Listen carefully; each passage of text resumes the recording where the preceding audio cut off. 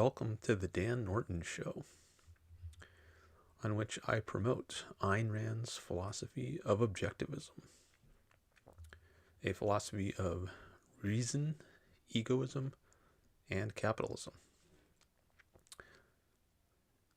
It is Monday, April 27th, 2026.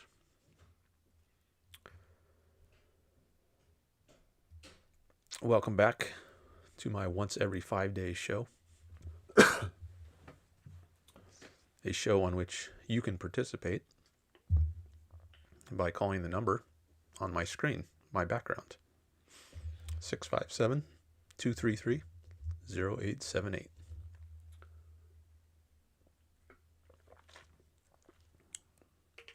That's a Google Voice number. I also have a Zoom number if you prefer to call by Zoom, and that is linked in my description.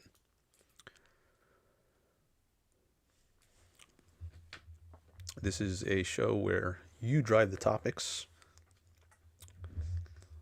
One of the advantages of my show, you can shape the discussion. So if there's something you're interested in, feel free to raise it. I have a variety of topics listed on my background to indicate my positions on a number of issues, things I think that are either good or bad. So there's a lot there you can choose from, but there's also more. That's why I say "and more" at the bottom of each column, because you aren't limited to just what I have on the background. We can talk about other things as well. Let me take a look at the chat. I don't see anyone in the chat yet. Hope the audio is coming through okay.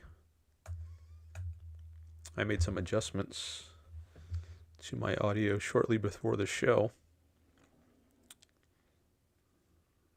and I think I got it. I think it's all working as it should, but it's always good to get feedback. I can get some feedback myself on my phone. Yeah, it looks like it's working. I see we've got 6 people here right now, it says. And sorry, got a little cough here. I see someone just joined the chat. Ikako. What can you say? What good can you say about theism? He asks, or she asks. Yes, voice is clear. Okay. Let me just take a cough drop here. And I'm sorry if my,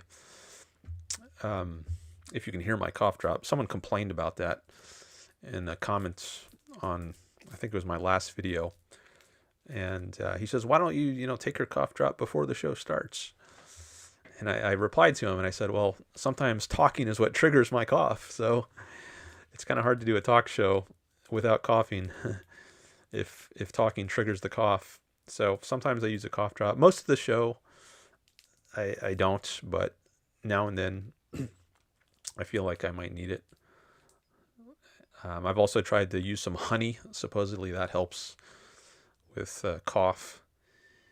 So I'm going to try different things. I've also got some filters on my mic to filter out unwanted sounds. So I apologize if it doesn't filter out everything. But if it becomes unbearable, you can just skip forward to a point where I'm not sucking on a cough drop. All right. Or maybe you could play it on a 2x speed if you're not listening to this live, and maybe that'll distort the sounds such that you don't hear cough drop noises. All right, so I haven't used the cough drop yet, but I have it ready here in case I start coughing again, but I'm going to try to go without. I just coughed. All right, one more cough and I'm going to use the cough drop. All right. So welcome everyone to the show. Oh, thanks for the likes. I want to remind everyone, if you can like the show, definitely appreciate that. That'll help it in the algorithm. And I looked up what is the best time to like the show, and it said right when it goes live. That signals to the algorithm that there's interest in the show. So I usually like it's well before the show goes live, but I'm trying to get in the habit now of liking it right when it starts. So I'm going to do that right now and give it a like myself. Just have to mute the stream on my end. Okay. So thanks for the likes. Thanks for any new subscribers. I got a lot of subscribers between the last show and this one, and that was great to see. I've never gotten that many subscribers between shows before. I think close to 30 people subscribed. That was amazing. And it got over 1,000 views, my last show. That was great. So really, really pleased with that. So welcome to all my new subscribers. Okay, so we've got a few people here in the chats. Ikako, SVO, Florida Nick is here.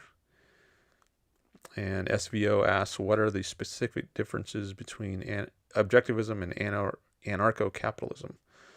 All right, that's come up in my last two shows, anarcho-capitalism. But we can talk about it more today. Before I get into the chats, let me just start a super chat goal. I am trying to earn some money at this. And for that reason, I have super chats available as well as super stickers. So you can do them at any time, even if I don't set up a goal. But I think it might help as a reminder to actually have a goal in the super chat. So you see up at the top left, there's a goal button, and I'm about to set up a super chat goal, and I will give priority. So we've already got 2 questions in the chat, and if one of you or both wants to put money on it, I will give priority to your chats. And of course, the more money you put on it, the more priority I will give it, the quicker I'll get to it, maybe the longer I will spend on it. So that's at a certain point in the show, there's probably going to be more chats than I can read. At least that's often the case. But if you want your chat to stand out and get more attention and have me discuss it, then you can put dollars behind it. So let me start a goal here. I'll set it to a goal of 5 super chats of any amount. And I'll set that for 3 hours. That's going to be the goal.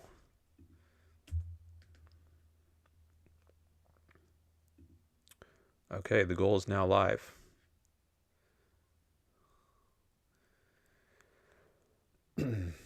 All right, so I will start with Ikako, since that question came in first. What good can you say about theism? What good? I can't think of anything good off the top of my head to say about theism, because I think it's just a wrong view. If theism is the view that God exists, and I don't think there's good reason to think God exists, then I don't think theism is a good position. Do you think there's something good about theism? In general, if some idea or viewpoint is false, I think it's bad, because it does not correspond to reality. And if being good means living in reality, succeeding in reality, being happy, that goal of being alive and happy and succeeding is undercut by accepting false ideas. In order to succeed in this world, your mind needs to be in contact with the world. Otherwise, you're deluded. You're in some other world. So that's not good for your survival. So I would say it's bad. Any false idea is bad, including theism. All right, I see Objective Ethics just came in with a super chat. Thank you. First one of the day. I appreciate that.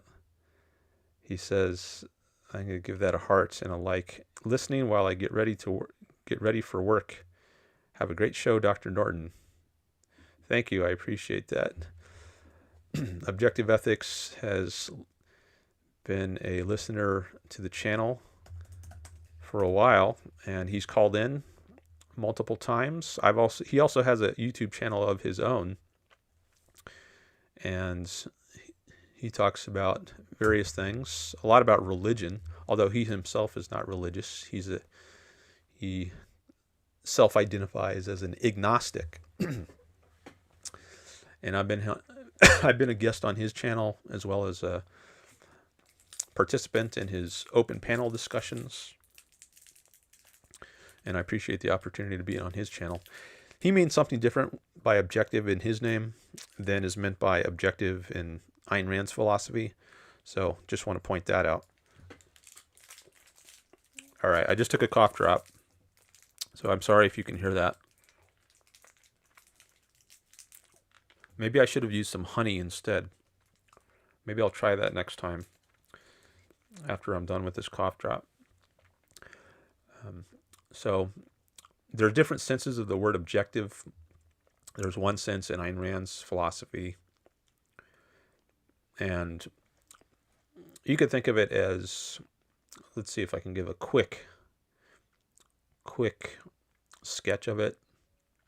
It's a way of using your mind. I think that's the main usage. Like if you use your mind in a certain way, your mind is, or the conclusions you reach can be said to be objective if you're following the facts or reason, as opposed to just your emotion. If you're just following your emotions, then whatever conclusion you reach is subjective. So that's one way you can distinguish between objective and subjective. Now there's another sense of objective where it means independent of the mind. And that's the sense that objective ethics means, the word objective. And I think that's a valid sense, but that's a different sense than, at least the primary sense that that term is used in Ayn Rand's philosophy. He says, I would like to have you as a guest again. Next time I want to discuss capitalism if you're interested. Definitely. Yeah, I would definitely be up for that. I appreciate that. Yeah, we can do that sometime. Just let me know when you want to do it. I'm pretty flexible on my schedule. I know you usually do your shows on Sundays at 1. Sometimes you do shows on other days of the week. I saw you had one recently about Western civilization that was not on a Sunday, I think. But your normal show is on Sundays, and we could definitely set that up sometime. I know you might have many Sundays booked already, because I think you've mentioned on your channel that you've got some guests lined up, and you've got a debate coming up in May with someone. But yeah, I'd be happy to have a chat about capitalism. I appreciate that. All right. So I was giving some time to objective ethics there because he put some money on his chat, even though it wasn't a question. There's some other things I could say related to him and his channel. So I wanted to give him some time since he put some money on it.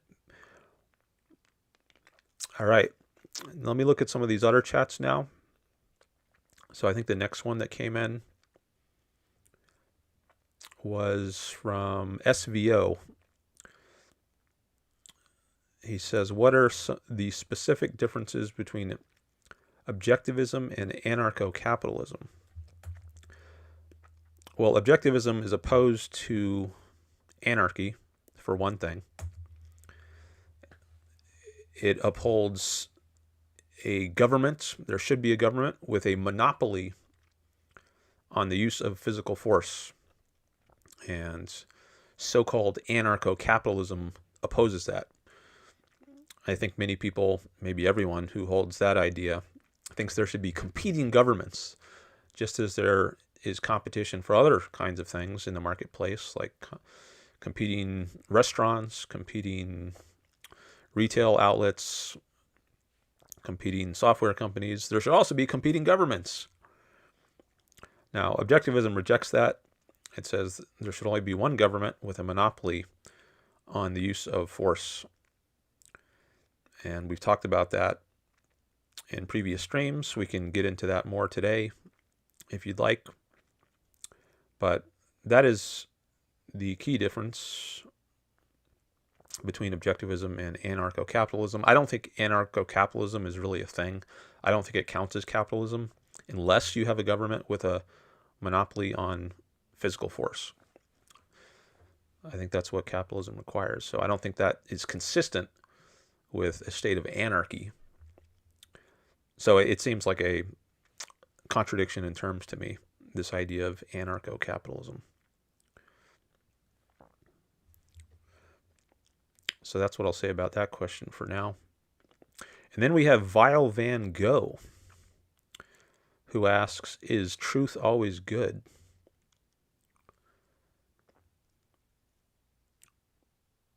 Is truth always good?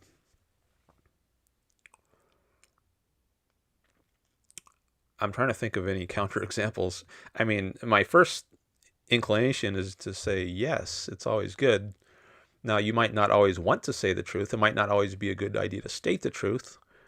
It could be, for instance, let's say someone asks you something about private information or sensitive information or like military secrets. Like you shouldn't always be privy to the truth.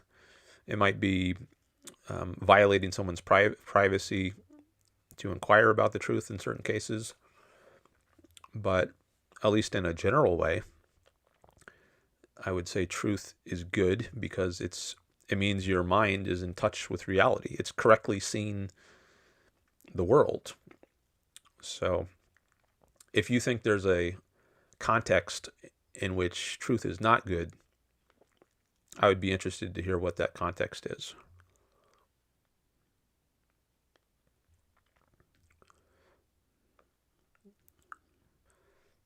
Oh, I see another chat from you, just a couple more chats down, so maybe you elaborate there. Let me read that one now.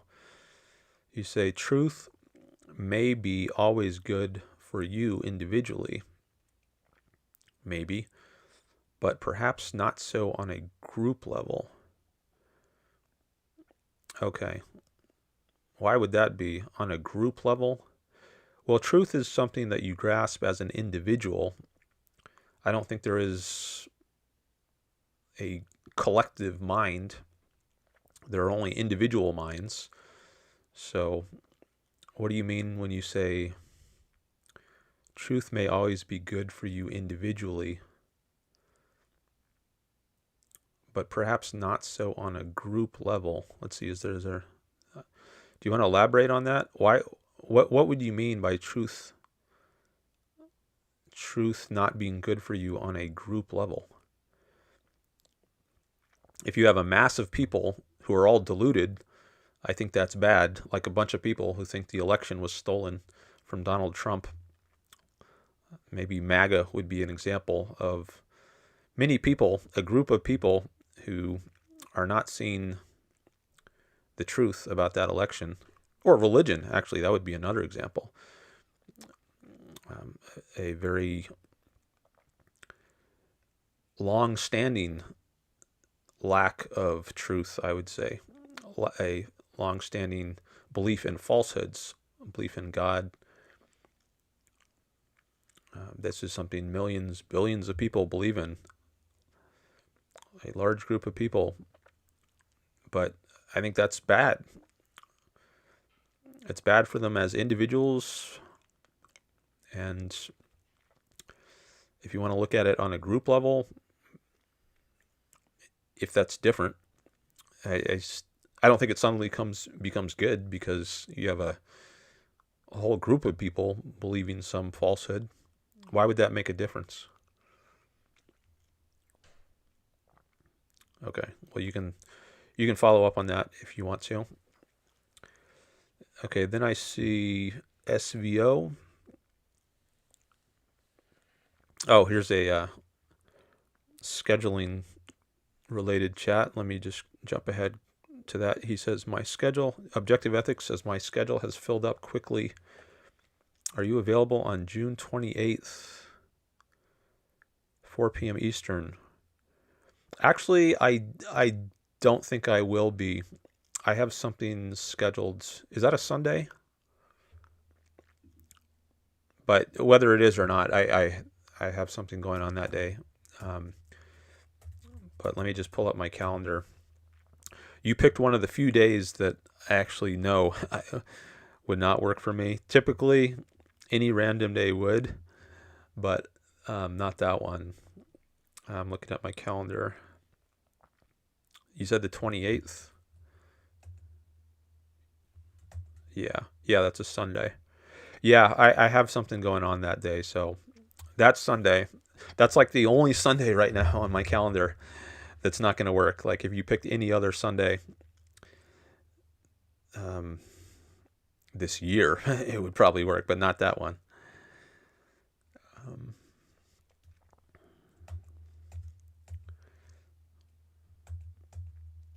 Okay.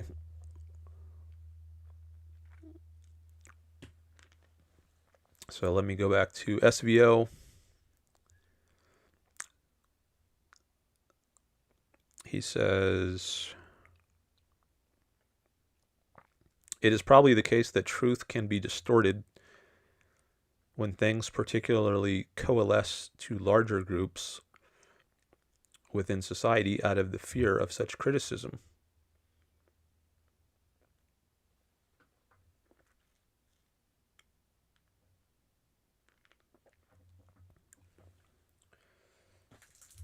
Okay.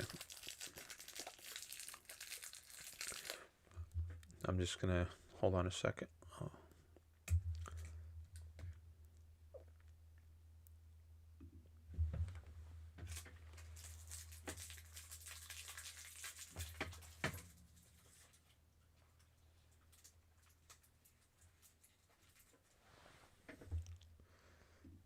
Okay. Just wanted to get rid of that cough drop. Hopefully the effect of it lasts for a while.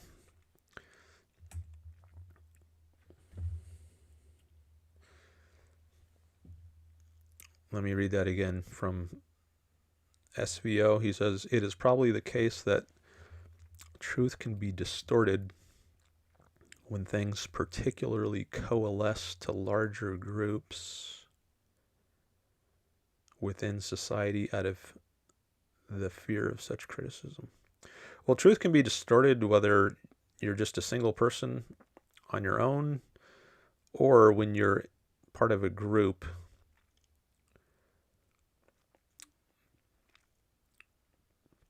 Even if you're alone on an island, you can distort the truth. Or like if you pray for, like if you're in a survival situation, you might think that you can pray and that will help you survive. And that would be at least false, if not a distortion of the truth. What you need to do is gather food, build shelter. That will help you survive, but just praying is not going to help you survive. There's nothing to pray to. But you might think there is. But even apart from having a false belief in a God, you might tell yourself lies like, oh, it's not as bad as it seems. Maybe someone's going to come by and save me. And you talk yourself into believing that someone's going to come by and save you, so you don't need to go through the bother with the effort of hunting for food or building shelter. You could try to delude yourself to make yourself feel better, and so that's a way you could distort the truth. Even if you're just by yourself, you could act in an emotional way, act according to emotions, rather than reason. Now, there could be different sorts of pressures on you. If you're in a group, maybe peer pressure, which could which you might succumb to. You don't have to. You could think for yourself, think independently, even if you're part of a group. So I wouldn't say believing distorted, or I wouldn't say distorting the truth is only something that happens within groups. Like in the privacy of your own mind, you can distort the truth. Like maybe you're in a argument with someone, a friend or a romantic partner, and maybe when you're alone, you're away from that person temporarily, you might rationalize in your own mind, oh, they really deserved the let's say you were rude to this person, and you might rationalize that in your own mind even when you're alone, because confronting the fact that you were inappropriate and rude might scare you, and you might realize you have to apologize, and you're not comfortable doing that. You want to save face, and so it gives you some kind of emotional satisfaction to just evade the issue instead of confront it. And so you rationalize it in your own mind and say, oh yeah, they really deserved my rudeness. So distorting can happen in groups, but doesn't necessarily happen when you're in a group. It could happen just when you're by yourself and you succumb to following your emotions instead of your reason. What you want to be true instead of what you see to be true. Karakala is here. He says, truth is always good.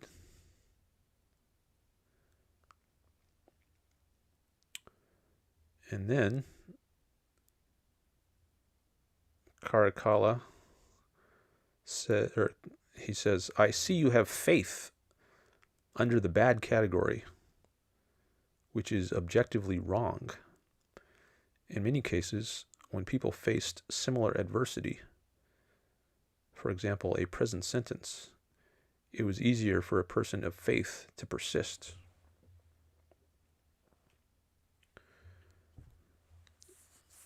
Okay, well, what does faith mean to you? The way I understand faith is belief without evidence.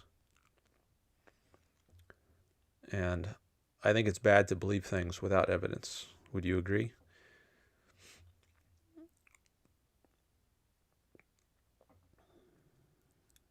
There are different senses of faith. Some are okay, like the sense in the sentence, he was being good faith in his discussion. He was having a good faith discussion, meaning he wasn't being dishonest or insincere. That's fine. I don't object to that sense. But there's another sense of faith that's used in religion when someone says, take it on faith. Like even though you don't understand, even though you don't have proof, even though you don't have evidence with your senses and your mind doesn't understand it, believe it anyways. Just believe, take it on faith. That's what I reject. That's the sense of faith that I think is bad. Now, when you talk about people faced with adversity, you say in many cases when people faced adversity, for example, a prison sentence, it was easier for a person of faith to persist. Well, somebody's calling. I hear the ring, but I don't think you hear it. Let me pick that up and screen the call if I can get to it fast enough.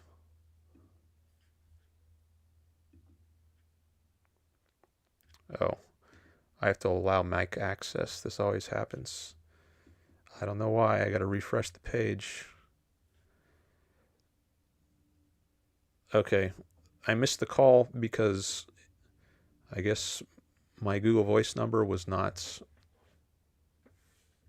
the mic access wasn't allowed. I thought it was. I think I need to refresh this page after I start the live stream because it seems like this happens every time. I tested it right before the live stream and it worked fine. But after I start the live stream, maybe there's some kind of glitch that is caused such that I need to refresh the Google Voice page in order to be able to pick it up. But whoever that was, feel free to just call back in, and I think I should be able to. Okay, it's ringing again now.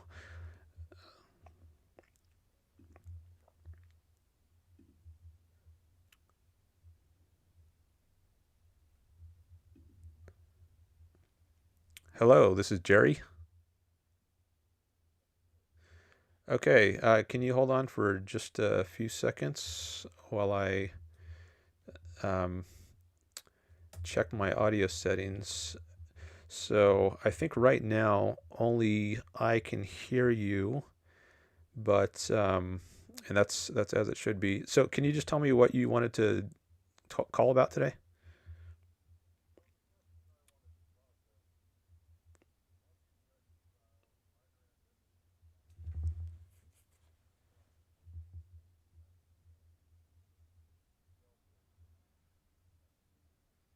Okay, so Israel. Okay, we can talk about that. By the way, are you in the chat or did you just call?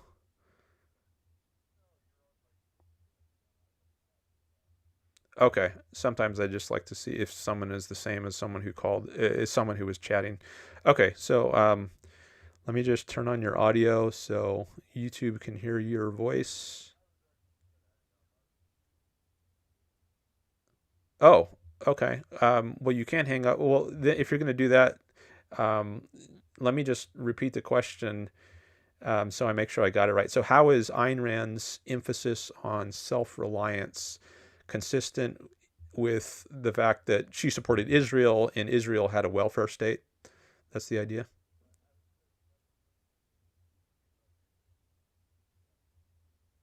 Okay. Yeah, I can say some things about that. I'm not an expert on Israel, but I can talk about that a bit. So if you want to hang on, you can. But if you wanted to hang up, that's fine as well. It's up to you. Okay. Bye. Okay, so he just hung up and he wanted me to talk about that. So let me address that a bit. And I just want to make sure the sound is. Well, you can just let me know if it's not as I thought it was. So if you heard him at all, let me know in the chat because that means it wasn't working as I thought it should. The idea was you would only hear me, and I never turned on his audio. So if you heard something different than that, like if you heard him as well, let me know in the chat because then I'll have to tweak something. But so he asked, how is Ayn Rand's emphasis on Israel, emphasis on self-reliance consistent with her support for Israel, since Israel has a welfare state? So Ayn Rand supported Israel not because it had a welfare state, but, and I don't know that it did exactly, but it certainly isn't laissez-faire capitalism. I think it started out as a socialist state back in 1948 when it was started. I think the leaders of Israel were socialists. I don't remember the name of the party, but I think David Ben-Gurion, he was the first prime minister of Israel. I think he was a member of the Socialist Party in Israel.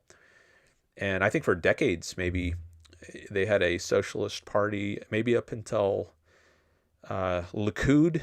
I think that was the name of what they call the right-wing party in Israel. And I don't know if that's anti-socialist or less socialist or exactly, I don't know exactly how to describe it.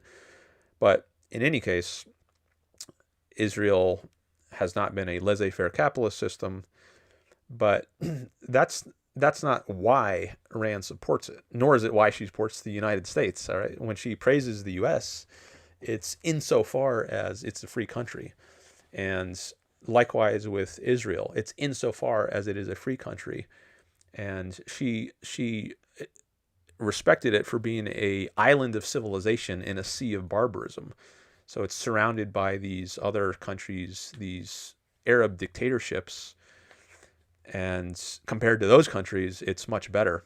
So it's a relatively free country, and she supported it in its conflict with its Arab neighbors in its various wars because it stood for civilization and freedom, at least relatively speaking. Doesn't mean it was perfect. Definitely wasn't. It has the military draft. That's another aspect of Israel, which Rand would be against. She wrote against the draft. So there's no perfect countries out there, including the United States. There's lots about the United States she didn't support and was trying to change. That's a reason why she wrote a lot of what she did in the 60s and 70s. She wrote many articles, nonfiction articles, trying to give people a new philosophy and a new way to look at things, to change the country and get it on a better path. And there's certainly things about Israel she would want to change as well. So it was despite the fact that Israel was socialist or had a welfare state that she supported it. It was because it was a relatively civilized place. I mean, there's lots of entrepreneurs there. Some people call it the startup nation. That's a nickname it has. And there's relative freedom and respect for rights, respect for property, and like they don't wantonly kill people for being of a different race or sexuality. You won't get thrown off of a building if you're homosexual. You have freedom of speech. You can criticize the governments. Whereas in many of the Arab countries or Muslim countries, even if they're not Arab, like Iran, they didn't have those types of freedoms. So it was insofar it was free and promoted an ethic of individualism and self-reliance. Insofar as it was that, Rand supported it, and insofar as it was not, she would oppose that aspect of Israel. Okay, so thanks for your call, Jerry. All right, now I'll come back to the chat.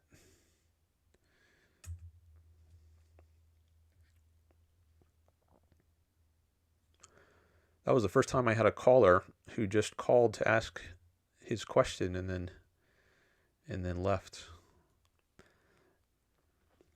Usually the caller stays on and we have a discussion, but that's fine. You know, either way works. John Wayne is here. Hello, John. John Wayne in the chat.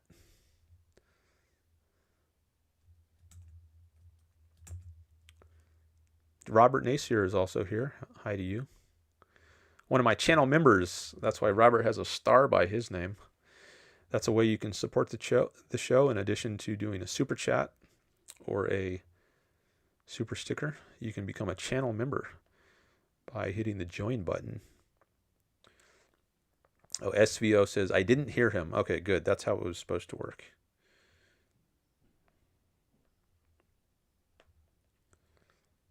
All right. So where was I up to in the chat? Oh, I think I was in the middle of talking about this one about faith in adversity.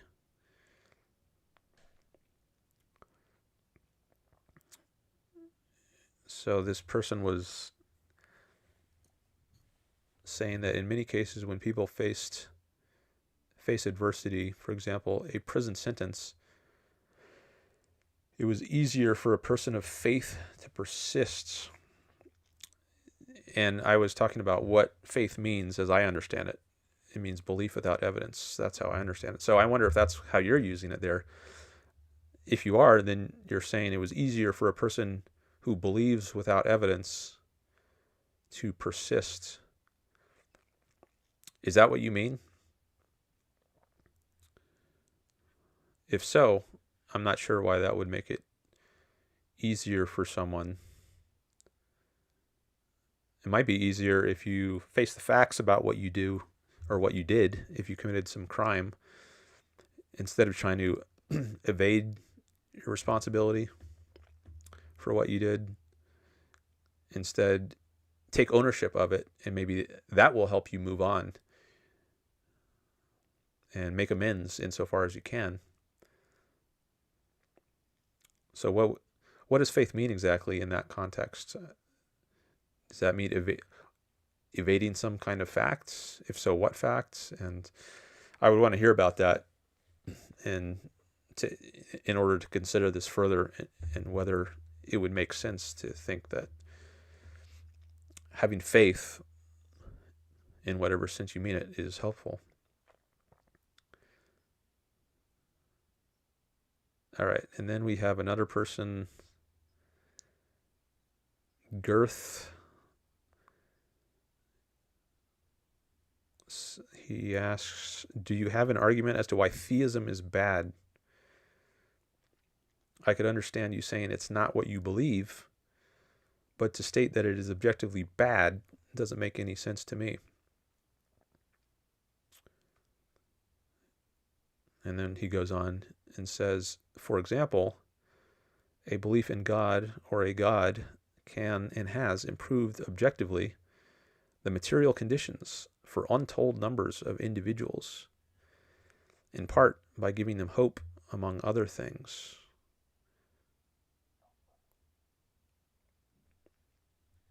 Okay. And I see Caracalla just came in with some more chats. He says he agrees with my definition. All right, well, maybe I'll talk about that more in a bit, but let me just address this one by Girth first.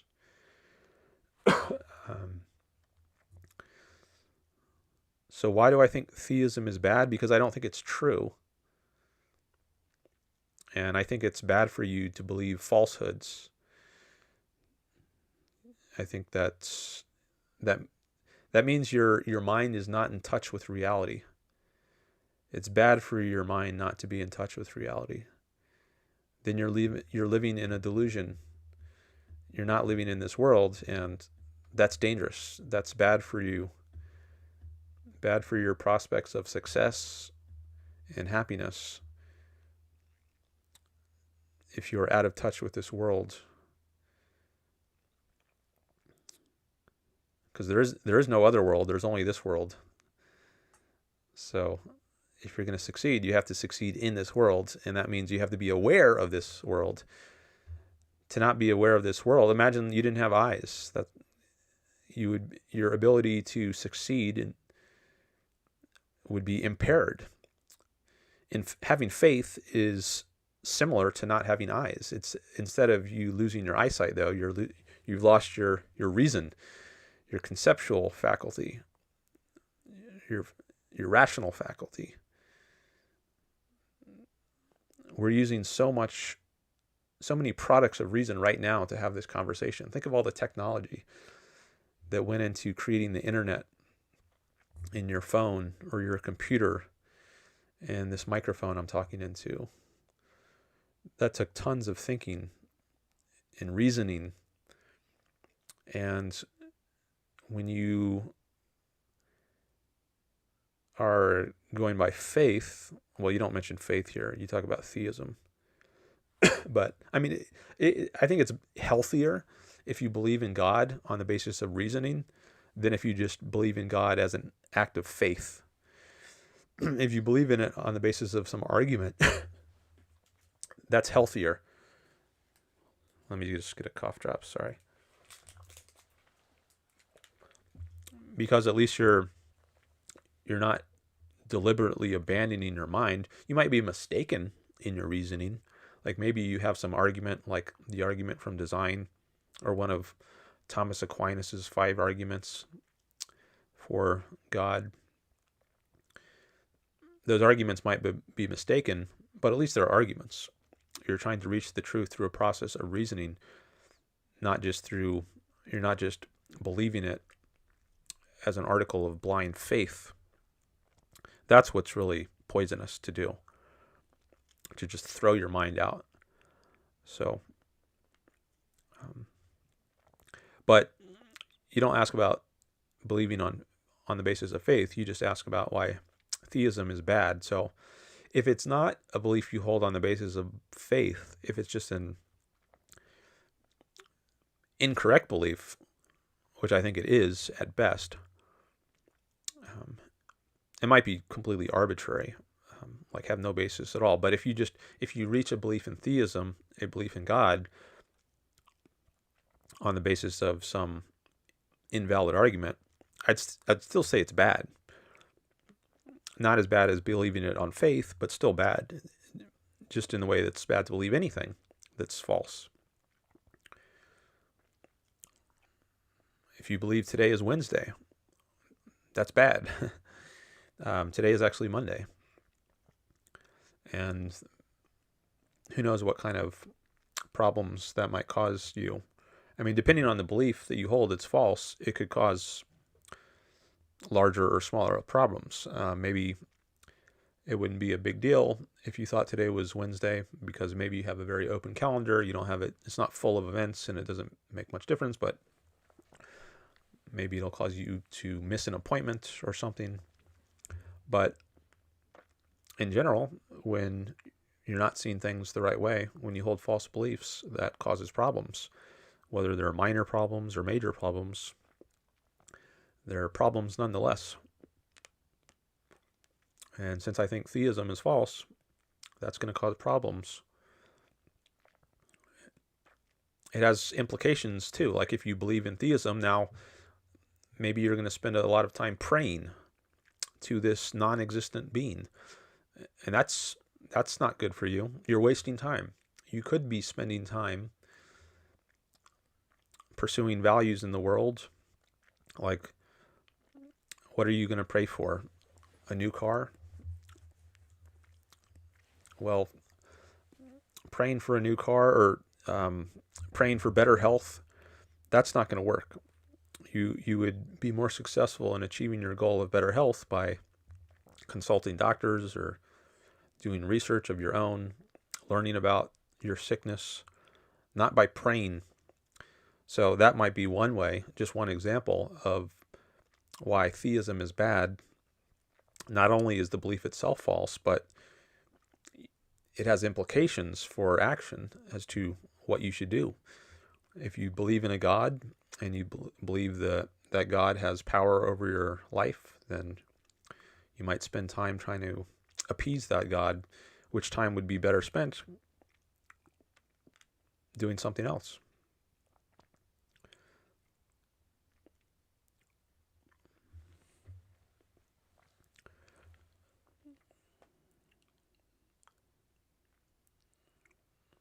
Okay. And his next chat, which I already read, but let me read it again because it's been a while. He says, for example, a belief in a God or a belief in God or a God can and has improved objectively the material conditions for untold numbers of individuals, in part by giving them hope, among other things.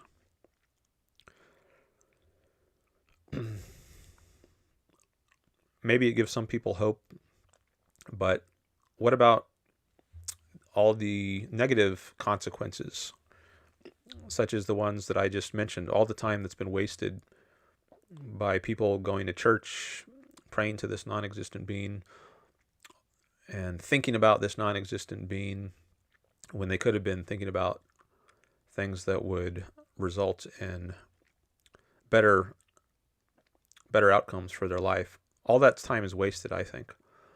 So consider the counterfactual scenario of all the lost opportunities owing to people's belief in God.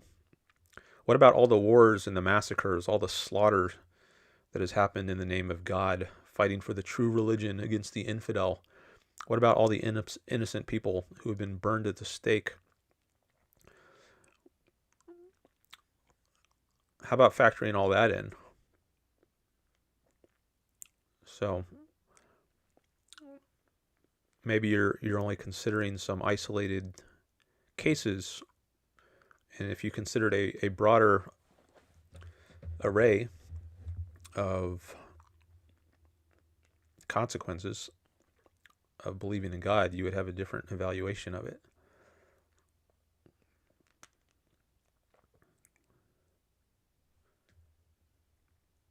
Okay. I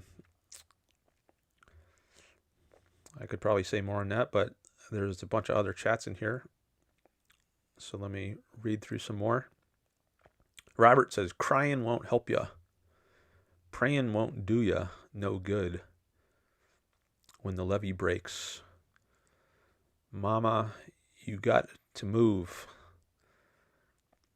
And that is a quote from Kansas Joe McCoy and Memphis Minnie, and later Led Zeppelin.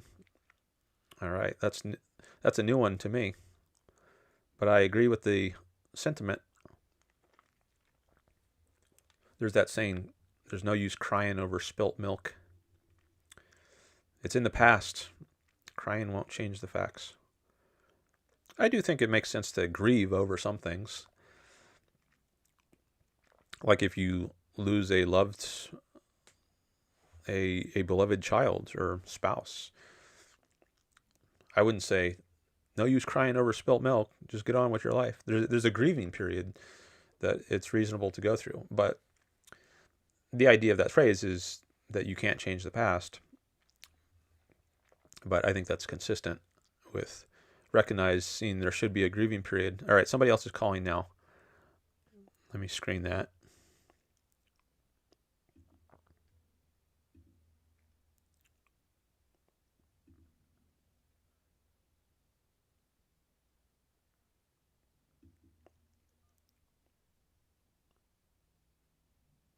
Hello?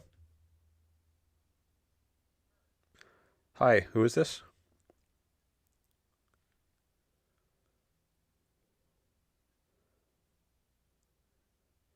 Oh, you said your name was Alton or Alton. Okay, that's how I should address you, Alton. Okay.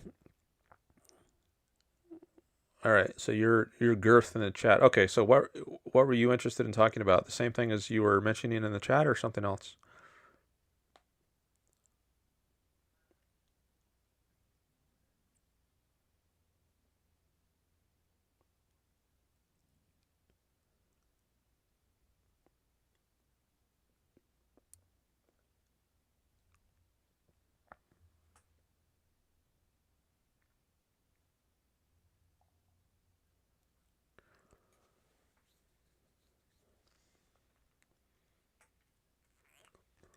Okay. Yeah, we can do that. Let me just turn on your audio so that YouTube can hear you. Hold on a second. All right. So where's my mixer?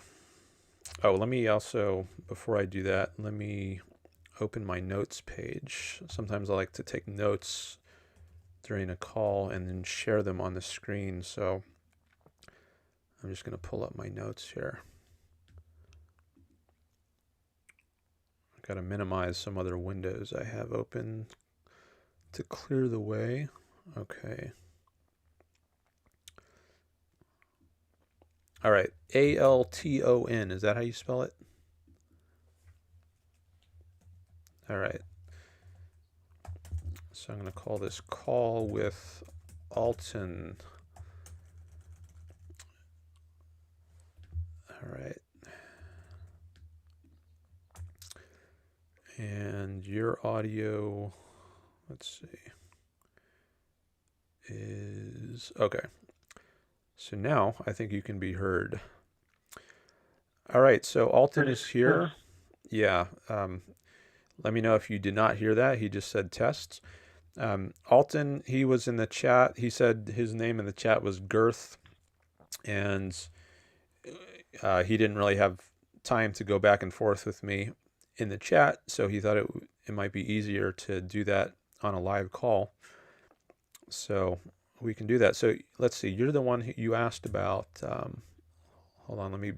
I asked why theism is bad.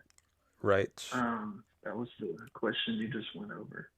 Okay. And I just wanted to pick up on like your first response was basically that it's bad to believe something that's not true. Mm-hmm. I just would like for you to engage with your argument that theism is bad without the presumption that it's untrue.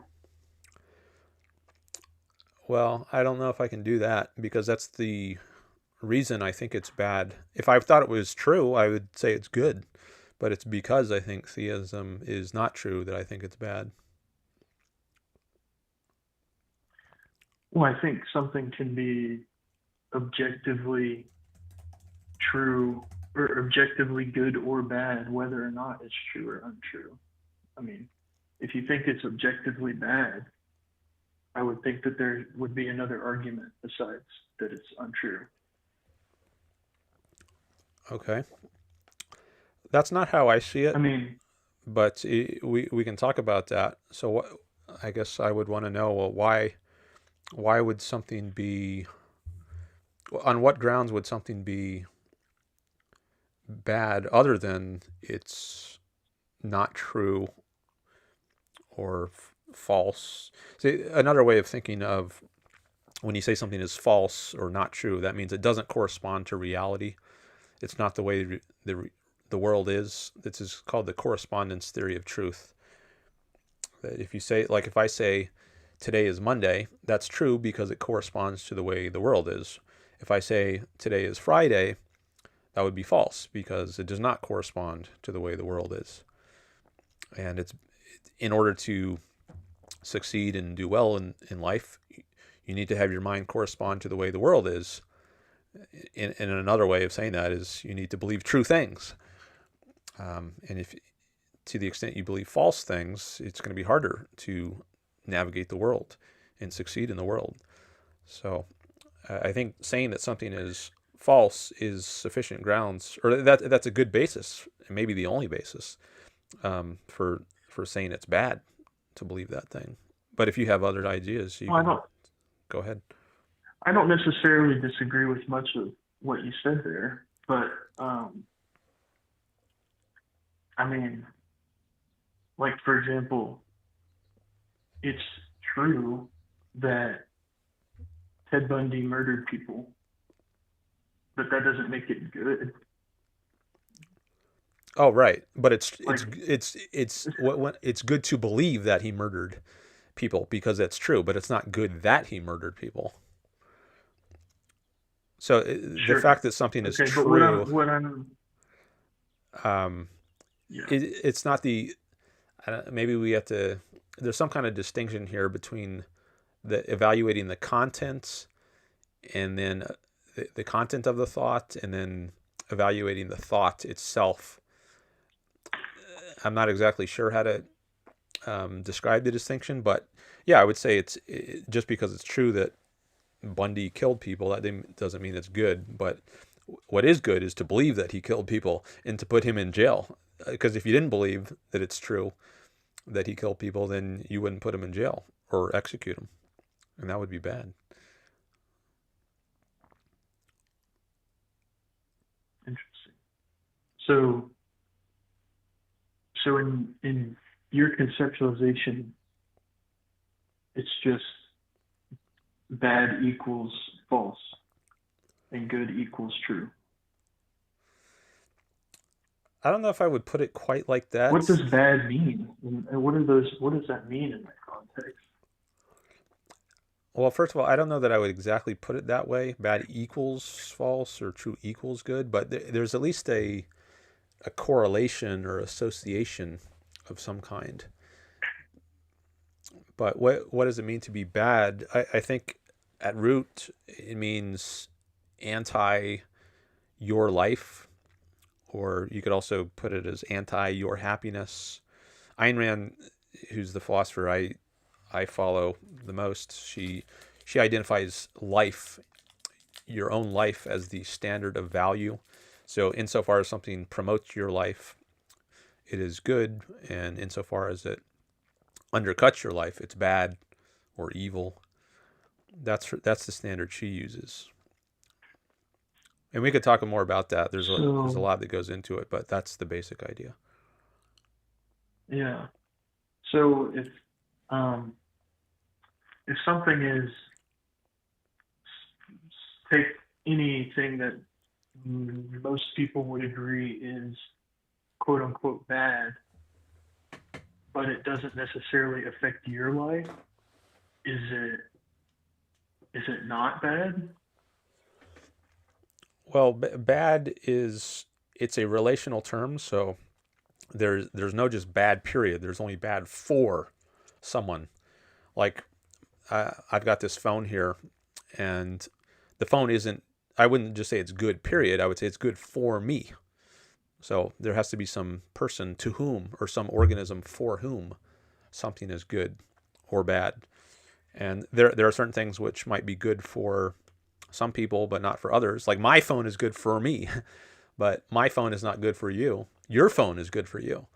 So depending on who you are, certain things are going to be good for you or bad for you. But you could also speak in a more general or abstract way and say something like a phone, not my phone, but a phone is good for people in general to have. So if you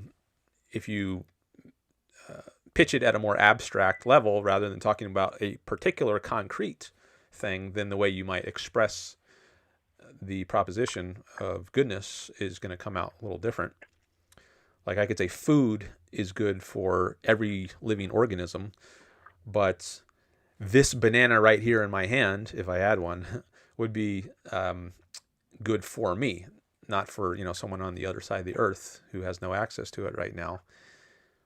So you have to relativize the thing that you're saying is good to a particular agent in some cases. Sure, but I mean, if we step away from like an object such as a banana or a phone and look at like the actions of other human beings like, in moral terms, like murder is bad. Now, somebody doesn't have to murder me for me to know that it's bad. Mm-hmm. Yeah, I would agree You see, so like with that. the individualist inside out kind of mindset doesn't really apply to that situation, as far as I'm understanding. I would want to hear more about that. I think I mean, it's true for everyone that murder is bad, but it's going to be in a particular case, like if your friend is murdered, it's going to be worse for you than it is for me because I don't know who you are or your friend is. It's still bad for me, but not to the same degree. I think it's bad for anyone, for some innocent person to be killed, but depending on how closely related you are to this person, it could be more or less bad. But it's not good for me for innocent people to die. I think it's bad. I mean, these are potentially people who could have added value to the world and my life, who are now, they've been snuffed out tragically. And who knows what minor or major value they might have had, but they could have had some value. And that's now lost. That possibility is gone. So I don't think you need to Okay. directly know someone, but so you can still make a general proposition that murder is bad, but the degree of the badness is going to be different depending on your relation to the person who's murdered. Okay. Um, okay. I'm amenable to that argument. I don't. Um, I heard you earlier in the stream say something about how basic the basic the basic idea was capitalism can exist in anarchy, It's and inconsistent with anarchy. That's what I said earlier in the stream. okay, um, how? Well, I think in anarchy, rights are not protected. In other words, people are subject to force. Have you read Ayn Rand before? I'm just curious before I go on. No. I have read, I guess my theorization of anarchy comes more from reading like Murray Rothbard and that kind of school. Okay. So under that framework, I mean, obviously it's all rests on the non-aggression principle so that people aren't subject to force. But there's still no like government top-down enforcement. It's just societal enforcement of And there are property rights and individual rights. And are there competing governments for him?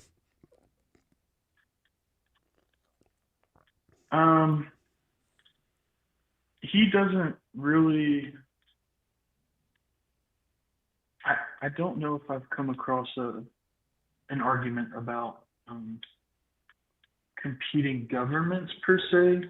He does theorize about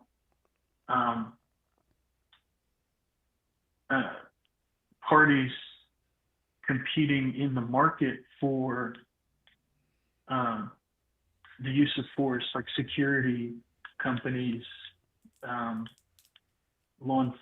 of like property rights enforcement agents who would respond to kind of like an emergency call. That kind of gets straight into the weeds, but I don't think he characterizes any of those organizations as a government. Okay. Well, I'm not sure if that differs from a competing government kind of system. But anyways, my concern is, by the way, I asked if you had read Ayn Rand just to get a sense of your context of knowledge, because I might do the discussion somewhat differently depending on whether you've read her. So that's why I asked. No, I've been interested. I've heard about her work, but I haven't engaged with her. Okay. And I haven't read Rothbard much, just a tiny bit. But my understanding is that if there's not one government with a monopoly on the use of force, then there would just be, well, there might be a cycle between gang warfare and dictatorship. Like maybe you would think you could survive better if you got together with other people and formed a gang, and other people might form their own gangs, and then there will be gang warfare, maybe like in Somalia, if there's just warlords fighting over territory. I've heard that Somalia is like this. And maybe for a while, one gang can get the upper hand and become a dictatorship, and then they might be overthrown at some point. Maybe the leader will be assassinated, and then some other gang will become the dictator, or maybe it will just devolve into roughly equal gangs again. So there might be just a cycle between gang warfare and dictatorship. If you have anarchy, that's my concern and my worry, and that's not a society, or that's not a system in which people are free from force. I think there would be lots of force. I'm concerned that there would be lots of force that people are subject to. Like if you're really concerned about the non-aggression principle being observed and not having force initiated against you, I'm really concerned that that it wouldn't be observed in a system of anarchy. I think there might be a lot of force that you're subject to, either through just gang warfare or through dictatorship when one of the gangs gets the upper hand. Whereas in capitalism, I think you don't have this cycle of gang warfare and dictatorship. I think it's peaceful, and you just have one government protecting people's rights. And I think that's a more peaceful kind of society where you're not aggressed against, or you don't have force initiated against you nearly as much as I worry would happen under an anarchist kind of system. What do you attribute that? Do you think that state of like kind of tribal violence is just an innate part of human nature, or where do you think that that's coming from? Because I mean, the way I kind of look at it, and it might be somewhat naive, but I think, the vast majority of people just want what's best for themselves and their family, and their group of interconnected human beings. And I'd say in 99.9% of your interactions with other human beings, there's no need for the government to get involved to stop you from using force against one another. Obviously, we know there are edge cases all over the place where people are using violence against one another, but I don't think that that's like the average, the norm that every single person would devolve into, but maybe I'm wrong. Well, I don't think it's innate to human nature that people are violent, but I do wonder if anarchy encourages that kind of those people who are violent, not innately, but just because of their choices. Maybe if you have a system of competition and force, the winner is the most brutal person in using force. The murderer wins over the pickpocket. That's a line from Ayn Rand. In a competition of force, the murderer wins over the pickpocket, because pickpocket is a relatively minor crime compared to murder. So if you have a system where there is a competition in force, where you don't have one government with a monopoly over the use of force, but rather a competition, then the winner is the most brutal. I just want to acknowledge, I see somebody has called in on Zoom, and I see a little notification popped up on my screen there. Oh, somebody by the name of Jeffrey. Okay, can you let me know if that's you, Jeffrey, in the YouTube chat, even if you have a different name in YouTube? I like to match people's names up on different platforms like Zoom and YouTube, if possible. And you can also let me know there. You can type in what you want to talk about, and maybe I can take your call next. But yeah, I don't think humans are innately violent. But if you have a system, if you don't have a system of where the government has a monopoly on force, then I'm concerned that the humans who are violent will rise to positions of power. And well, okay. The system that, say, Rothbard would theorize is basically that, I mean, the people who use the most brutal force aren't necessarily the people with the most power. Like, they don't necessarily control the most resources.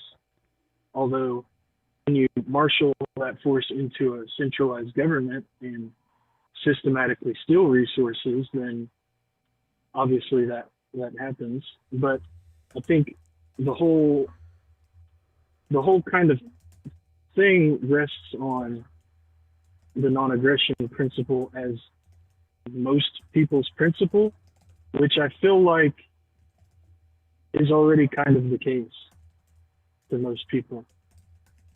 And you just have to, you take the actions that are most beneficial to you and the people you care about. And most of the time, the most beneficial action is not necessarily going to be a forceful action. It will be, in most cases, it's a cooperative trade of labor or resources. and in that way you could get a peaceful capitalist society even without the use of government agents. Okay. I want to just adjust my I'm sorry. Zoom picture here. Looks. Hold on a second. I did have to. I'm just changing the video on my the way it appears on my end. I think it looks a little weird. Okay, but that's okay. That's fine. I want to comment on one thing you said. You said most people accept the non-aggression principle or something like that. And I would question that. I don't know that most people would accept that or are even aware of that. I think many people oppose that and think some coercion is good. I have lots of debates with many people on the left, for example, who think there should be taxes, and that involves coercion, threatening people with jail. And they think it's impractical to think that you could have a society function without forcing people to pay into the government. You couldn't have a completely voluntary funding mechanism for the governments. And this is also true of people on the so-called right these days, if that's the right term for it. But like people in Trump's camp in the U.S., if he is the right, I think most of the people on the right and the left, they want there to be government programs. Maybe they differ on the degree of taxation or government regulation or how much welfare, but they don't think there should be zero welfare or zero Social Security or zero Medicaid, Medicare, public education. I think it's a very small minority of people who think that we should have a completely voluntary society. Well, I think that mostly that's a lack of understanding the government in its proper place and its proper terms. As far as the monopoly of force, I don't think most people view it that way. But I think taking it down to a personal level and individual interaction level, you don't think that most people would agree to non-aggression in their daily lives? Because I feel like we do daily. You go to the drive-through and they don't throw burning coffee on you usually. You go to the bank and nobody pulls a gun on you to steal your money most of the time. I mean, there are edge cases for everything, but I think I want to separate out the people who want a government program because they think it will be beneficial to them or their group or some group, and not realizing that that means a coercion versus like the individual interactions between people, you know? Mm-hmm. Yeah, I do think there's some difference there. Well, maybe what that shows is that people haven't grasped the principle. Maybe in concrete cases, they sense it's wrong or impractical to initiate force against other people. But if they really grasped that as a principle, if they really understood the wrongness of it, then they would be able to see it applied in other cases, like the case of taxation or government regulation. And when you try to explain it to people, even when you point it out explicitly, they will still very often oppose you. This often happens in people I debate. So it's even if they're not aware of the issue at first, once they're made aware of it, they still don't agree. In many cases, at least, it's not like everyone I have a debate with, they become converted to the non-aggression principle. They go on being leftists or rightists who want there to be taxation. I think it's still pretty rare. And the fact that they don't engage in it in their own lives, I think it's good to the extent they do observe the principle of non-initiating force, but I don't think they really grasp it as a principle.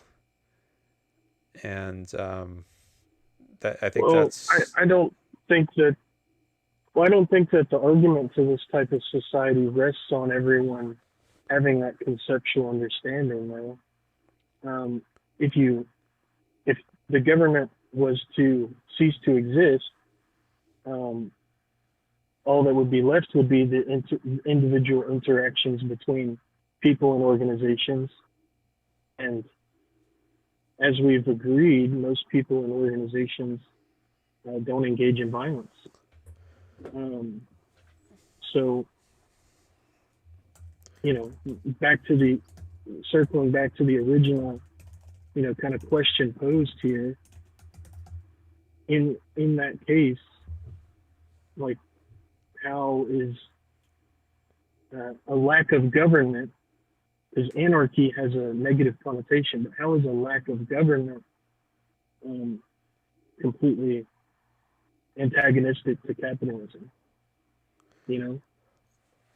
Well, there's a couple things here to say. One thing I'll say is, even if most people don't engage in violence, I don't think it's necessary that most people engage in violence in order to wreck a system. You only need a minority of people to ruin a system. Like, if you have one person or one gang of people who are brutes, and they go around and enslave everyone, and become a dictatorship and lord it over everyone else, even if only 1% or 0.1% of people are thugs,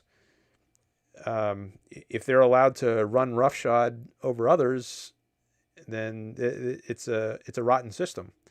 So most people aren't criminals in the world today. I mean, I don't know what, like, maybe well under 1% of people are criminals. But if we don't lock up that very small percentage of people, then they will completely destroy society, and we won't have a functioning society. Oh yeah, no, I don't disagree with that at all. But and I'm worried those people would be on the loose if we didn't have a government with a monopoly on force. I'm concerned that people like that would be able to get control of the reins of power and lord it over others. Like I said, though, without a government, there's nobody to lord over everyone like that. I mean, and especially, I think something that's often missed in this argument is the fact that there would still be disputes and civil litigation between people on all types of property right issues, and aggression. And I think that would be enforceable through society writ large without necessarily a top-down imposition. As people have governed their own families and their own communities for, entire human existence. It's not that there wouldn't be any power structures at all. People are still beholden to other forces in their lives, and societal forces and community and family obligations. Well, you mentioned the entirety of human existence. I think for the vast majority of human existence, we haven't had peaceful societies, or societies that have somehow stumbled their way onto a non-aggression principle kind of society. I mean, most societies, there have been lots of force. So you have Oriental despotisms going back thousands of years, like the pharaohs of Egypt, and they enslave, I don't know who exactly, to build the pyramids. And then you have, I guess, some steps forward, I think, with the rise of ancient Greek civilization. That was the first democracy, where instead of just having a king lording it over everyone, you had power was distributed more among the people. Now, that wasn't a perfect system, democracy, if it's unlimited democracy, because then they can vote to kill Socrates, for instance. They didn't have freedom of speech, so I think you need a limited democracy. But I think it was at least a step forward in terms of recognizing rights of people to live as they choose. People have a say in how their own government works instead of just being subjects of some despot. But then you get a reversion back to the more despotic sort of model with the Roman Empire. Now, at first it was a republic, and I think it was more free. But then it devolved into an empire, and with Caesar and then Augustus and the later Roman emperors, and devolved back into monarchy. And then throughout the Middle Ages, maybe that's a period of the kind of cycle I was talking about before, where you have just constant gang warfare. One king for a while can get power, but then someone overthrows him and becomes the new king. And it wasn't peaceful transition of power a lot of the time. It was one guy murdering or killing another guy, and then he in turn gets killed, and then he gets killed. A very bloody period throughout the Middle Ages. And it wasn't until I'll just finish up. Let me just finish up the history for quick. It wasn't until the Enlightenment in the United States that you finally got a system that respected people's rights, at least much more. Again, it wasn't perfect, but I think it was a big step forward when people started respecting rights more. So I don't think this is just, freedom is not something that people just naturally gravitate towards. It took a long time for people to figure out the principles of how to coexist in a peaceful kind of way. John Locke, I think, was a big step forward, and then the founding fathers implemented his ideas in the U.S. Declaration of Independence and the Constitution. I disagree. I think freedom is innate and the most natural thing to any human. Like, you obviously, all those people in those bad situations didn't get any.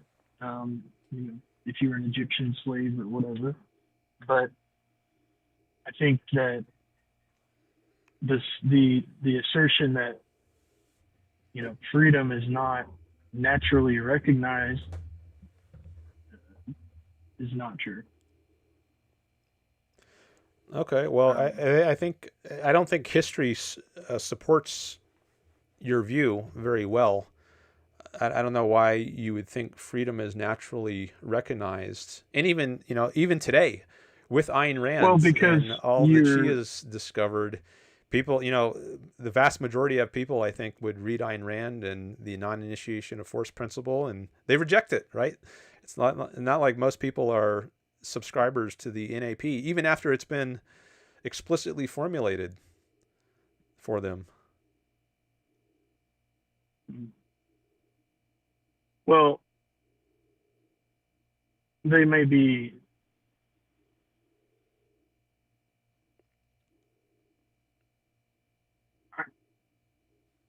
the way that I conceptualize the idea that freedom is natural is because of the fact that we are individuals. We are born with freedom of movement. We grow up into an agentic life. We make choices. We affect our environment. It's natural that we are free.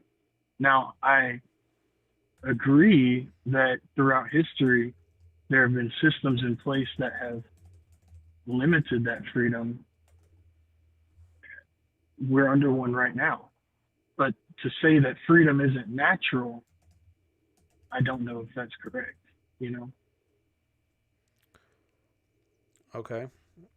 Well, when you say it's natural, I'm not sure what you mean. Like innate to the human, innate to the individual, as an agent with free will. Well, free will is a different thing than political freedom. So there's metaphysical freedom. That's the kind of freedom that's meant when people talk about free will, and that's innate. I think that's something we're born with, but that's not the same thing as political freedom. Like you can have free will alone on an island. You have free will, but I wouldn't say you have political freedom. The term freedom in the political sense just doesn't apply if you're alone on an island. It only applies in a social context.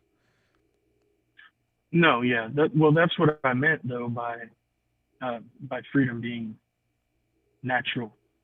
So I think maybe we got off on a tangent there, but yeah, no, that's what I meant. So in my view, the only just system is that every person who is born with free will gets the most opportunity to exercise that free will as possible without government agents interfering. Okay. Well, I mean, I do think that would be a just system, and not just government agents interfering, but also criminals. But I think to get rid of criminals, the best, we need a government. It's the same thing in my. But this isn't. I think this is something that has to be learned. It's just I don't think people just innately know that's. They're not innately aware of the non-aggression principle or the non-initiation of force principle. Is that so? There's a couple claims here that could be made. One is people are innately aware of this principle, the non-initiation of force principle. Another claim is people necessarily agree with that principle. And I don't know if you're making both of those claims or just one of those claims, but we can just start with one. Do you think everyone is aware of this principle? I would say no, but maybe you... No, definitely not. Okay. Well, to be in agreement with it, you first have to at least be aware of it, right? To have something to agree with, right? So if most people are not even aware of it, and I think that's true. Not necessarily, because I also think that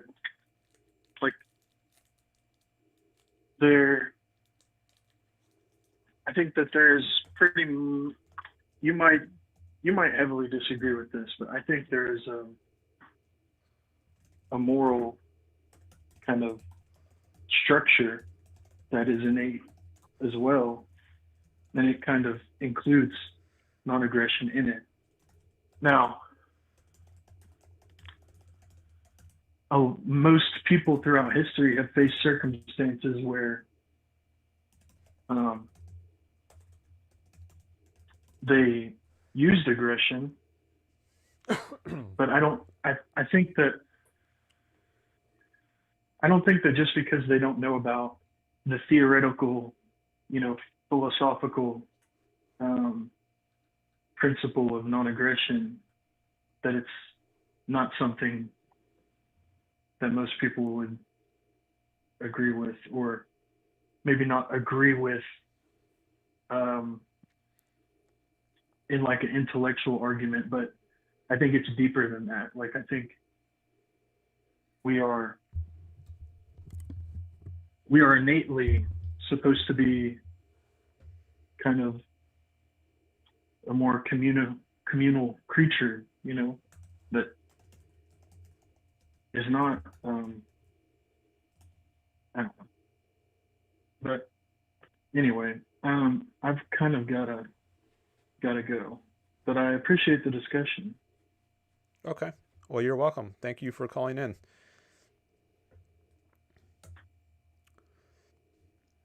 Maybe I'll say some things No problem. Have a about good day. Okay, you too. Bye.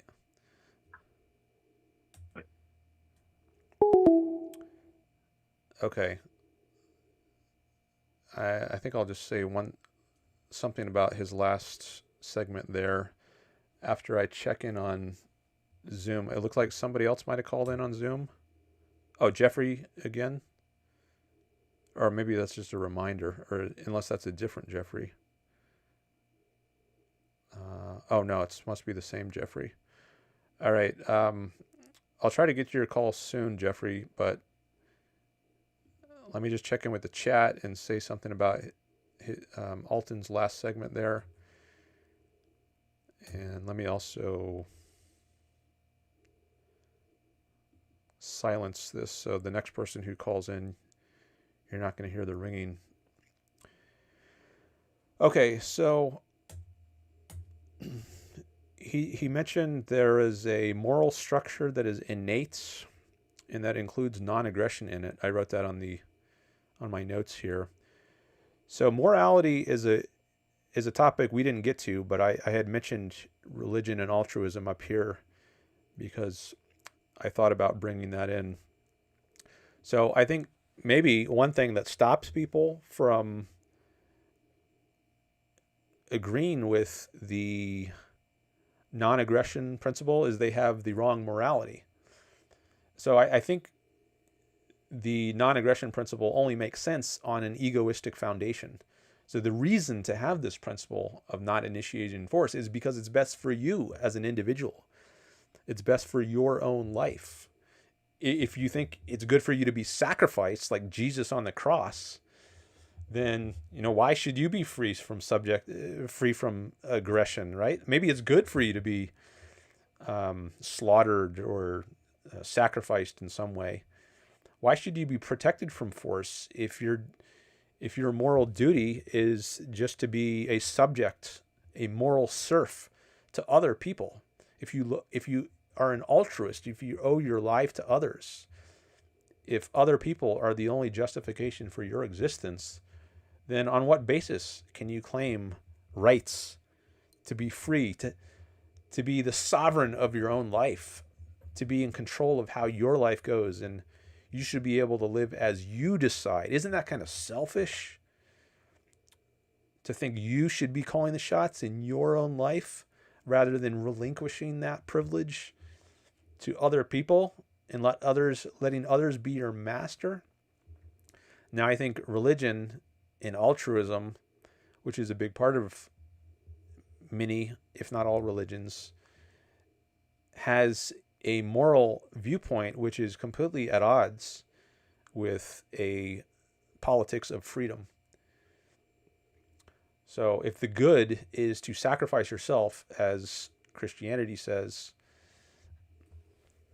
at least sometimes, maybe it's not consistent, but at least I think a large measure of the moral guidance that Christianity gives is to be self-sacrificial, like Mother Teresa or like Jesus or like these saints who go out into the desert and flagellate themselves.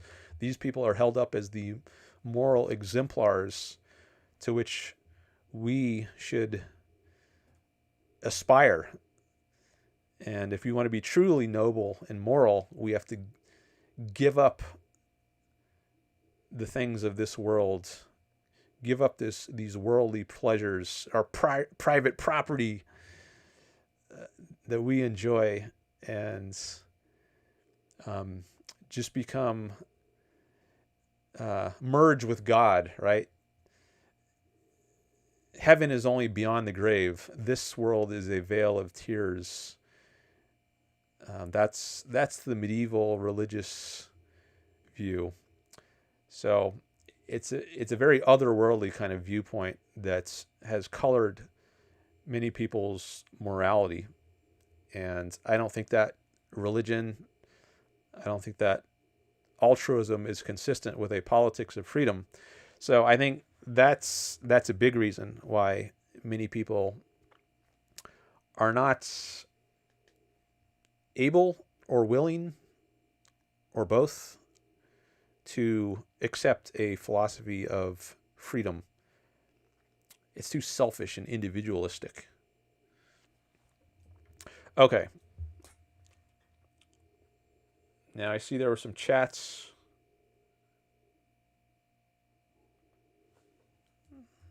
Going on during the call.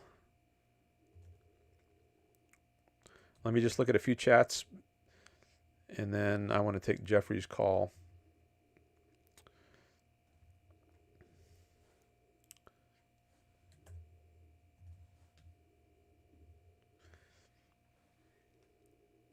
By the way, thanks for the likes on the stream. And thanks for the subscriptions. I see I got a couple new subscribers, or one new subscriber since the show started. Thank you and welcome. All right, let me look at some of the chats that have come in. It's been a while since I looked at the chat.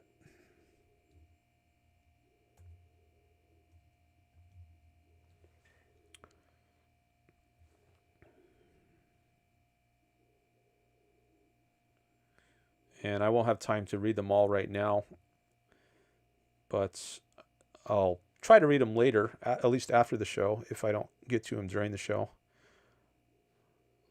Looks like there are a bunch of chats from Robert. See, Greg is here. Hello. And we got some new people here. The Cold Quests, Real Blands, Use Your Delusion, Alan J. Rubin, asking about abortion, John Wayne.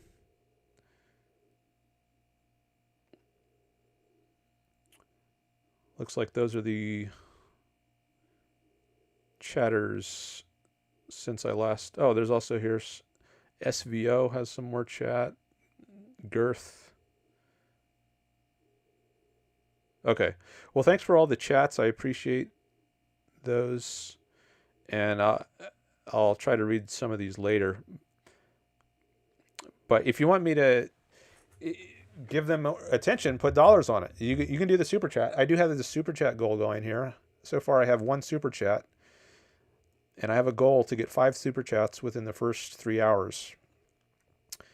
And I've got an hour and 24 minutes left on that goal. So if you want me to give your chat priority and address it, then make it a super chat. And I will address it. All right. Maybe I'll just read one or two of these from Robert. I saw Robert, looks like he was talking about something related to my discussion. Oh, I see he's got the Ayn Rand quote about anarchy.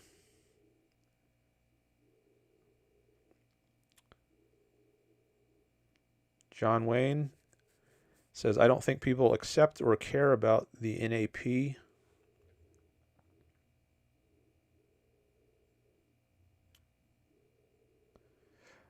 I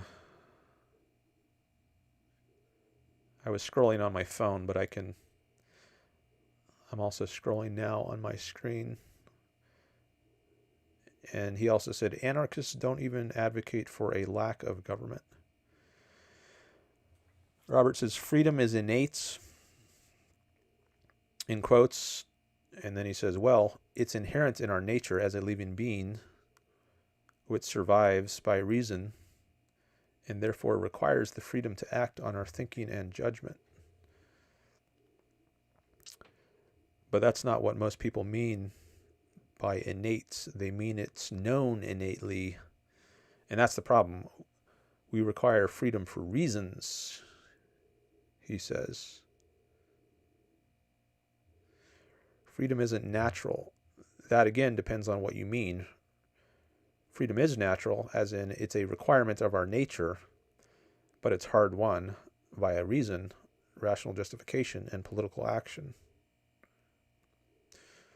Yeah, it is required by our nature, but that has to be discovered. It's not obvious that our nature requires that. And I think for much of history, people haven't realized that aspect of our nature. Or to take another example, it might be required by our nature that we need to have a certain diet in order to survive. Certain vitamins, vitamin B12 and vitamin A, or all those vitamins, but it wasn't understood scientifically until the last few centuries, right? So just because something is required by your nature doesn't mean that you understand or that you grasp it's required by your nature. That's part of the job or task as a human being, is to figure out what are the requirements of our nature, because we don't survive automatically by instinct. We don't have a survival manual that we come into being with. We have to figure out, like animals, they automatically are programmed to do the things that their survival requires, but human beings are not. We don't have innate programming that tells us how to survive. That's something we have to figure out.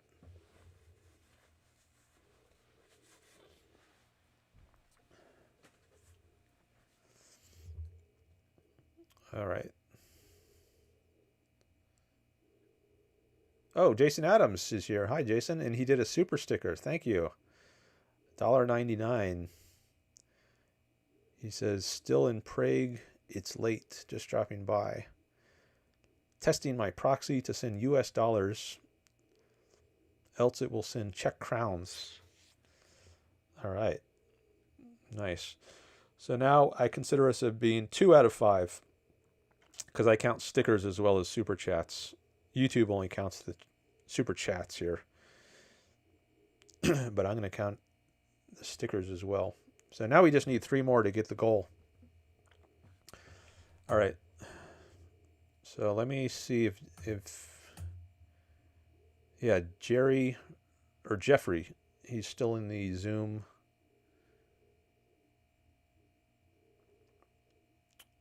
The Zoom app. So let me bring him on now and screen his call. And let me make sure I got my settings correct.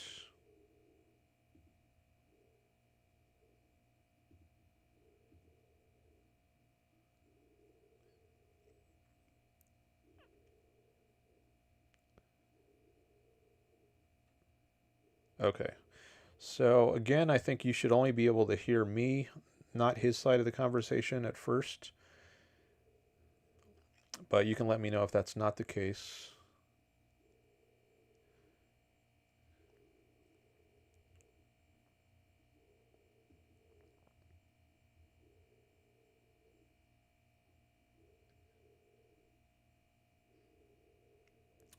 Hi. Going well. How's it going?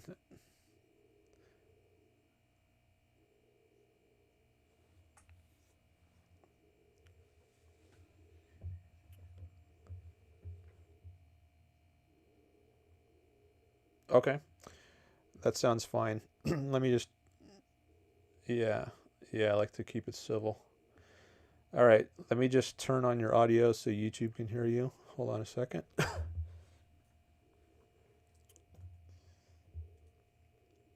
Zoom audio.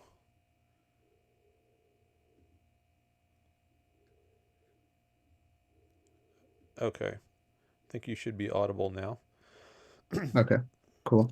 All right, so this is Yeah, Jeffrey, and he said he's a Christian theist. Yeah, that's right. Yeah. And he's Oh, hold on. My AirPod is getting low. Let me swap it out for the other AirPod. Just a sec.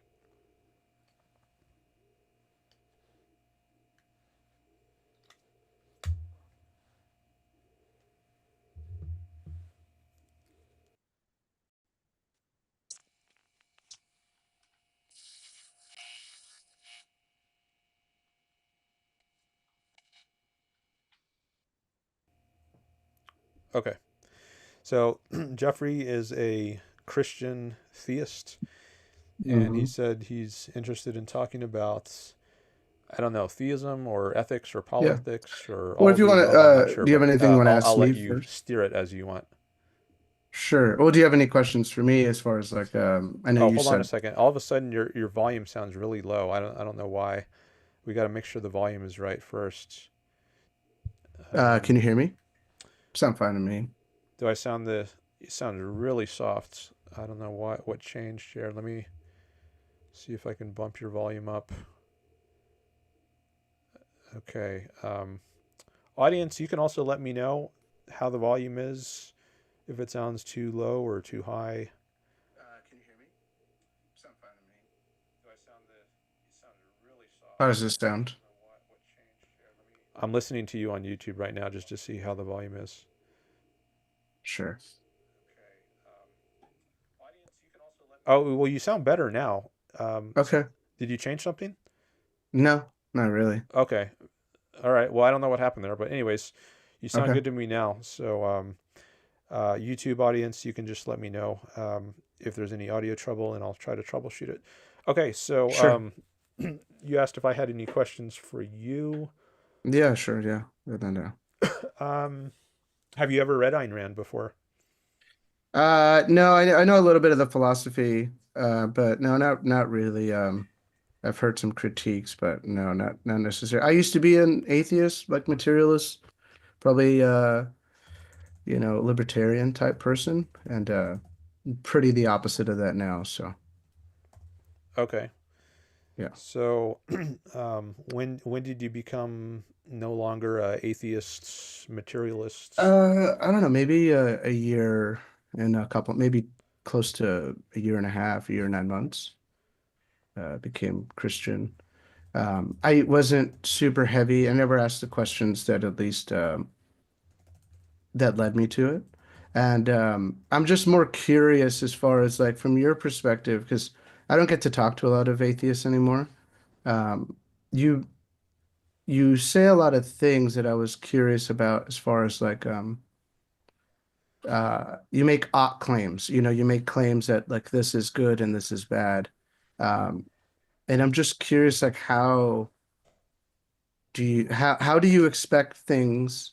And I don't want to make it into a debate, but how do you expect things to be a certain way if there is no objective standard for how things ought be? Well, I don't accept that there is no objective standard for how things ought to be. So if that's the premise of the question, then we can Okay, talk well about that's that. that's great. So do you think there are like universals? What do you mean by universals? Like there are things that are universals that are unchanging, like in reality, like good, Well, I do think good is, truth. well, truth is somewhat different than good. Like, I I think would say it's no. I would disagree, but go ahead. okay. Well, let's go through some examples. Like, I would say it's true that something exists. I would say that I mean that's almost question begging, but let's assume that, well, because that assumes that truth exists. So what I'm asking is, does your worldview, and this is what led me to Christianity, is uh, I think that coming from a martial arts background, I've noticed that everything is a worldview. Everybody has a worldview. There are only limited number of worldviews, and most worldviews will play themselves out. And I do believe in, you should have a justified true belief. I do believe that you should believe what is true. But I think most worldviews, like an atheist worldview, actually can't have a justified true belief on reality. It has to have faith that reality exists. It has to have faith that knowledge, the self, all these things that are preconditions have to exist, but it can't actually justify them. So what I'm asking is, does your worldview account for things that are universals, like truth, logic, good, uh, these things? And if it does, like, how is that the case? All right. Well, you use the term faith, and Yeah, maybe we should talk about that because I think that's an important term. And it would be the opposite of a justified true belief. It would be a belief without justification. So like they're constructs for utility, beliefs that serve a purpose. So like human rights, I would say are beliefs that we hold that serve utility. They don't actually exist. I think you would probably agree with that, right? hold on, I'm taking notes here, which you can see on YouTube if you got it open. I'm trying not to there because and then it'll just like mess it up. All right. Well, I'm just writing faith is a belief without evidence. I think that's what you said. Yeah, and it'd be like a belief that we hold, depending on the context that we hold, that serves utility, like Oh, human rights. that ser- that serves, or I'll say that has utility. For example, human rights. Okay. So I understand faith maybe at least partly in a similar way because I do think it means uh, if you believe something on faith, you believe it without evidence. Right. The part about utility, I don't include that in my definition of faith. Maybe it's somehow related, but Yeah, I would say it's related just because people can believe something untrue because it serves them. all right. So um, I don't know if we should discuss this definition more right now, but Well, again, so yeah, go ahead. so I don't. I would say none of my beliefs are based on faith, and it sounded like you were implying or saying that they were No, I because said that from your worldview, how does it ground? And this is what I led to understanding from my worldview that I had as an atheist, was that I held things, uh, I had presuppositions on things that I had faith they existed, but I couldn't actually justify their existence or how they worked. So, like again, from your worldview, what I'm curious about is are things like universals, like truth, logic, these things that we hold as preconditions to be able to have knowledge or do science or to experience reality. Um, how does your worldview account for things that are universal? okay. Well, one comment I will make is I don't use the way you're using the term universal is different than how I would use it. It because I wouldn't yeah, something feels different about it, so I'm not really comfortable with the way you're using it. And I don't know that it's a very important point to go into that, but I just want to acknowledge that because I would like universals. One sense of that term is it can be used for example, the term man. That term man refers to you and me and Yeah, Trump and Biden, sure. Yep. Yep. and It philosophers will refers to sometimes it use the refers to a hold on, hold on. universal. I'm in the middle of a sentence here. You can jump in a second. Let me finish my sentence.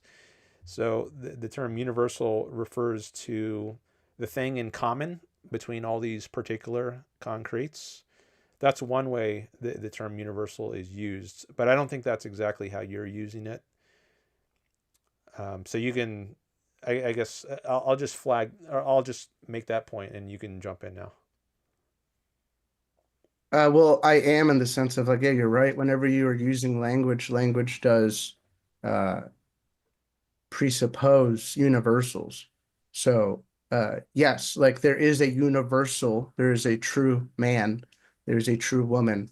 Uh, Words have universals would also have meaning, right? That it presupposes that meaning exists uh, in reality. So again, so truth, these things that are unchanging, meaning, if something doesn't have, for something to have meaning, it must be consistent, right? So it can't just change. Um, a man is a man, a tree is a tree. You may call a tree different things, but there's a universal ontology of what a tree is. So what I'm asking is like, from a worldview of a materialist, I don't know if you are a materialist, but No. okay, yeah, so it's fine if you're not, but from whatever worldview that you might have, how does it ground things like truth? Because the way I hold truth to be is I hold truth to have an ontology beyond just being a concept. It's a universal concept. It's a concept that is constricted to a mind. So only a mind can make, truth statements, can make propositions. A chair can't make a proposition, but you and me can create a concept that is limited to our own physical faculties. But if I create a concept of a story or a game in my head, the only way to share it with you is verbally or writing or in some form of like uh, communication or something, But a concept like truth, love, good, these concepts I would say are universal. They are almost built into the fabric of reality, and we use them. Um, so I would say that it was like a concept like truth. It wasn't something that we created. It's something we use like a tool. So how does your worldview account for these tools that we use? Did you say that the concept of or concepts of truth, love, and beauty are built into the fabric of reality? Yeah. Okay. I would disagree with that. I think concepts are human tools, and before there were humans, like a billion years ago, there were no concepts of truth. There weren't truth, love, or beauty, or anything else. I think Okay. concepts are a kind of mental tool that human beings use. They're Okay. not, they're not just part of reality apart from humans. Okay. So we invented truth. Invented truth?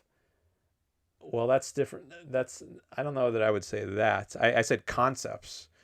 So are something Well, is truth a that concept? uh maybe in a sense it is.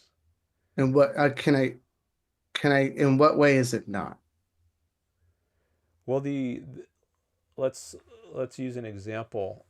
Like let's say the moon exists, and that's true. Now the facts that the moon exists, I think that was not invented by human beings, but our grasp of that fact through the use of the terms, like we had to create the the term moon and exists and I think the. you're I think we're misunderstanding what I'm saying. So I do agree that terms would have to have been created to represent things, right? So the word moon or whatever, uh, to make the statement the moon is there, the words would have had to have been created. The word moon would have been invented or whatever. I agree with that, but maybe you're misunderstanding the ability to have language to share propositions presupposes logic and truth and meaning.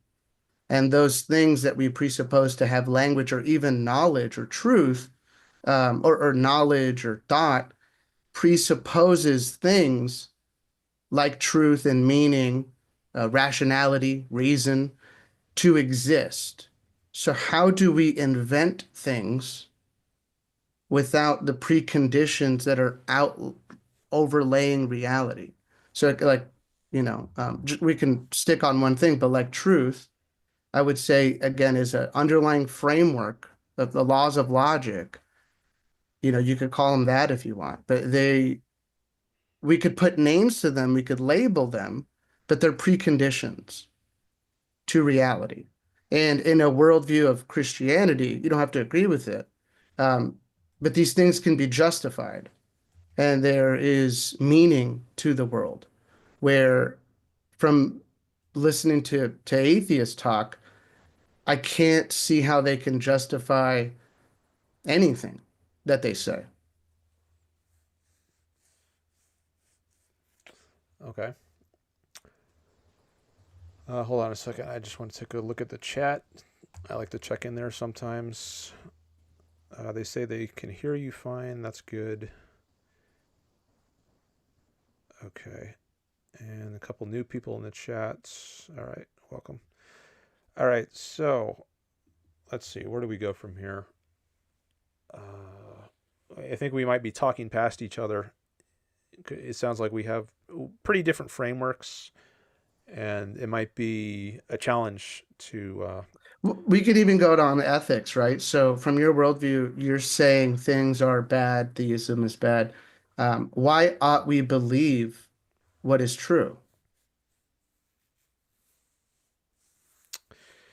I think it's good for one's own life and happiness to believe what's true. Right, but that's kind of restating the premise. The premise is we ought believe what is true. Let me write this down. We ought to believe what is true. Yeah, and so when I ask, and it's okay because I don't want it to get annoying, but it can get annoying for both of us. If I ask why ought we believe what is true, it's okay if you give a circular answer to a certain extent because it's a paradigm level conversation. But a few things would have to make sense. You'd have to, what is truth, right? And then we get back to that conversation. But to say, well, it's good for us, that doesn't really tell me why ought I believe what is true. So. Well, if you think that, I guess my answer implied that it's good for us to do what is good for our life and happiness. So if you accept that, then I think it's good to. Then I think one ought to believe what is true. But if you don't accept that, if you don't think it's good to pursue your own life and happiness, then I wouldn't think that you ought to believe what is true.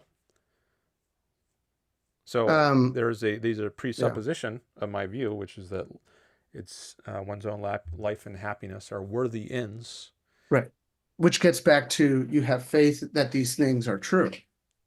Why do you say faith if you mean because if I question them, they can't necessarily be justified, right? So you could have an opinion of this, we ought not do this, but ultimately I would say all of your ought claims are unjustifiable.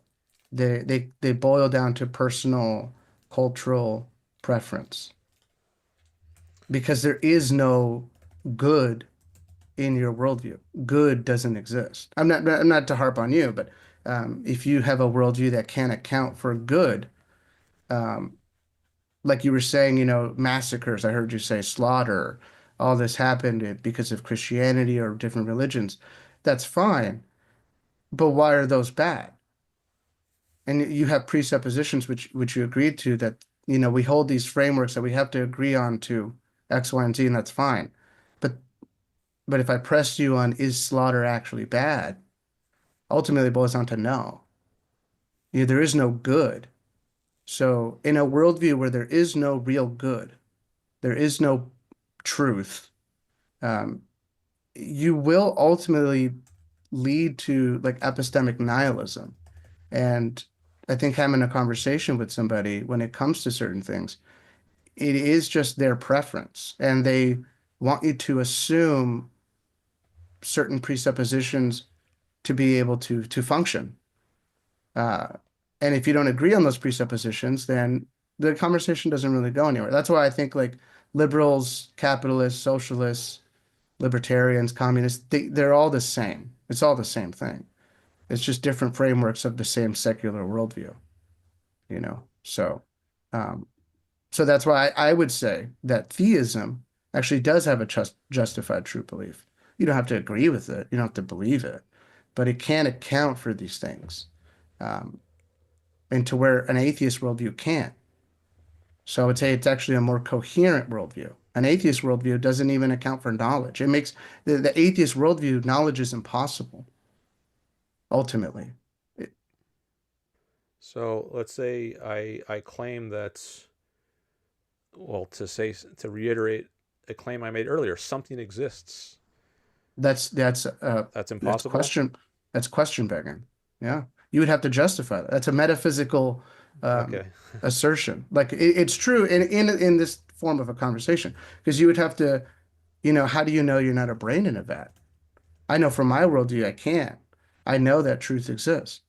I can make universal truth claims. I just did. Uh, I would say that truth, from a Christian perspective, truth must be relational. So it must come from a person. So in our worldview, that makes sense. I'm writing some stuff here. So you said an atheist can't say that something exists because it's question begging. I don't understand that. Why do you say it's question begging?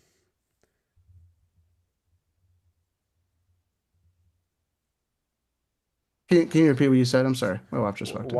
Why is it question begging for an atheist to say something exists?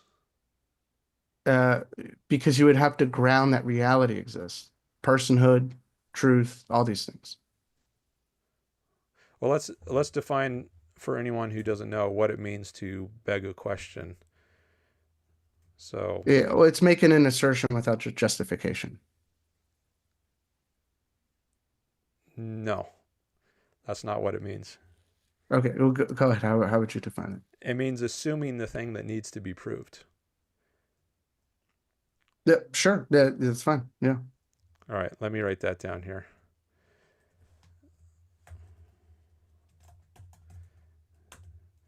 Assuming the thing that needs to be proved. So, for example, if I say God exists, and then someone says, "How do you know that?" And I say, "Well, because I read it in this book." Sure. Yeah, that's question begging. Yeah, you're right. Well, I haven't gotten to the question begging part yet, but I'm about to.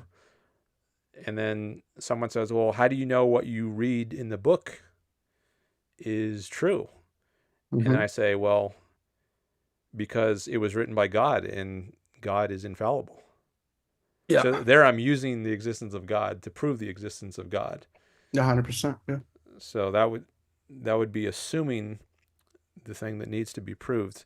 But if I just say something exists, am I assuming something that needs to be proved? You're not wrong. Like when you say reality exists, you're just not explaining why it's like knowable and like intelligible. Hold on a second. Somebody's calling. I got to turn off the ringer. I don't hear it, just to let you know. So I don't know. Sorry. Yeah, that's because you called in on Zoom. I don't know. Maybe I guess the audience doesn't hear it either. That's good. No, we don't hear it. Only I hear it. So let me just turn on Do Not Disturb here so I don't get distracted.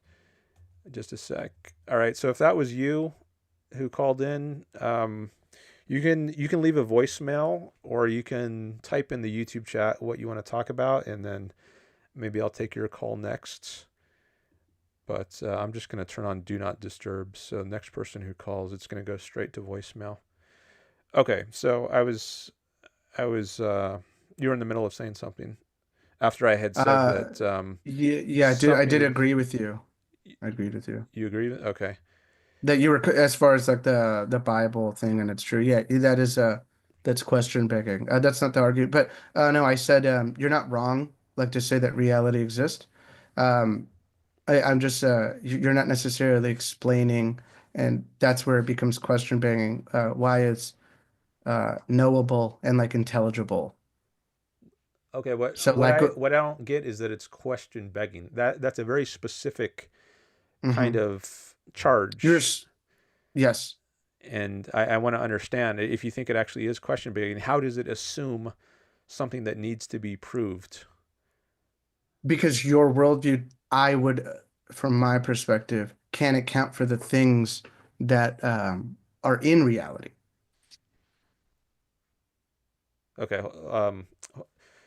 Let's. If I say something exists, there's there are some things that I think are self-evident, and if you don't, What does that then mean? it means they are just directly observable to be true. Like, Like something exists, or maybe to take another example, why do I have um, to? Why do I have to, like, concede that ground? um, well, I think, I mean, I can't force your mind, but I think for me, I can only speak for myself. I think it's self-evidence that something exists. I might give you a different example. Maybe having something more concrete would be useful. Like, um, I see a phone in my hand right now. Um, I'm holding it up now, so maybe you can also see it on the screen. But Uh-huh. I just, I don't, do I have to prove that I have a phone in my hand, or do I just directly see Well, that I no, if have a we're phone in having my? like yeah, if we're just like having a conversation, yes. But whenever it comes to you're saying theism bad or you're anti-theism, then now we're having a conversation of worldviews, right? So it's your worldview versus my worldview. And I would say from your worldview's perspective, saying something can't, saying something exists is question begging because your worldview can't account for the things that make up reality. That's my claim. That's what I'm claiming that my worldview can. You don't have to agree with the fact that it does. That's fine. But f- all I'm trying to get you to understand is from an atheist perspective or a materialist or specifically an atheist perspective, Platonist, it doesn't matter. Um, you are harping on a lot of presuppositions, like you said, of things that are just brute facts.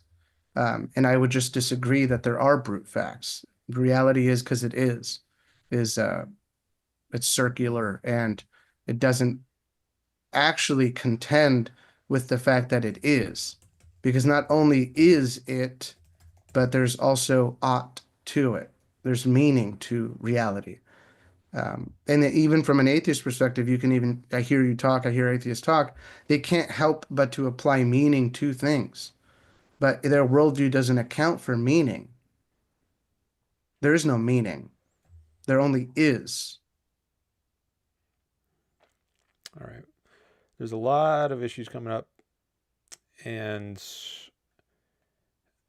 one is you said there's no brute facts. I think Mhm. Yeah. I disagree with that. I think there are brute facts. Well, I'm not sure Okay. what you think brute is adding to calling something a fact, but maybe what you're calling brute facts is, um, well, if I just say I have a phone in my hands Right. or something exists, is that a brute fact? From your worldview, it's a presupposition that can't be justified. Yeah. A presupposition. See, I don't see it as a. I'm not assuming it. I'm just seeing it. So if what you mean by That's it's a fine. That's I understand. presupposition But I'm is saying, that, can your worldview account for knowledge? Can it account for the reality that we're in? Can it account for well, I don't meaning? think you need to.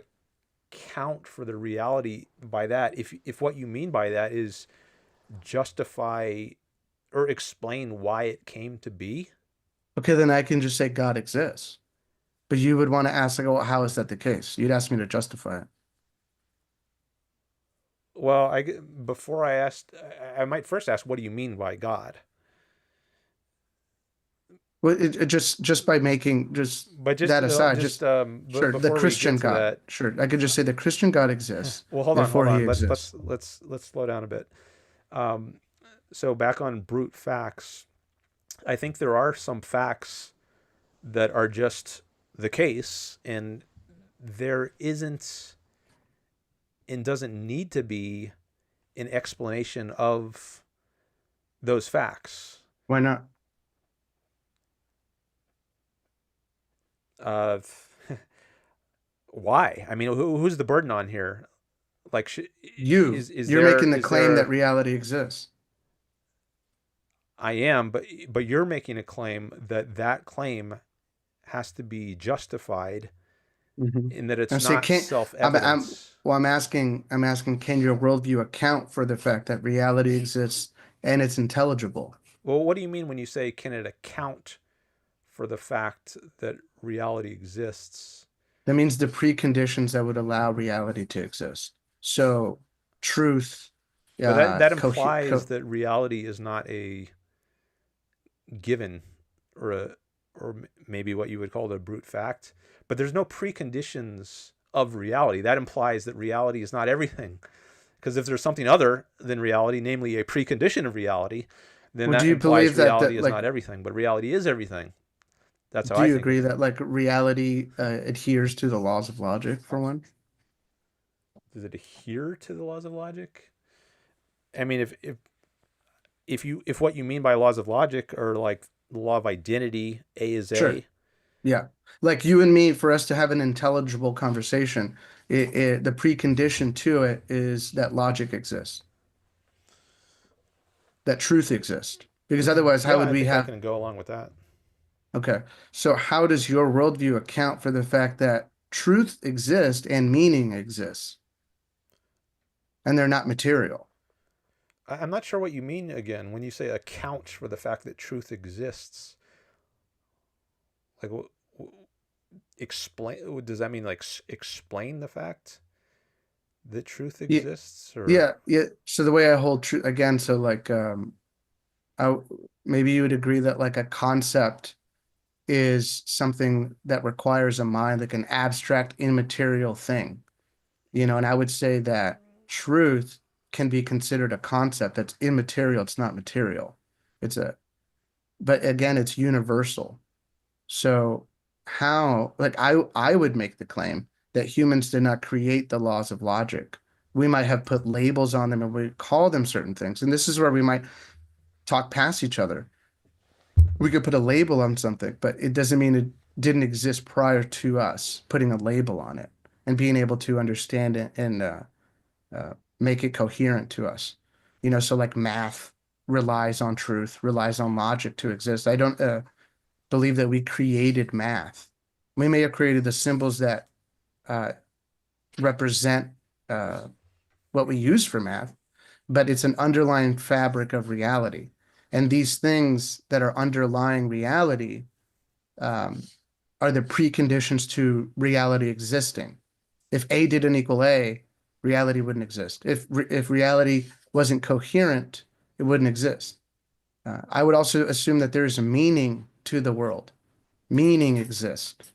Otherwise, the words I'm saying right now wouldn't matter.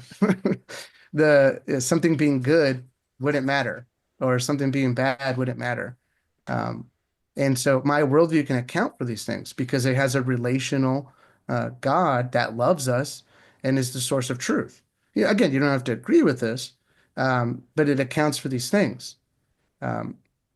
So how does an atheist worldview account for reality existing? Again, and being, you could either concede the fact that truth doesn't exist, there's no such thing as truth, or you could concede the fact that there is no actual meaning to the world.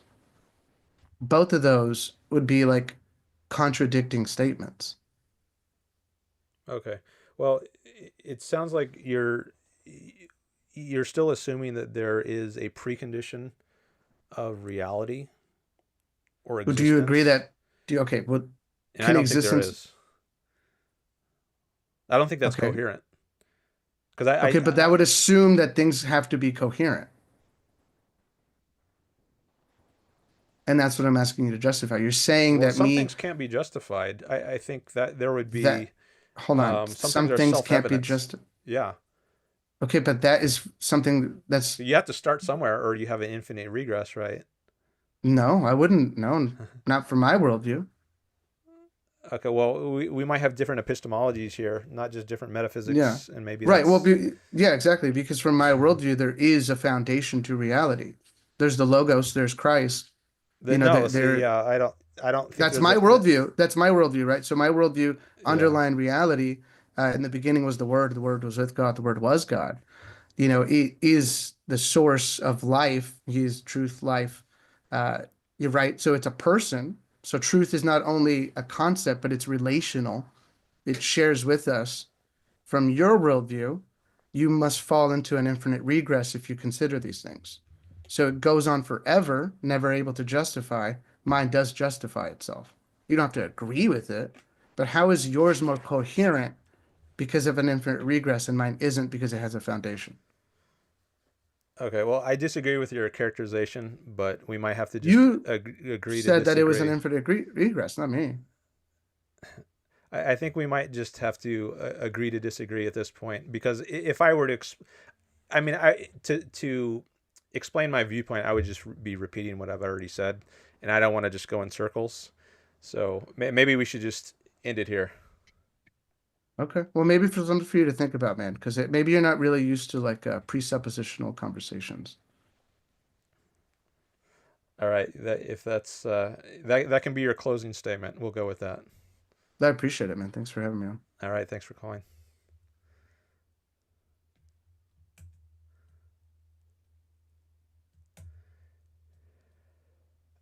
All right, so there was somebody else who called in.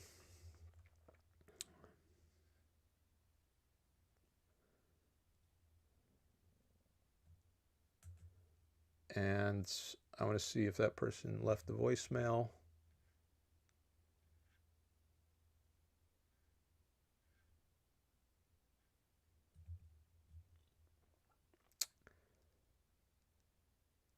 There is a voicemail, but I'm not sure that was the same person. It looks like that was... Okay.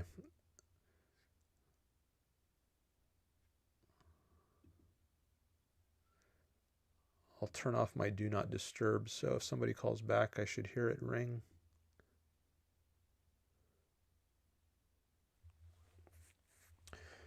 Okay.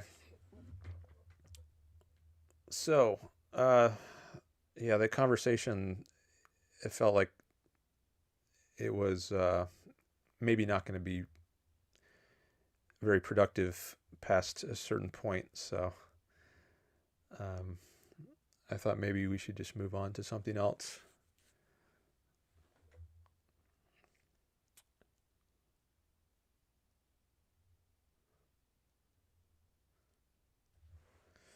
All right.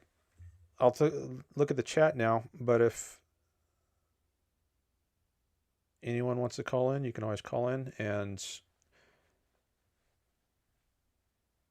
my super chats are still open. Ann M is here. Alex of Epsom, some new people. Well, Ann's been here before, at least once. Some comments from Greg, John Wayne, Stella Rhines, Finn Campbell, IDKR8S, Sugar Shooter. All right, I think those are all the people I haven't mentioned before. Welcome.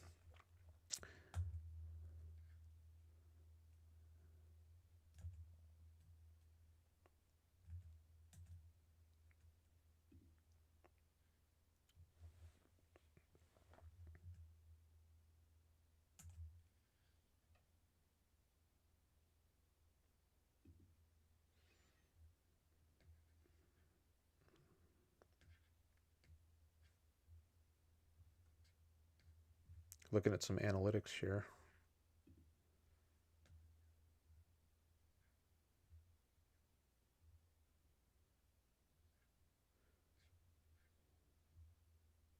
Oh, we're up to 11 likes. Nice. Thank you.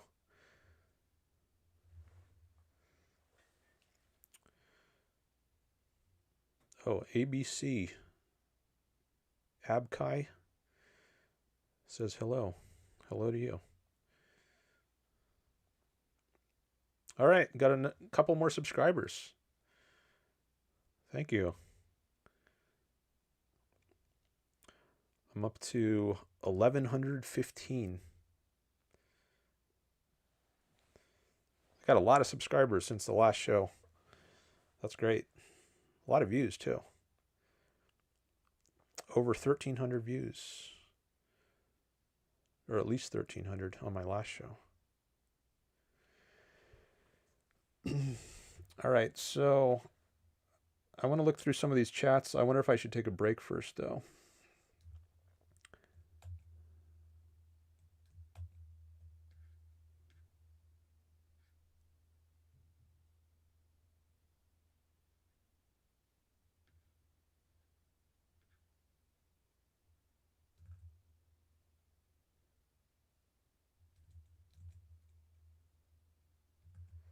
Okay, yeah. I want to take a break. Usually I take about a 10-minute break.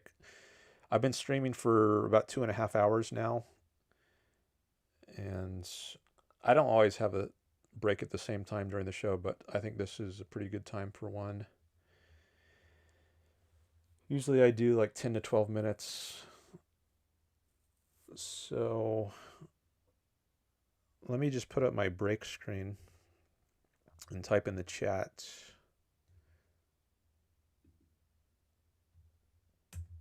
The time I will return. Oh, greetings from Colombia, says Ignacio Lugo. Welcome. He says, no idea how I got here. Do you have an interest in philosophy or debate? Ayn Rand. I put a bunch of keywords with hashtags in my description, so maybe if you're interested in some of those topics, the algorithm thought you might be interested in my stream. All right, so I'm going to say on break, back at about, it's now 4:34 p.m. Pacific. So 10 minutes from now would be 4:45. Okay, so I'll say back at about 4:45 p.m. Pacific.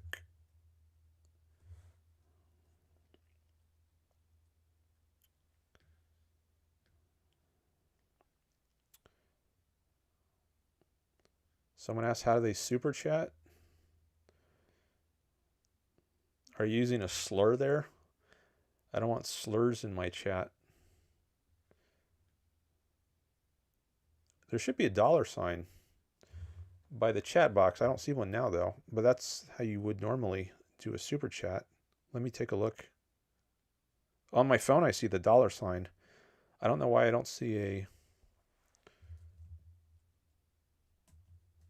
Oh, now I see the $sign. Oh, maybe I guess it's because I was chatting, because I was typing in the chat box, and that made the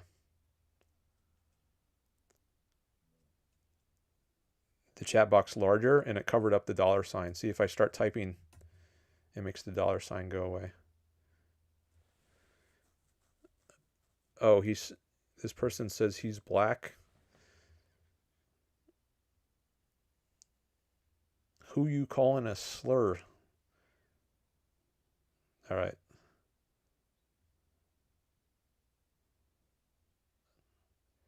I hope that's not a troll. All right, well now it's 4:35, so I have to increase the minutes by 1. Because by the time I stop talking, see, now it's 4:36. All right. I'm going to go with that. Okay, so I'm just going to put on my break slide here and turn off my mic and see you after the break. All right, bye.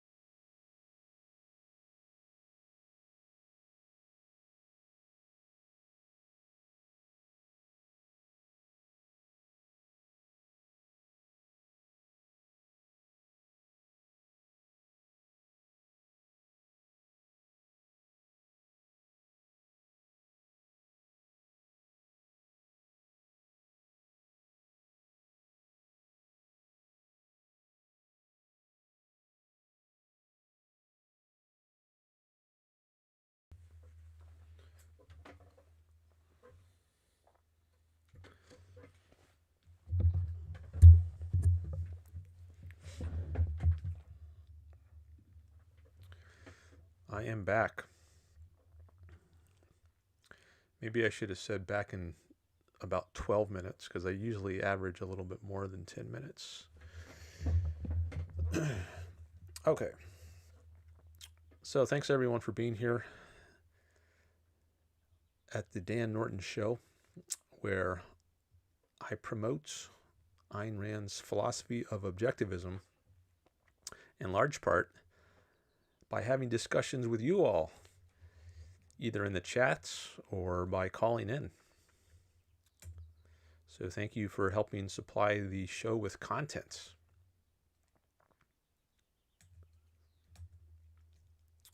All right, let me go to the chat, see what's going on there.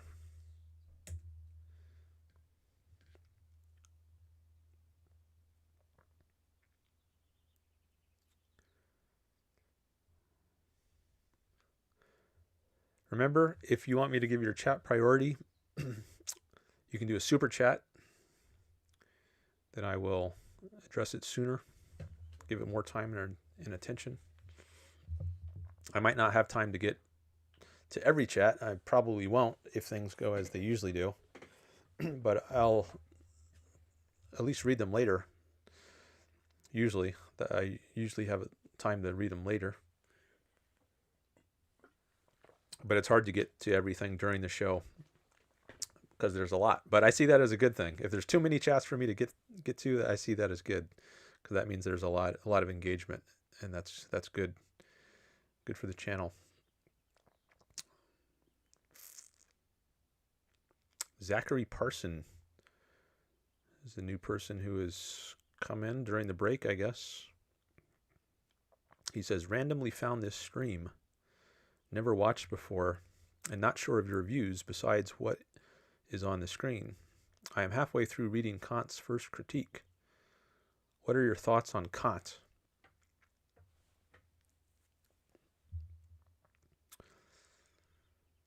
I strongly disagree with Kant.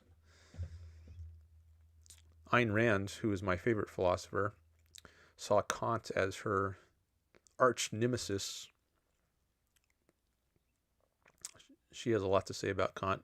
There's a site called the Ayn Rand Lexicon, and if you look up Kant there, you can see what she had to say about Kant, and maybe that'll probably give you a good idea of what I think about Kant, because I agree with Rand.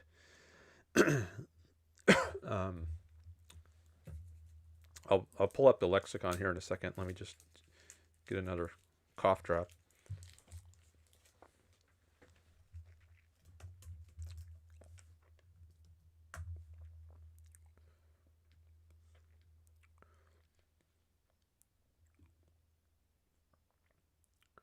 All right, I'm going to share this. courses.aynrand.org/lexicon.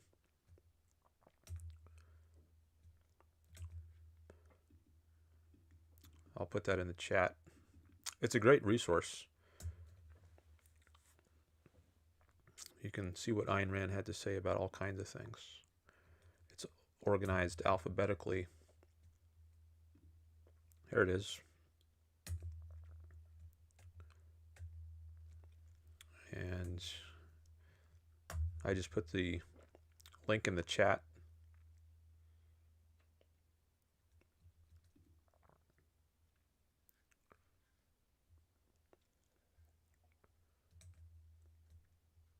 So if we go to the scroll down and then click on K for Kant, and see there's an entry here for Kant. There's not many in the K section. There's only knowledge and Kant, but you see there's a lot more in the L section. But let's click on Kant.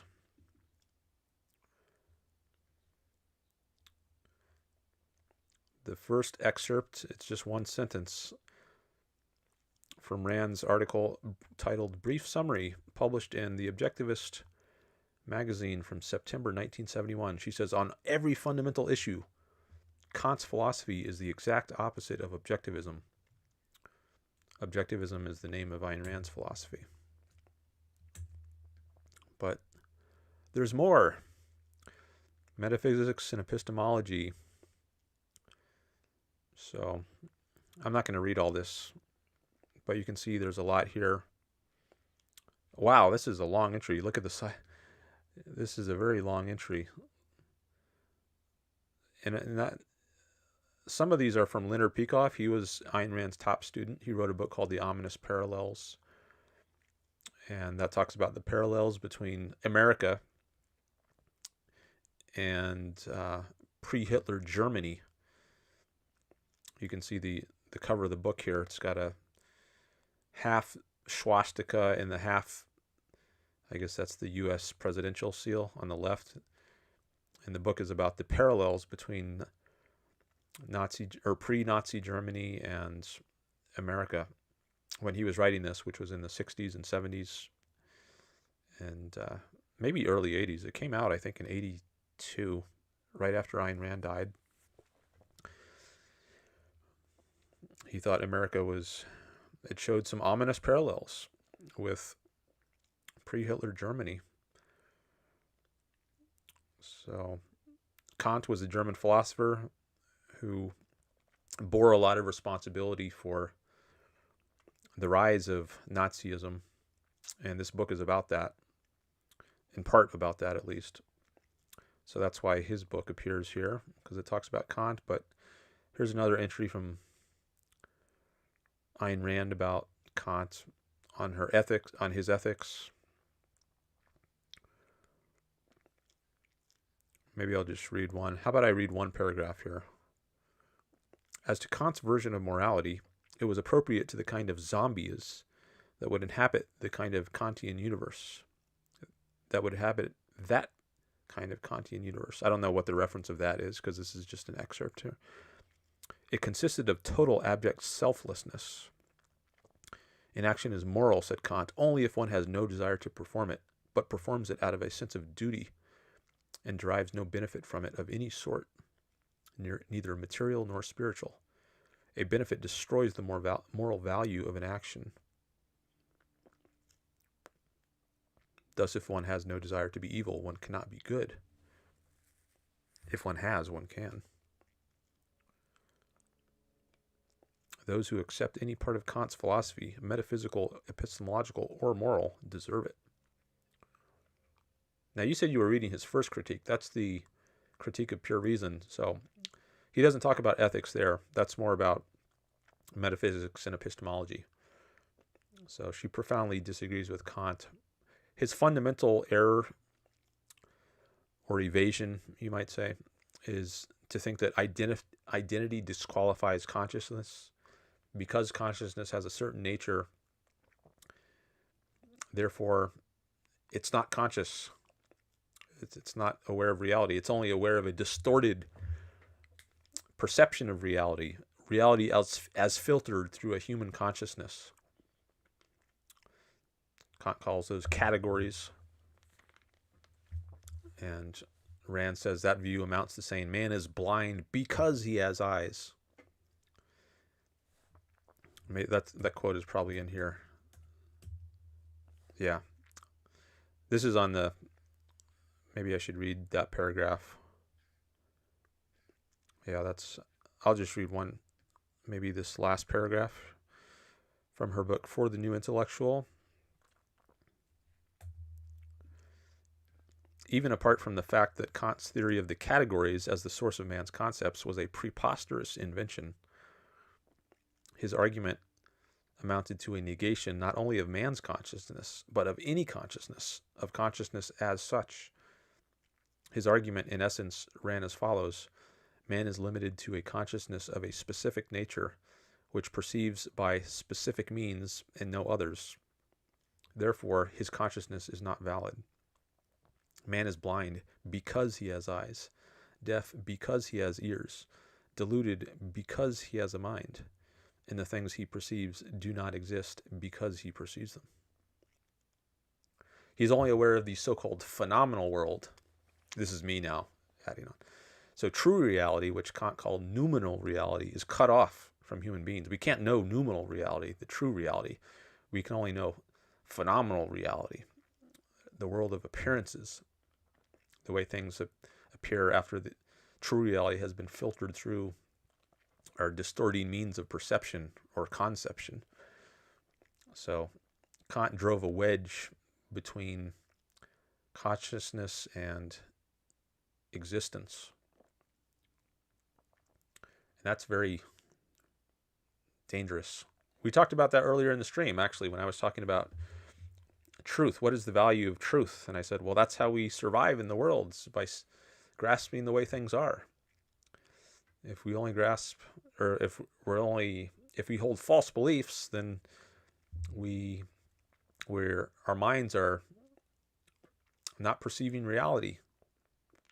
And that's the way Kant thought we were necessarily. It's not just because we might make a mistake and happen to hold some false belief, but any belief we hold is necessarily cut off from reality on Kant's view. So it was a very skeptical kind of position, as was David Hume's before Kant. But it's a somewhat different kind of skepticism.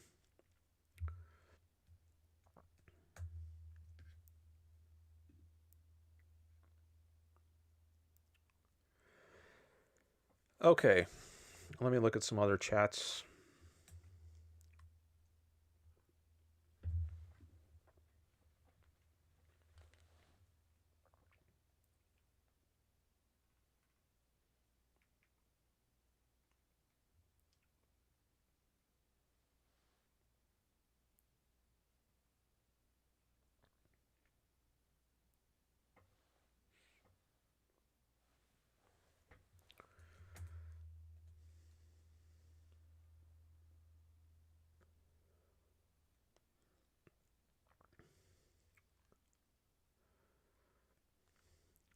I'll read some of Greg's, because Greg has a star by his name, which means he's a channel member.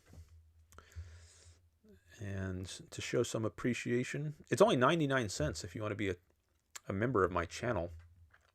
99 cents per month. And that'll give you some priority when I address chats.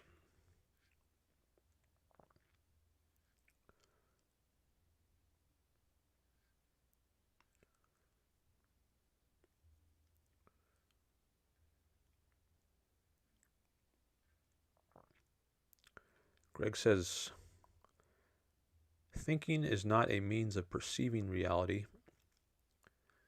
It is a means of justifying their escape from the necessity of rational perception. Reason to them is a means of defeating their victims.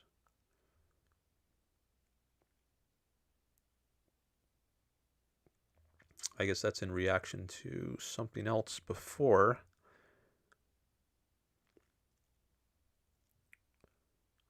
I'm not sure what he's reacting to there. When he says to them, reason to them, who is the them? Theists? Since I was talking to a theist, and I think this was during my conversation with the caller, the theist caller.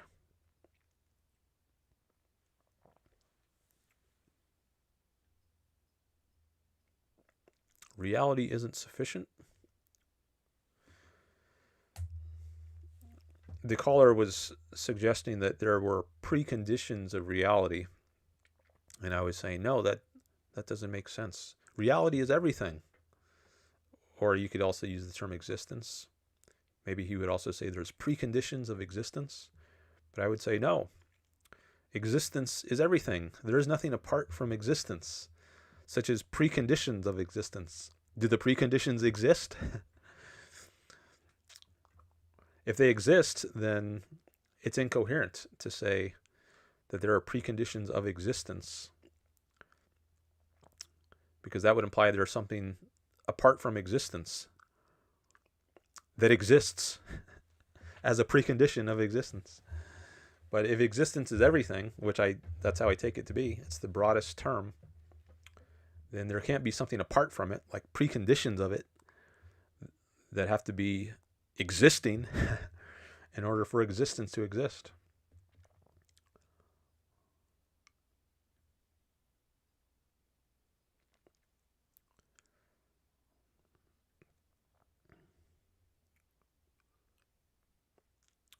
The laws of logic are derived from existence more broadly, says Greg. Starting from ostensive definitions, one can abstract using chains leading back to the ostensive.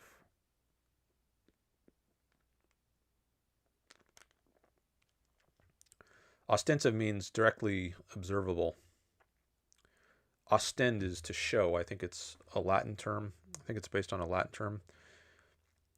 Like, what do you mean by a phone? I mean this, right? You just show it. That's definition by ostension. You just show something. And that's where you begin. You have to just start with what you directly observe. And then you can build on that and infer the existence of things like electrons, which you don't directly observe. But you can trace them back through a chain of reasoning, like this is how we inferred the existence of electrons. We did such and such experiments, scientific experiments. But to define something ostensively is just to define it by pointing.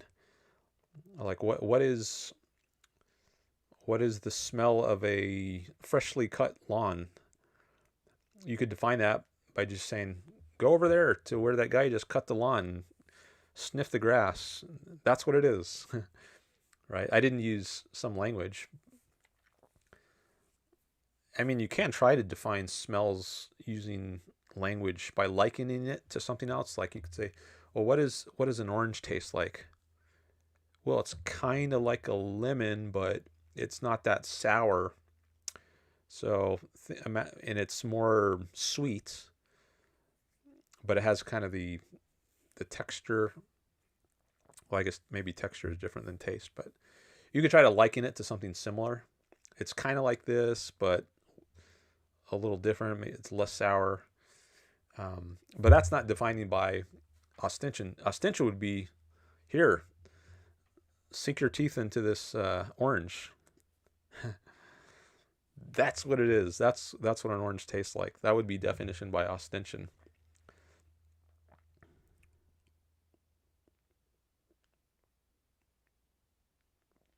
Greg says it was in response to the caller. It was the impression I got of the witch doctor and Attila. That's a reference to Ayn Rand's essay for the New Intellectual. She makes use of the archetypes, which she calls witch doctor and Attila. The 418 comment during your call.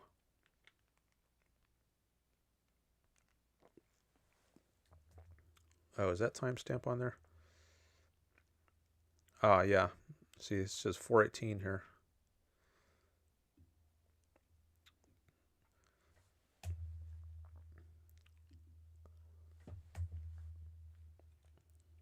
Okay. Thanks for those chats, Greg. Let me read some of the others now. I'm jumping around here. I don't have... I'm not sure exactly what order I want to go in, but if you want to get priority here, just put dollars on your chat, do a super chat, and I'll give it priority. We have under a minute left to hit the goal. I guess we only got 2 out of 5 today. Because someone did a sticker, and I'm counting that as well as the super chat.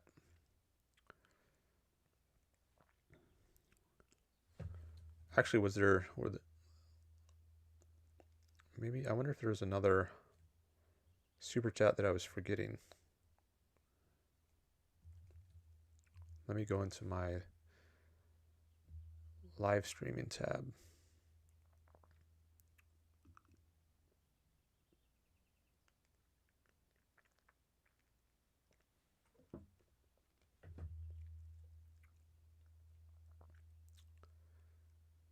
I can sort by fan funding.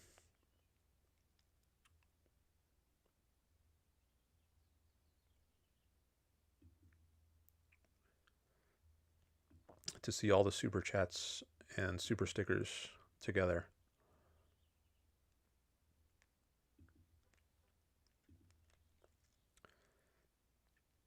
Yeah, there was just one super chat from Objective Ethics and then one sticker from Jason. All right. Well, now that the goal is almost over, I guess I'll start a new goal.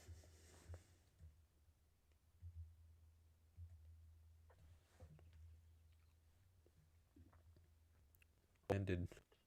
Bring us to small. Any amount, I'll challenge. I'll give you priority.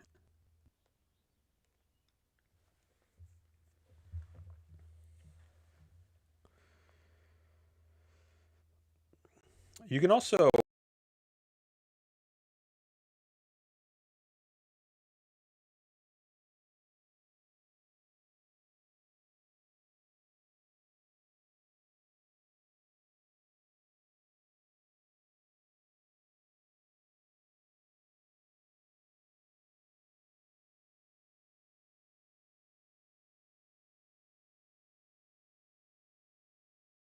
use the super chat to give yourself priority in terms of calls. So if I get multiple calls, or if multiple people want to call at the same time, I can give priority to people who do super chats.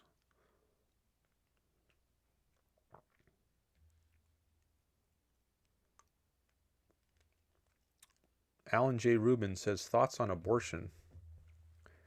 I support a woman's right to an abortion. I don't think fetuses have rights, and that doesn't mean people should pay for her abortion through the state, like through taxes, but just that she has a right to get one if she wants by paying for it. But I don't think fetuses have rights. I don't think embryos have rights because they're not individuals. They're not separate, physically separate from the mother. They're living on the inside of someone else, and I don't think you are a human being until you are physically separate. And you don't have rights if you're not a human being. The fetus is not a human being, so I don't think the fetus has rights. So that is, in a nutshell, what I'll say about abortion. But we can talk more about it if you want. Maybe, if there's time. If you put a super chat on it, for instance, or call in. I've done some long debates on abortion. There's one that's, I think it's over 3 hours on my channel. If you search for abortion on my channel, you can find that debate. I've done multiple debates actually on abortion on my channel.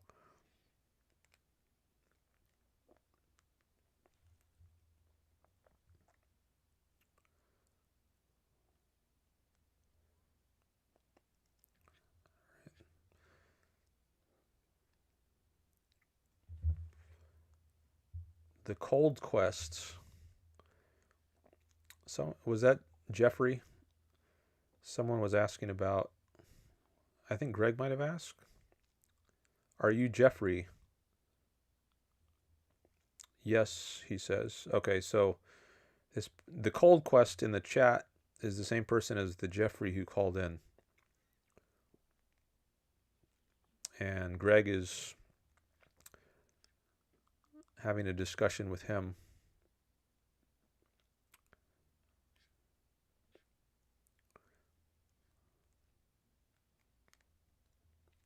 Let me read some of that.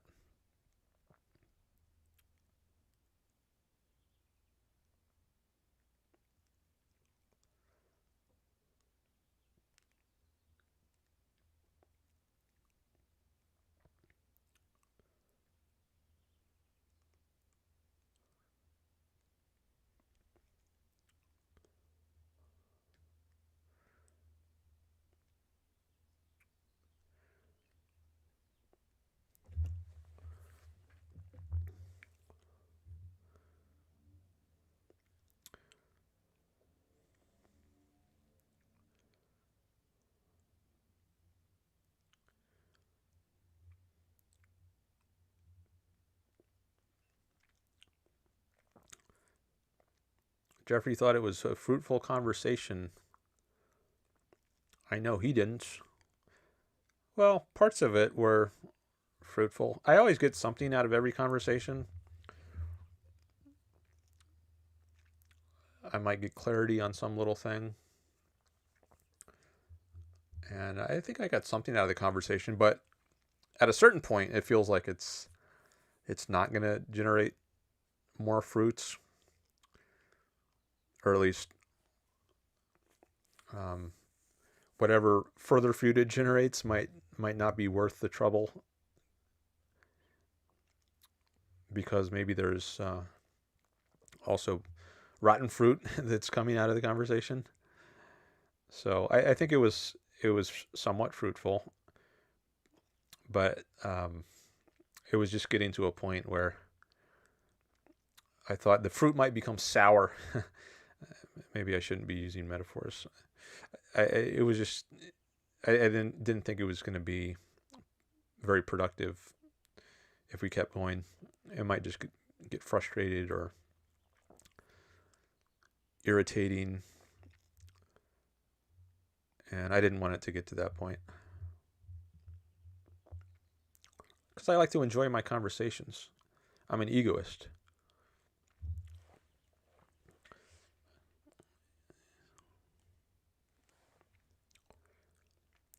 Greg asks, what fruit do you think it bore?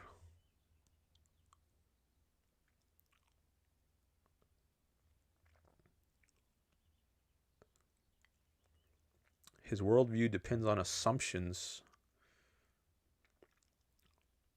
and he even agreed to that. Well, at base, I think it depends on perceptions, not assumptions. Like, I perceive this phone. That's not an assumption. When you assume, that means, or at least the way I understand that is, you don't think it's actually true, but you take it to be true for the purposes of a discussion. Like if I say, let's assume that I have 6 brothers. Is it then true that I have more than 3 brothers? Well, yeah, it is. That logically follows. Now, I don't actually have I don't have 6 brothers. But if we assume that I have 6 brothers, then certain things follow. For example, it follows that I have more than 3 brothers. But if I say this phone exists, I'm not just assuming it exists. I know it exists. I directly see it exists. That's not an assumption. So my worldview depends on things I directly see or observe in some way. It doesn't depend on assumptions. So I wouldn't agree with your characterization there.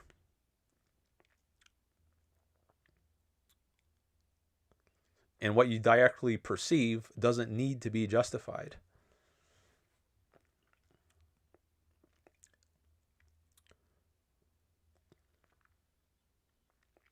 The way you justify things is by tracing them back to things that you do directly perceive.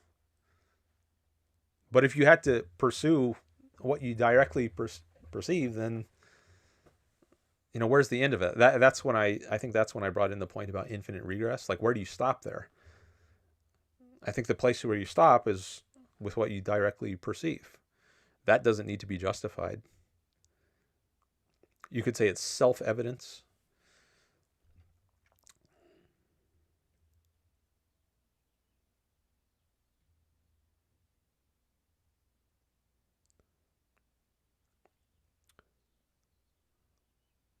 It's not that the assumptions can't be justified.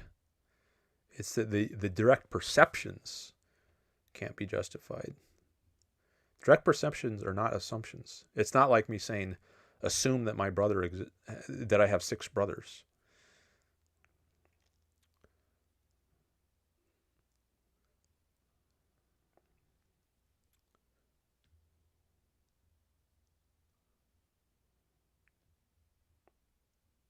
God is not something you directly perceive.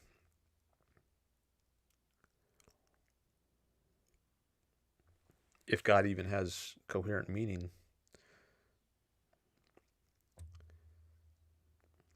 If it's like Zeus or Poseidon, the Greek gods, do you directly perceive them or do you infer that they exist? Okay, let's see what else we got in here.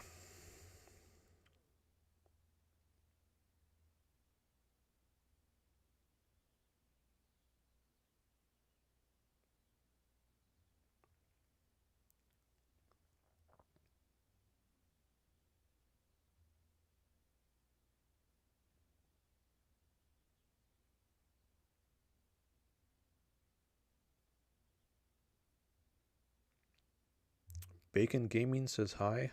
Hello.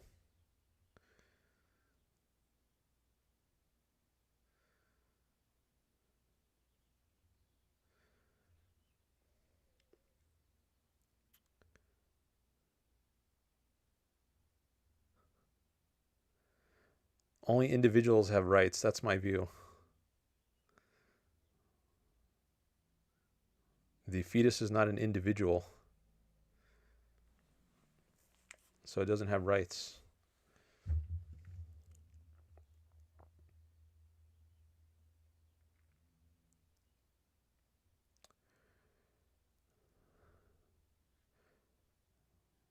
All right, let me read some other people. How do we mitigate bipolar competitions? What is that?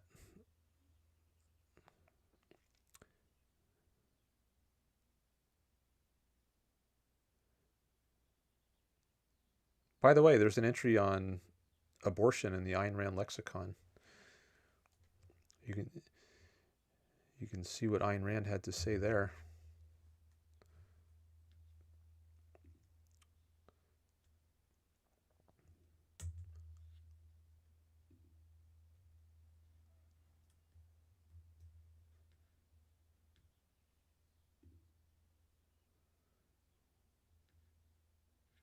I think that's this. Yeah, it's the very first entry.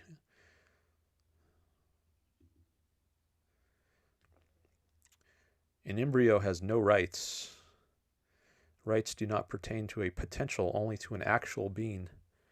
A child cannot acquire any rights until it is born. The living take precedence over the not yet living or the unborn. So the fetus, you could say it's a potential human being, but it's not an actual human being.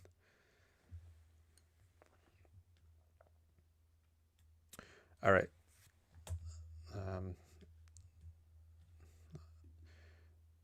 Enough on abortion for right now. Maybe I'll come back to it later.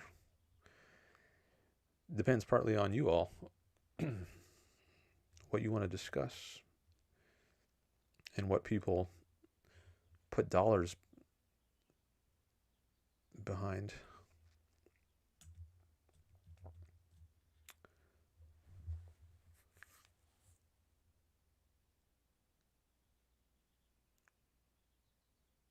I don't know what you're talking about here, Skylar Avery.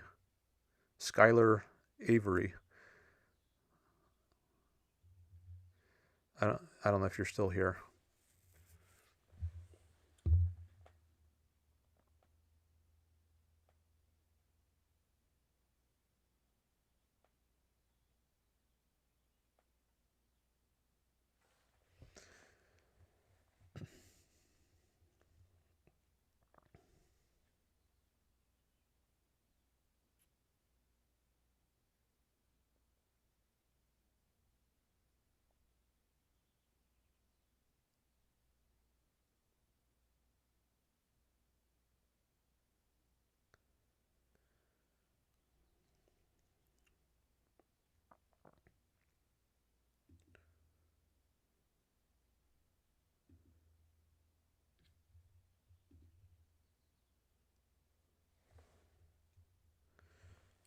I want to take a look at somebody's channel.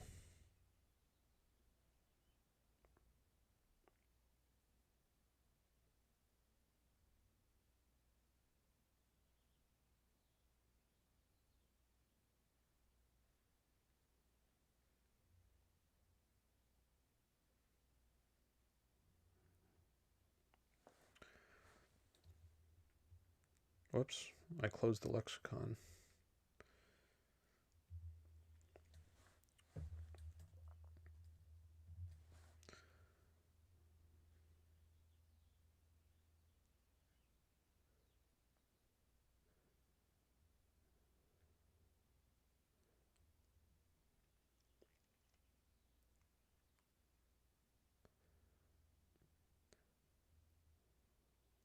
Abkai asks, how were job opportunities once you got the degree?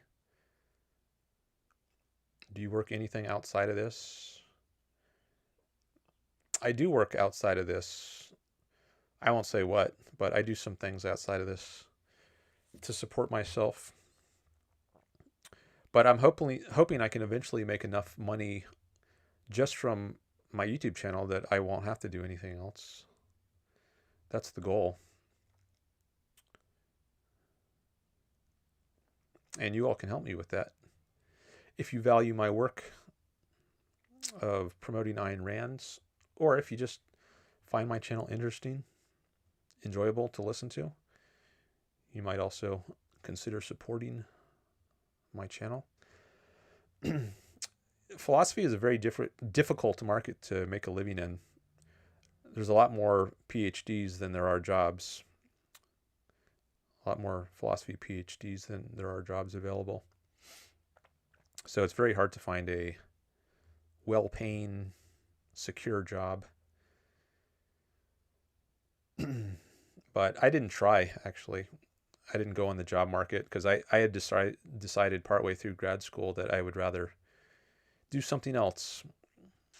The job as a professor, when I went into grad school, that's what I thought I would pursue, a job as a professor. But partway through grad school, I thought it would be better for me to do something else. I mean, if you're a professor, that involves teaching typically, as well as research, as well as administration, helping run the department. And none of those really appeal to me. I mean, to some extent, teaching and writing, but not enough for me to want to do that as a full-time job. I would rather do what I'm doing now and have the kind of flexibility I have now. Grading also. That was the part I hated the most in grad school, having to grade papers of undergraduates. And I would probably have to do a lot of that if I were a professor. So the kind of activities involved in that life, I just didn't think I would enjoy that as much as doing what I'm doing now. So I chose to do what I'm doing now instead. Who knows, maybe one day I'll see things differently and decide to go back to academia, but for right now at least, I don't have any plans of that.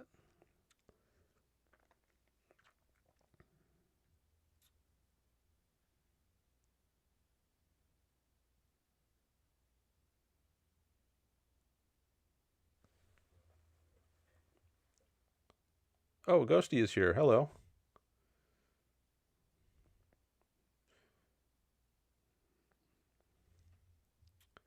He says, "Hi Dan, wishing you the best. I just saw a video on the Rational Egoist channel discussing ethics with Michael Huemer, but I can't seem to follow Huemer's reasoning of ethical intuition." I haven't seen that. I know of Michael Huemer and that he supports a view called intuitionism, but I'm not familiar with it.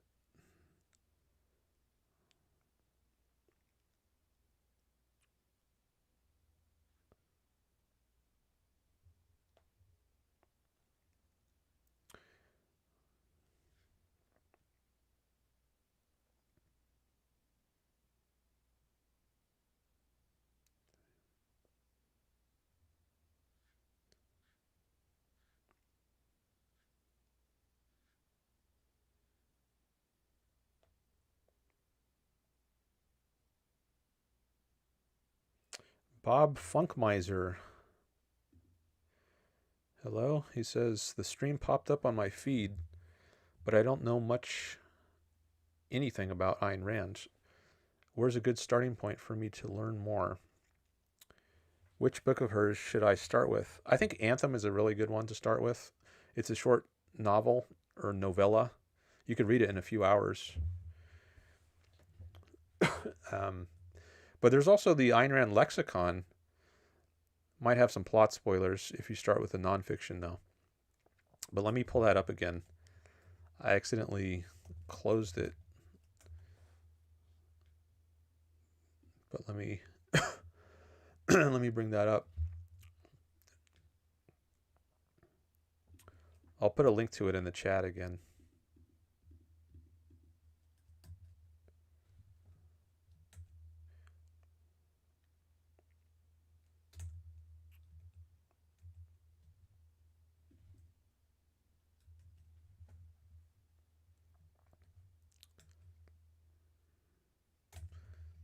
So that takes you to this page here. I just put that link in the chat. It's a mini encyclopedia of objectivism. Objectivism is the name of Ayn Rand's philosophy, covering some 400 topics in philosophy, economics, psychology, and history, compiled from Ayn Rand's works. They're organized in alphabetical order. So if you want to see what Ayn Rand had to say about all these issues, just click on one of them and you can find some relevant passages from her works. So what did she have to say about abortion? What did she have to say about anarchism, birth control, communism, etc.? So I think this is a great resource for learning about Ayn Rand's ideas. So we can just click on one here to give you a taste. So you see some passages from various works about communism. But if you want like a more like not just excerpts, but the Anthem is a good place to start. The Fountainhead is a much longer fiction work by Rand, but I think it's great. If you're up for reading a longer novel, it's like 700 or 800 pages. Fountainhead is great. And Atlas Shrugged, that's her magnum opus. Maybe you could save that for last of her fiction. I recommend starting with the fiction if you can. I started with the nonfiction because that's what I was most motivated to read. And if you start with that, I think Philosophy Who Needs It is a really good one. And the lead essay from that is called Philosophy Who Needs It. It's available free online. So there's some ideas of how you could get started.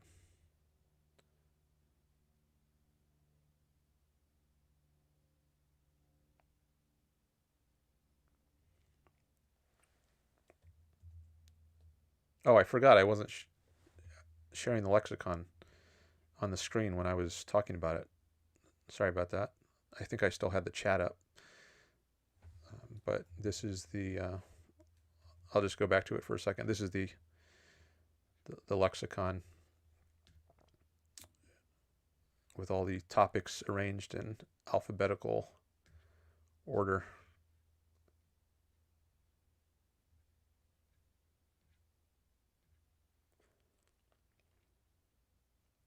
I run a book club, so I'm always ready for a long novel. Thank you for the resources. Oh, you're welcome.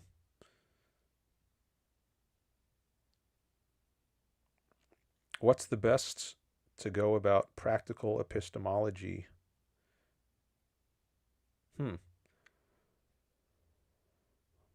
Well, the first thing that came to mind is Introduction to Objectivist Epistemology. But you might call that theoretical epistemology rather than practical. But if you learn the theory, then you can put it into practice. So it might actually have the most practical value to read that one. Introduction to Objectivist Epistemology.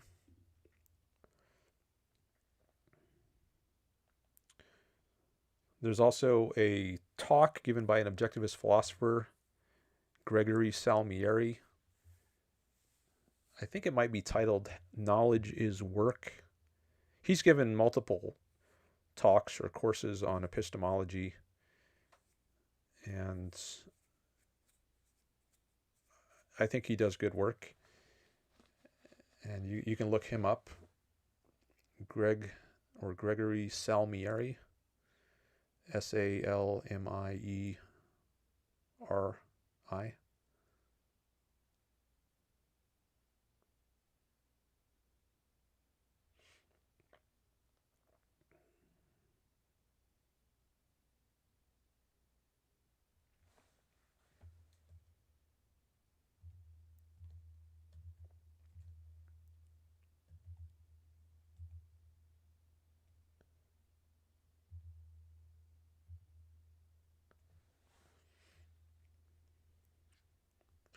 All right, I want to give priority to people who are here live. So that might mean addressing the latest chats, and I've been doing that. So I could go back and address some of the earlier ones, but I don't know if those people are still going to be here.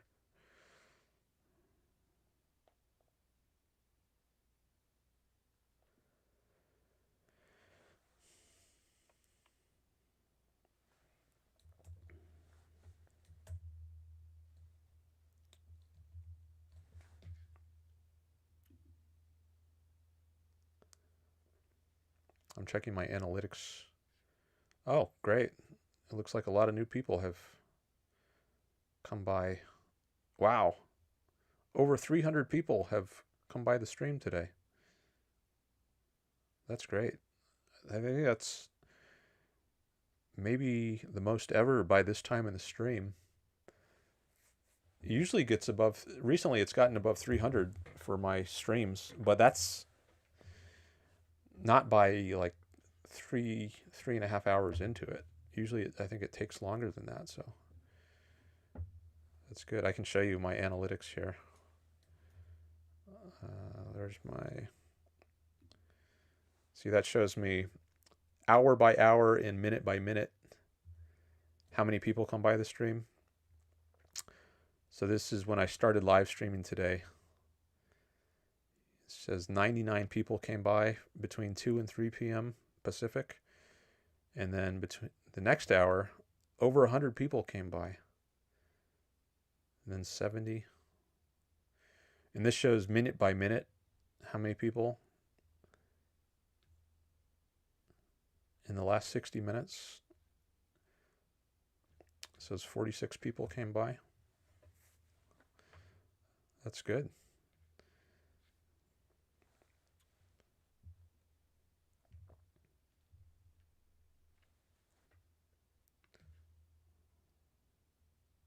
And right now it says there's 11 people here.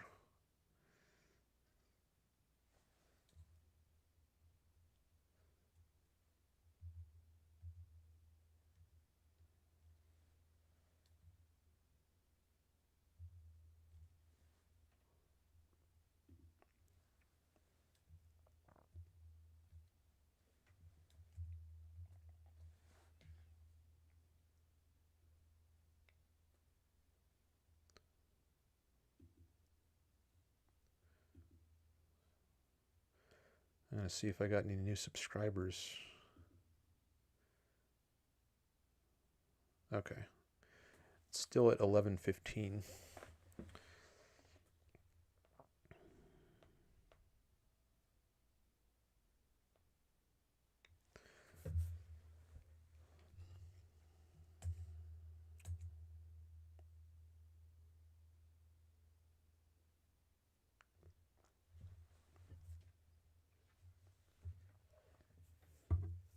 I usually stream until after 9 p.m. Pacific. That's over 3 hours from now.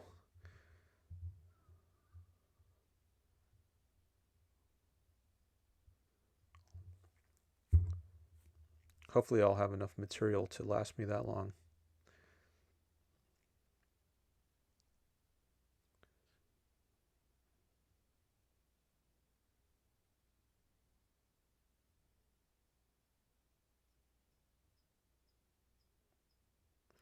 Abkai says, would you recommend getting a PhD in philosophy?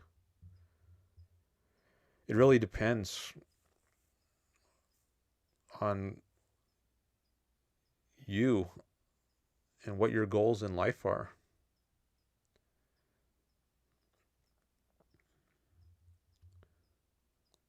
Do you want to be a philosophy professor? Then you pretty much need to get a PhD.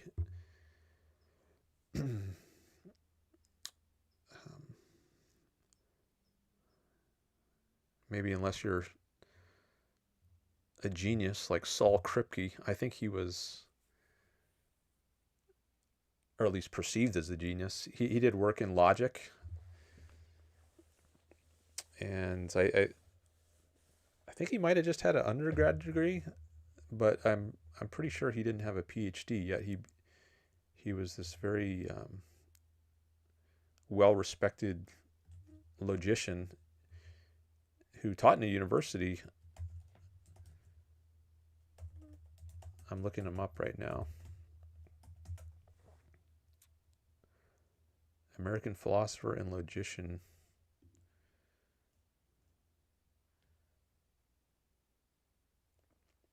He was a distinguished professor at the Graduate Center of the City University of New York and emeritus professor at Princeton.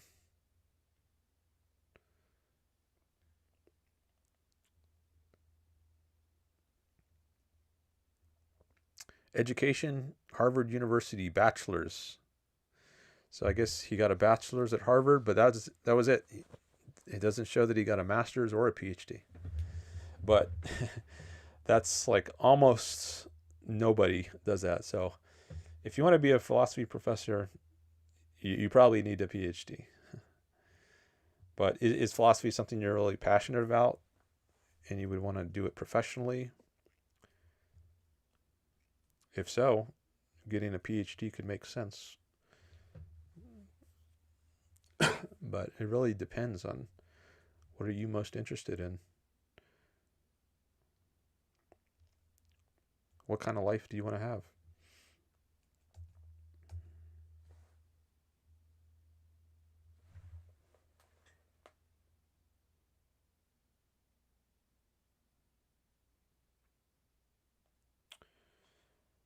How do you go about it, and what's hard about putting theory to practice? Is most theory descriptive?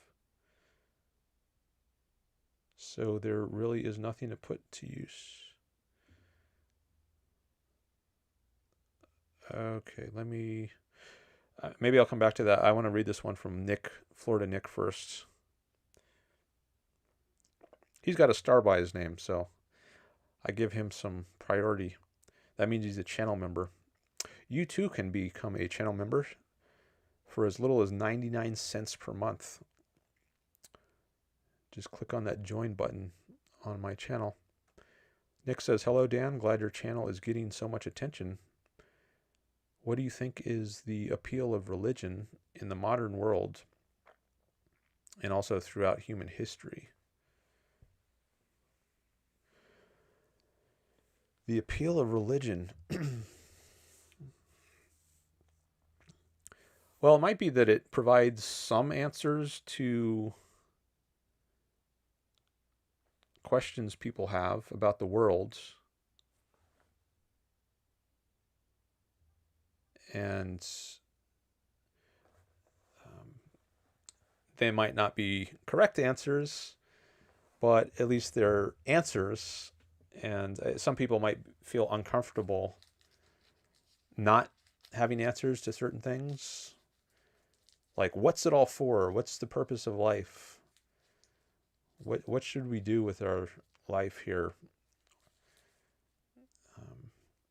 What happens after we die? Is there another life? Is there an afterlife? So people might have questions about the world, and religion provides answers. And maybe that's the reason some people gravitate to it. And they might not know of any other place to find answers. Maybe it's the most readily available set of answers.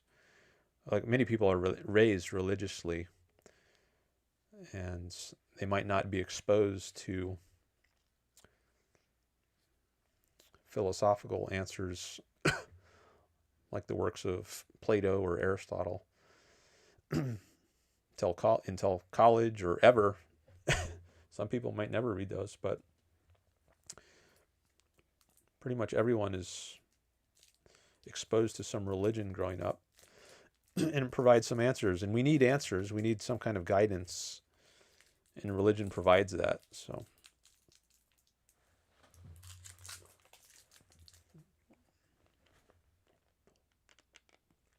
and I think if you don't understand something, I think the best thing to do is just say, I don't know. And maybe I'll understand it later, but it's better to just recognize you don't understand something than to make up some arbitrary explanation just so that you have some answer. Like, why is it raining? Oh, because there's a rain god, and he decided to make it rain. Right? You might say, well, that's an easy answer. Okay, now I've got my answer as to why it's raining. Okay, but I think it's a pretty low quality answer. You just made something up out of whole cloth. I think the better thing to do is just say, I don't know why it's raining, but it is. And maybe one day I'll understand it. Maybe I won't, but I'm not going to just invent some explanation just so that I don't have this unanswered question. But some people might not be comfortable lacking answers, and so they seize onto something like religion, which purports to offer answers. But I don't think that's a good way to proceed.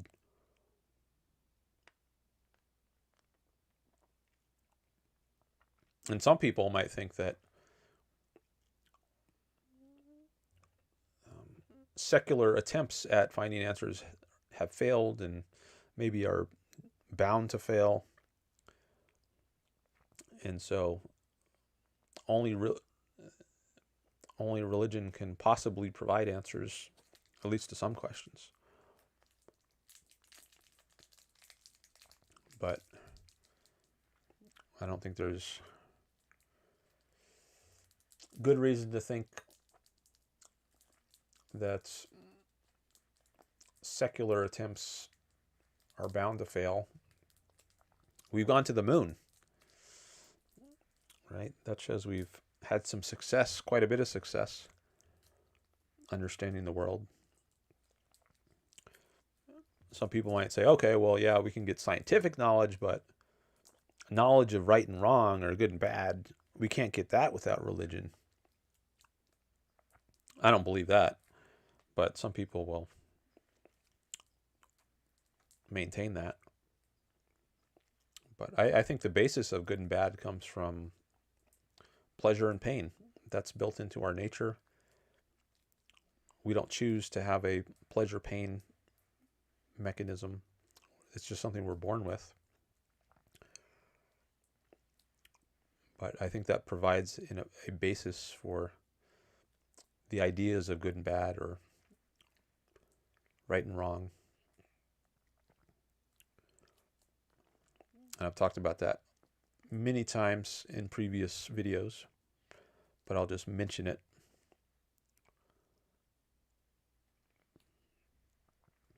So there's a little bit on Nick's question.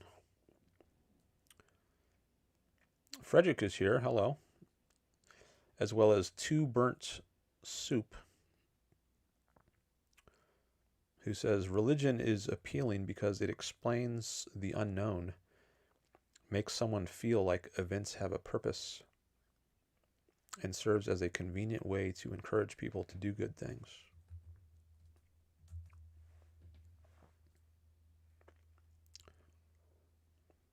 I think we need to create our own purpose.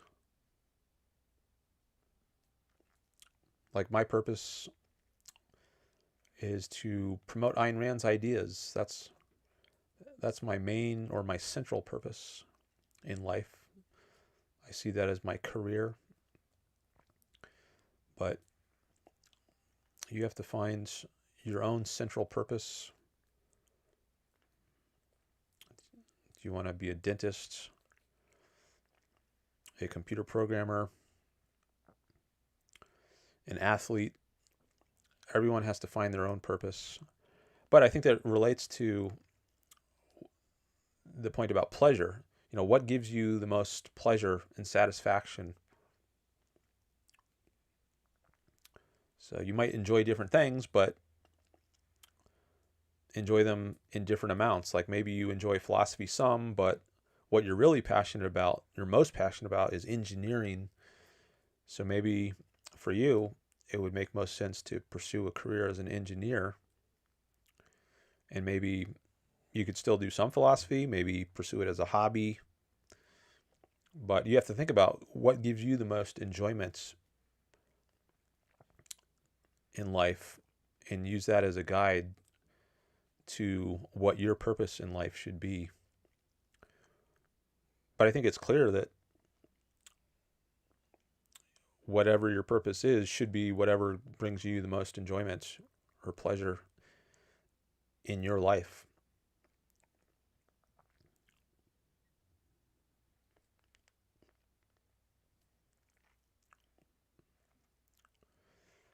Nick says, thank you. You're welcome. Frederick says, religious people want to feel full of answer something, whether it's true or doesn't matter. Whether it's true or not doesn't matter. That's too bad if it doesn't matter. They feel it makes them stronger to feel full of answers.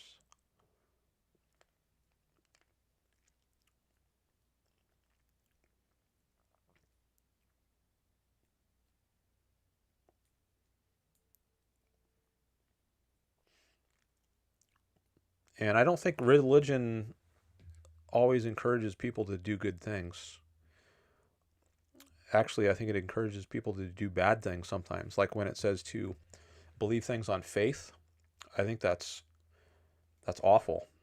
That's anti-good. That's throwing out your tool of survival.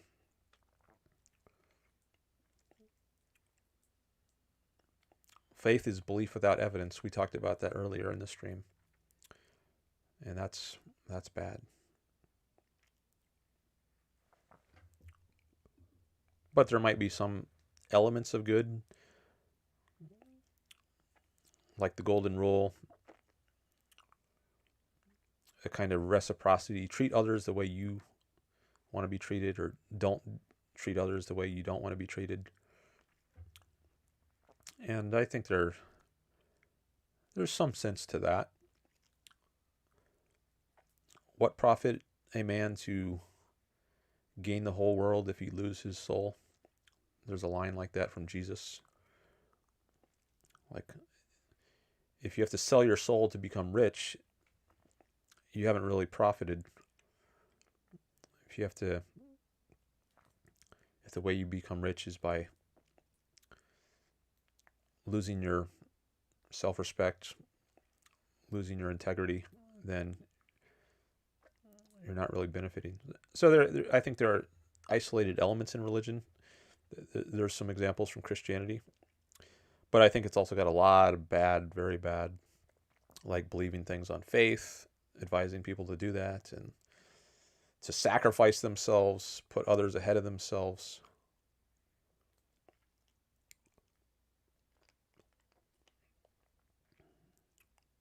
Original sin, the idea that you're born sinful, I think that's very bad. It's otherworldliness, anti-this worldliness.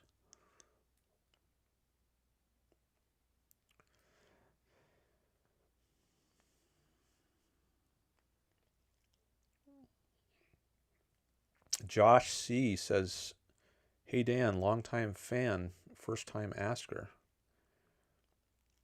What if Ayn Rand was my mother?" This is a serious question, and I'm looking for your analysis. Thank you. Well, Ayn Rand chose not to have children. That wasn't the kind of career or life, the kind of life she wanted. So she wasn't anyone's mother. But if she did choose to have children, then she would have raised them according to her values, which would be the values of objectivism: reason, purpose, self-esteem, rationality, honesty, integrity, independence, justice, productiveness, pride. So if you read her novels and her nonfiction, you can get a sense of the kind of values she thought anyone should accept, and I'm sure she would have tried to instill those values in her children. Maybe not in a direct way. Like with children, I don't think you need to, or maybe you shouldn't even try to explicitly sell them on some philosophy, but you can at least model certain behaviors by example. You can live in a certain way yourself and encourage your child to think for him or herself and not just blindly obey orders, which is how you might parent a child if you're following a more religious kind of method. Just obey. Don't ask questions. That's blasphemous.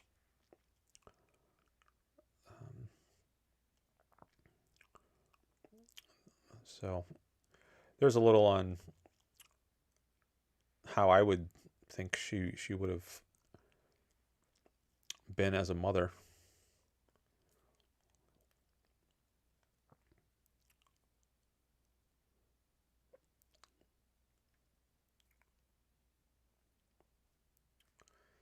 Frederick says it provides a framework for authoritarians. I guess you mean religion. Josh says that is incredibly astute. Thank you for your excellent analysis, Dan. You are a living legend. Wow. Thanks. That's very complimentary. I wonder how long you've been a fan. You say you're a long-time fan? This is the first time I've seen you here, I think. Yeah, you say it's your first time asker?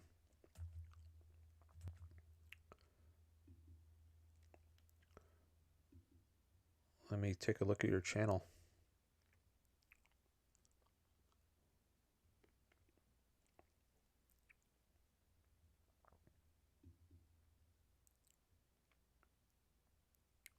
Okay.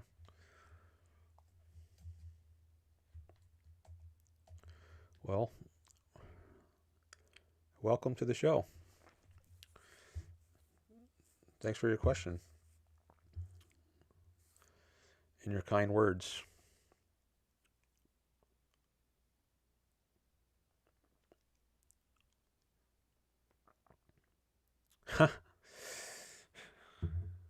Caracalla says, what if Ayn Rand was my girlfriend? As opposed to what if Ayn Rand was my mother? Yeah, I'm not going to speculate on I mean, I guess you can get a sense from her novels. You can read her novels, and there are scenes involving characters who hold Ayn Rand's values, and they have romantic.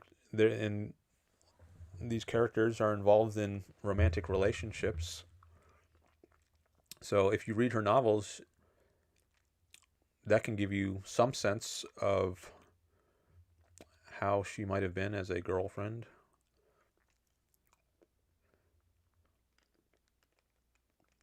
As well as her nonfiction, but I guess it's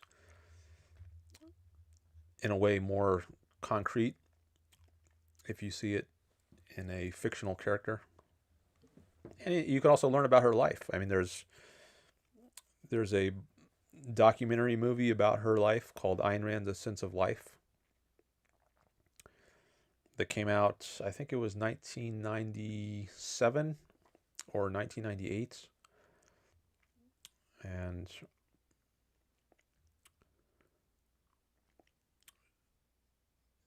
she was married to Frank O'Connor, and her relationship with him is discussed some in that documentary. So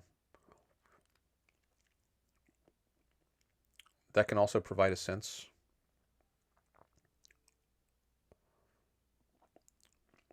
of what she might have been like in that capacity.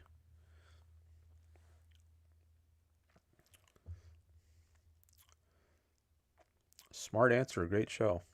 Thank you. Appreciate it. Nick says, if only Ayn Rand had been my girlfriend.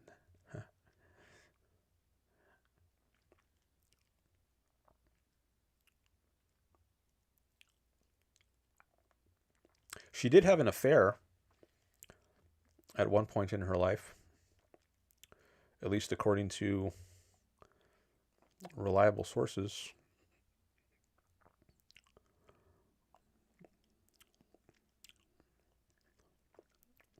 And I don't include the Brandons as reliable sources, but I think other people in the objectivist movement, like Leonard Peikoff, have said that she had an affair with Nathaniel Brandon, who was a student of hers. But it was consensual. It wasn't behind the back of her spouse. It was with the knowledge and consent of both spouses involved, because Nathaniel Brandon, he was also married at the time to Barbara Brandon. So everyone involved knew, and it wasn't, so you might say it's not cheating because it was done with her knowledge and consent. But and then they eventually had a falling out. She broke with Brandon, and in 1968.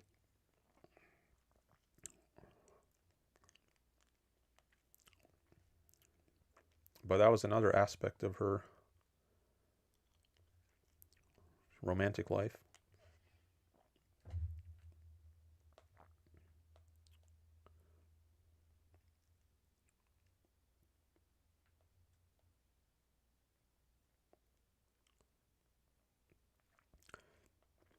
You know too much about Ayn Rand's affair, Dan, says Too Burnt Soup. I do?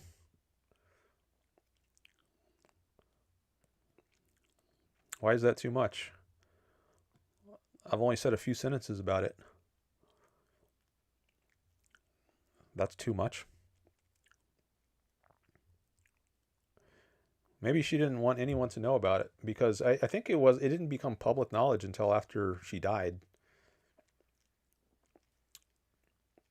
And she died in 1982.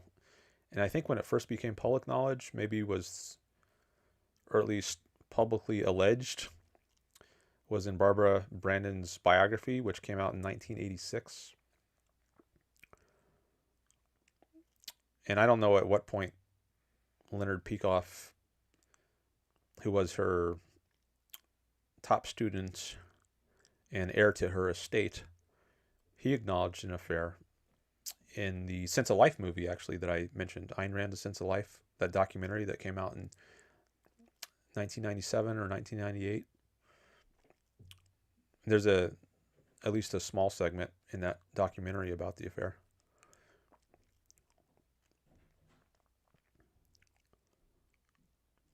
But during her life, I don't think it was public knowledge. Maybe some people speculated about it, but it might have only, for all I know, it might have only been known by the 4 people involved, for certain.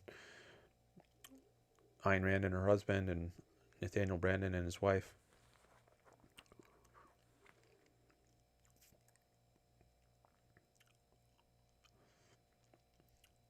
And, you know, maybe that was just not anyone else's business.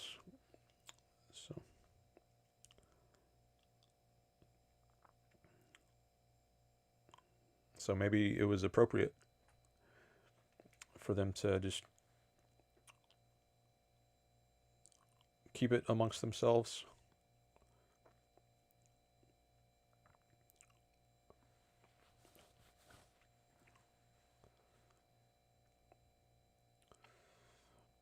Nirvana in the chat says, how do you respond to criticisms that she never engaged with any other thinkers?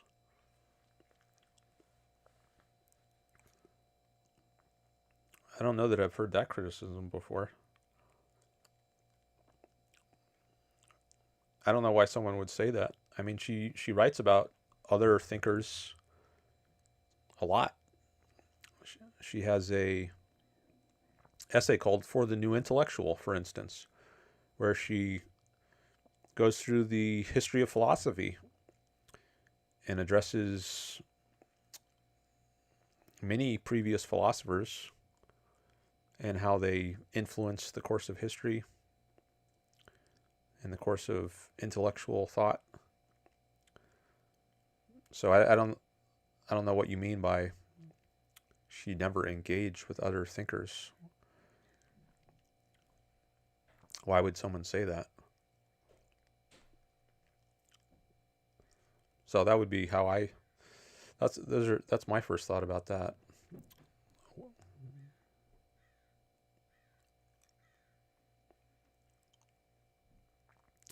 ABC Abkai says, do you think you could answer my earlier question? Which one? I addressed at least one of your questions, I think.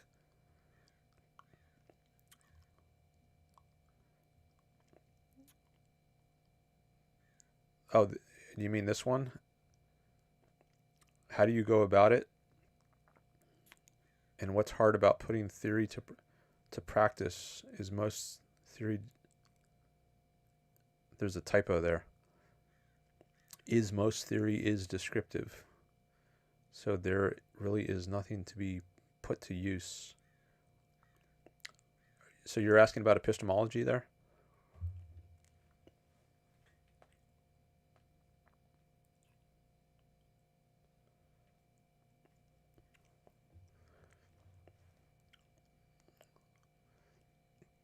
If that's what you're asking about, have you read Introduction to Objectivist Epistemology, or have you read anything by Ayn Rand?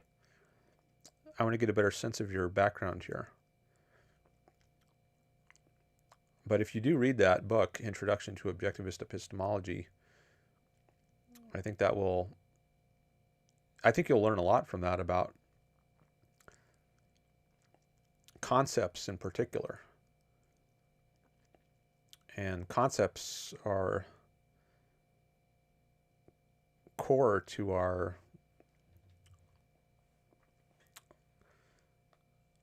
knowledge of the world. Like every sentence, every word I utter is, except for proper nouns, is a concept of some sort. And to understand how we form concepts that's what you'll get from that book.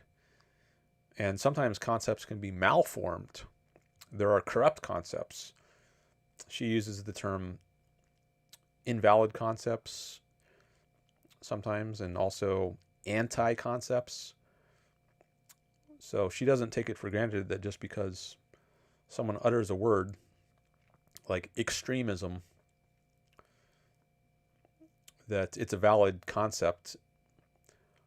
There are some concepts which are malformed, and any process of thought that those concepts are a part of are invalidated.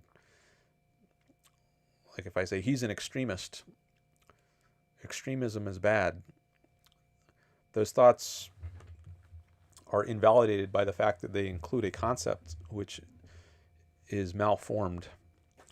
But to get that understanding of what would be a well-formed concept and what is a malformed concept, it really helps to read that book and to even be aware of the issue that a concept could be malformed. Well, I think a lot of people might just take it for granted that if someone utters a word that it has some clear meaning, and a lot of people will use a term like extremism or isolationism, or selfishness. She argued that that was often used as what she called a package deal, which is a kind of invalid concept. She sensitizes you to certain things about concepts, and if you understand those, if you understand what she has to say, then you can apply them to all kinds of concepts you encounter, and it can serve as a kind of immune system. So the next time you hear some term like Islamophobia, you can say, oh, well, that's a package deal, and I can discount that as a real thing because it's not a valid concept. It packages together both valid and invalid criticisms of Islam and dismisses any criticism as some irrational phobia. I might have to say more to make that a clear example, but I'm just trying to give you a little flavor of what you might get from reading that book.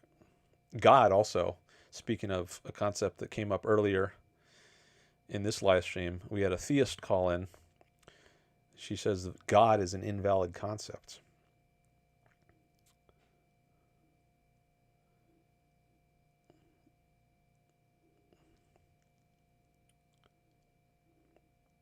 Okay. Miss Rand engaged with philosopher Hospers. Yes, John Hospers. Back in the 60s, and I think at least in the 60s. I don't know if also in the 70s, but I think they also had a falling out at some point.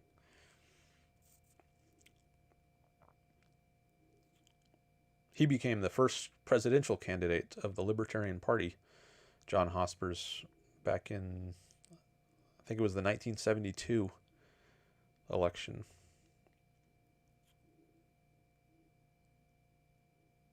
Frederick says, but he disrespected her. Hospers disrespected her during her presentation of a precursor speech about art as in the Romantic Manifesto. Yeah, that's what I heard. Their falling out was over that, at least partly over that.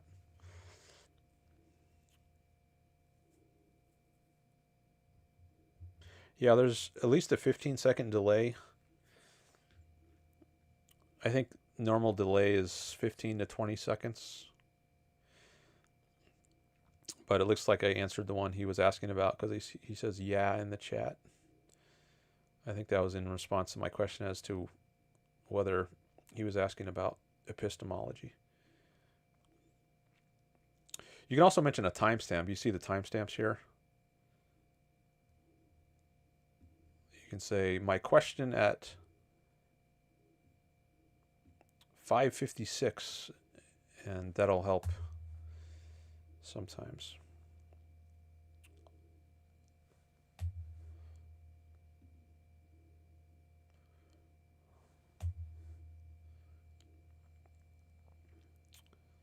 Okay.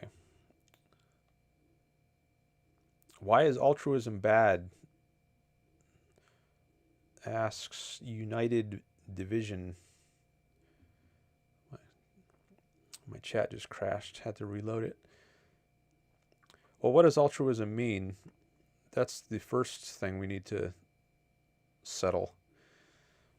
So what altruism means, according to Ayn Rand, and I think also according to the person who coined the term altruism, Auguste Comte, C-O-M-T-E, a 19th century French philosopher, is living for the sake of others.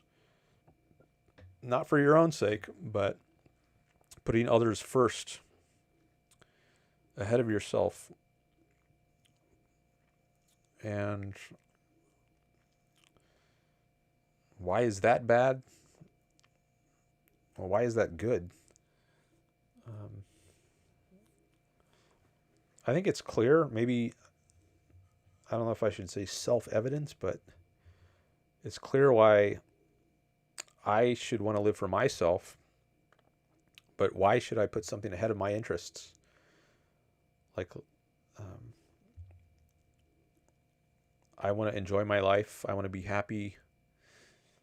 And do I need some justification for that? Like, or is happiness its own justification? Like, there are some things which Aristotle made this point. They're worthy for their own sake. They're an end in themselves, and they don't need to be justified by the pursuit of something else. They're not. So there's sometimes philosophers speak of instrumental goods, goods that are a means to something else, and then goods that are intrinsic goods. They're worthy for their own sake. And I think happiness is something that's worthy for its own sake. Unlike, like, say, money. Like, money is a means. You could say it's an instrumental good. It's a value because of the things it can buy, right?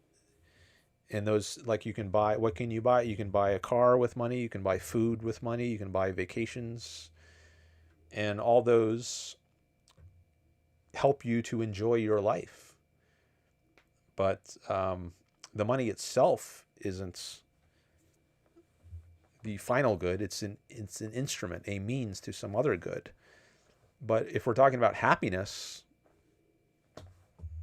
that's it. That's all you need. Why would you want anything more than that? If it's worthy of pursuing for its own sake.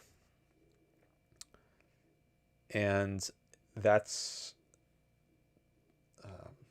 I guess I take egoism as implying a life devoted to the pursuit of your own happiness. What it is to be an egoist, if egoism means living for your own sake, living for yourself, what I think that means, to flesh it out a little bit, is you're living for your own enjoyments, for your own happiness. And Ayn Rand says that happiness is the highest moral purpose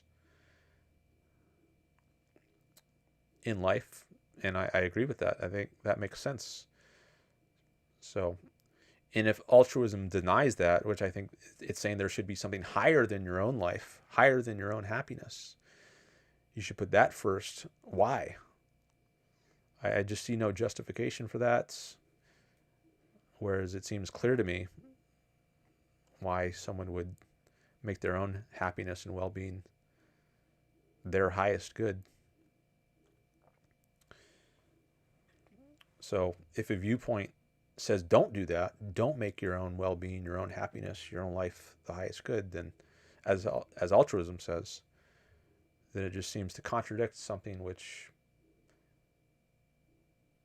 seems clearly good for me to do, namely pursue my own life and happiness.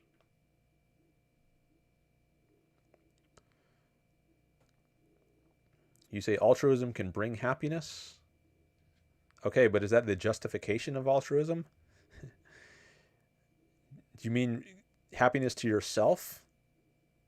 Okay, but then it isn't really altruism. If that's the reason, if the reason to be altruistic, if the reason to help others is because helping others help you be happy, then you're not really being an altruist. You're being an egoist. you're putting your own happiness as the primary consideration. And if something contributes to that, then it makes sense to do it.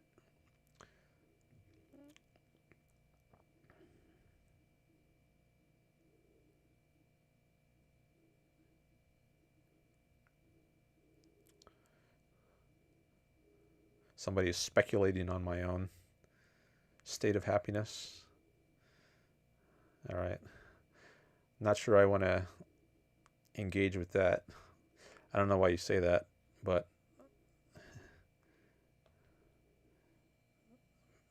maybe I'll just let that one go.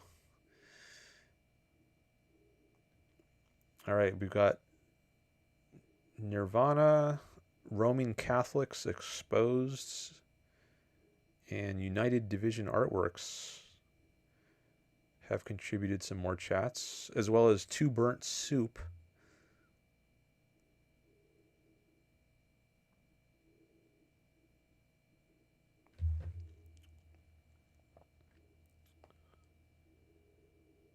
All right, I got a new subscriber. Nice. Thanks to whoever that was.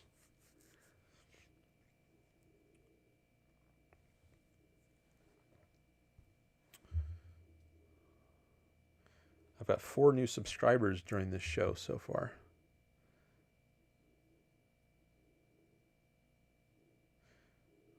Oh, maybe I should switch this to live chat, because sometimes chats get filtered out if it's on top chat.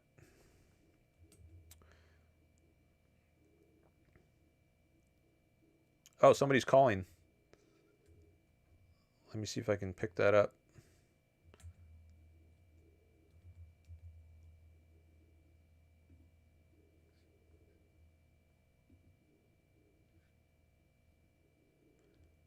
Oh, it's doing the allow mic access thing again.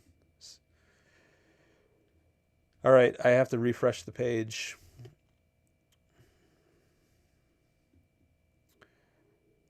I guess I have to refresh more than once. I already refreshed earlier in the stream when I had this issue,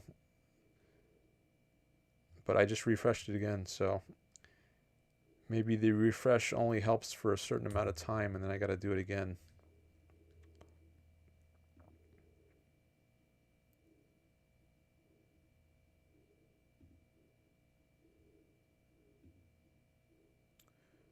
There's Saul Kripke, that philosopher who only had a BA from Harvard, but he didn't get a, I say only, not that that's easy. He didn't have a master's or a PhD, though.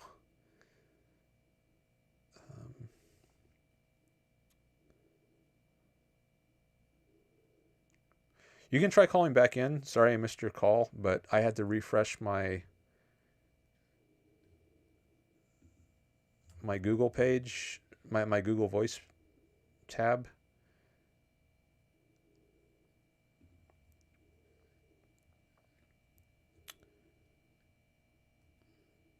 And I think if you call back in, I should be able to pick it up.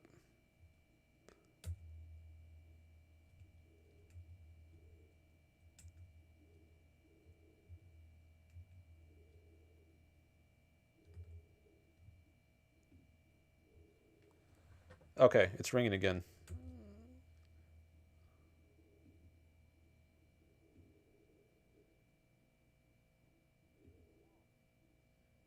Mark.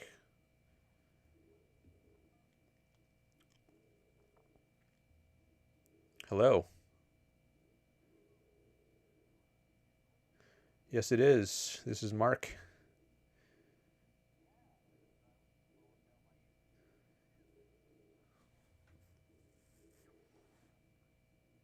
All right, good. I'm glad you were intrigued. That was the point of the thumbnail, so it looks like it's having some effect. Yeah, it's been helping a lot. I think a lot of people here are new because of the thumbnail. I think it's helped bring a lot more people by. So, did you have some particular topic? Right now, only I can be heard because I just screen calls before I put them through to YouTube. So I just want to ask.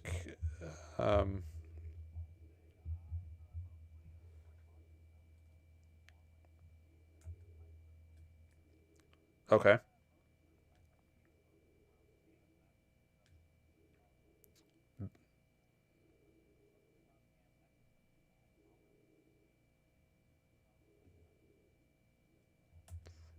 Okay. So that's what you wanted to talk about?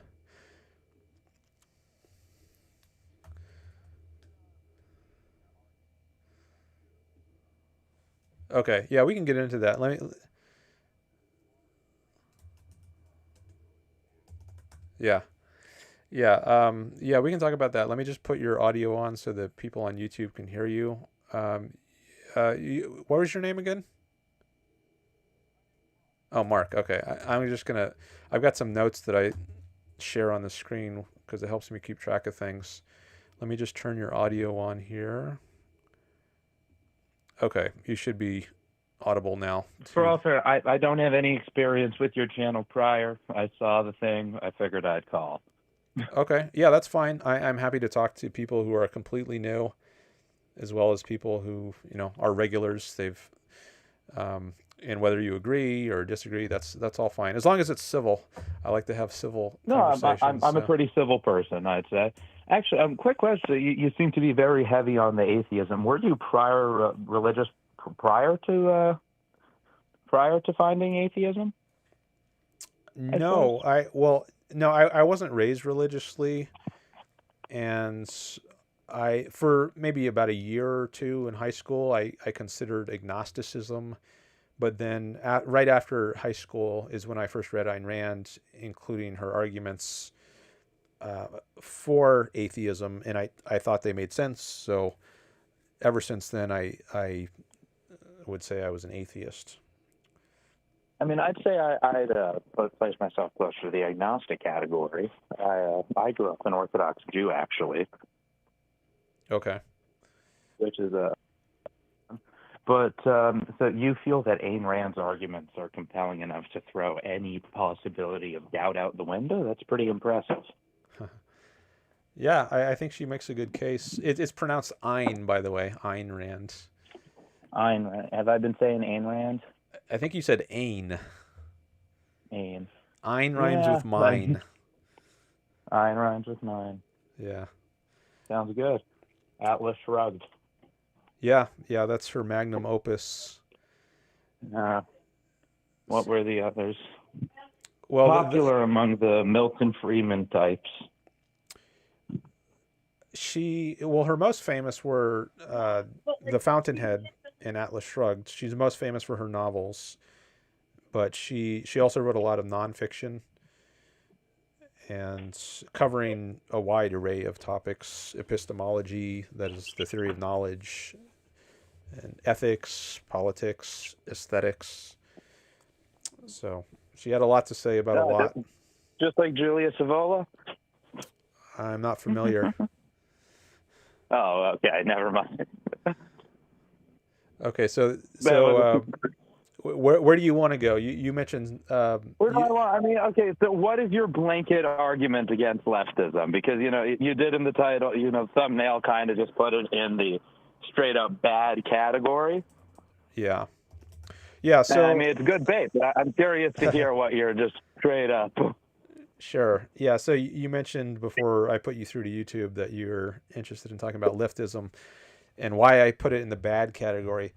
So I think leftism... I would see it personally as a lesser evil. That's my... lesser evil? Okay. That's my go-to argument. Okay. So what I'm for is freedom, and I think leftism is anti-freedom in various ways. Freedom at any cost? Well, maybe I should define freedom. So I take freedom to be the absence of coercion. So if you override someone's voluntary decisions, like what to do with your money, let's say I earn money at a job, and I would like to spend my money on X, whether it's a car or vacation or whatever, yet I'm not allowed to, at least not with all my money. Part of my money is taxed away under threat of jail. 100%. Yeah, and I oppose that. So I think that's an infringement of freedom. But under no circumstances should someone be told how they should and shouldn't spend their money? Because not if it's an adult. Say, for example, you have a cousin. if it's an Right, adult, you have a cousin who's an adult, right? yeah, He is an adult. He has children. And that cousin has a real bad gambling problem. Real bad gambling problem. So, the house is gone. Kids might be on the street. And any time that he gets his hands on a dollar, instead of helping let's say feeding his kids, something along that line, go straight inside of a slot machine. Would it not be time for you or someone else in the family to step in and say, hey, man, that money cannot go to gambling. You got to feed your kids? I think that could be appropriate, but that's because he has parental obligations. But if we're just, all right, so you believe in parental obligation. yes. But that can be enforced by the rest of society. Well, by the government, I think. So we can establish that as a baseline. So you think of government should enforce parental obligations? Certain obligations, like you have to feed your child, but you don't necessarily have You to have to feed your child. So what about educate your child? Interesting you should ask about that, because that actually came up in one of my recent debates on somebody else's channel. And I actually think that maybe that shouldn't be required. Now, there are some objectivists, that is, followers of Ayn Rand. She called her philosophy objectivism. There are some objectivists who, very respected ones, who think there should be a minimal level of education required of parents. Like, they should have to make sure their kids at least learn, like, reading, writing, and arithmetic. But there are other... The 3 R's. Yeah, the 3 R's, they're sometimes called. But I know there have been other objectivists which would say no, not even that should be required. And as long as the parents are not engaged in physical abuse of their children, the state should not step in. And I'm actually I'm partial to that. I mean, I mean, I'm open to argument either way, but I think right now I might lean a little more towards that latter view, where as long as they're not physically abusing, that the state shouldn't step in.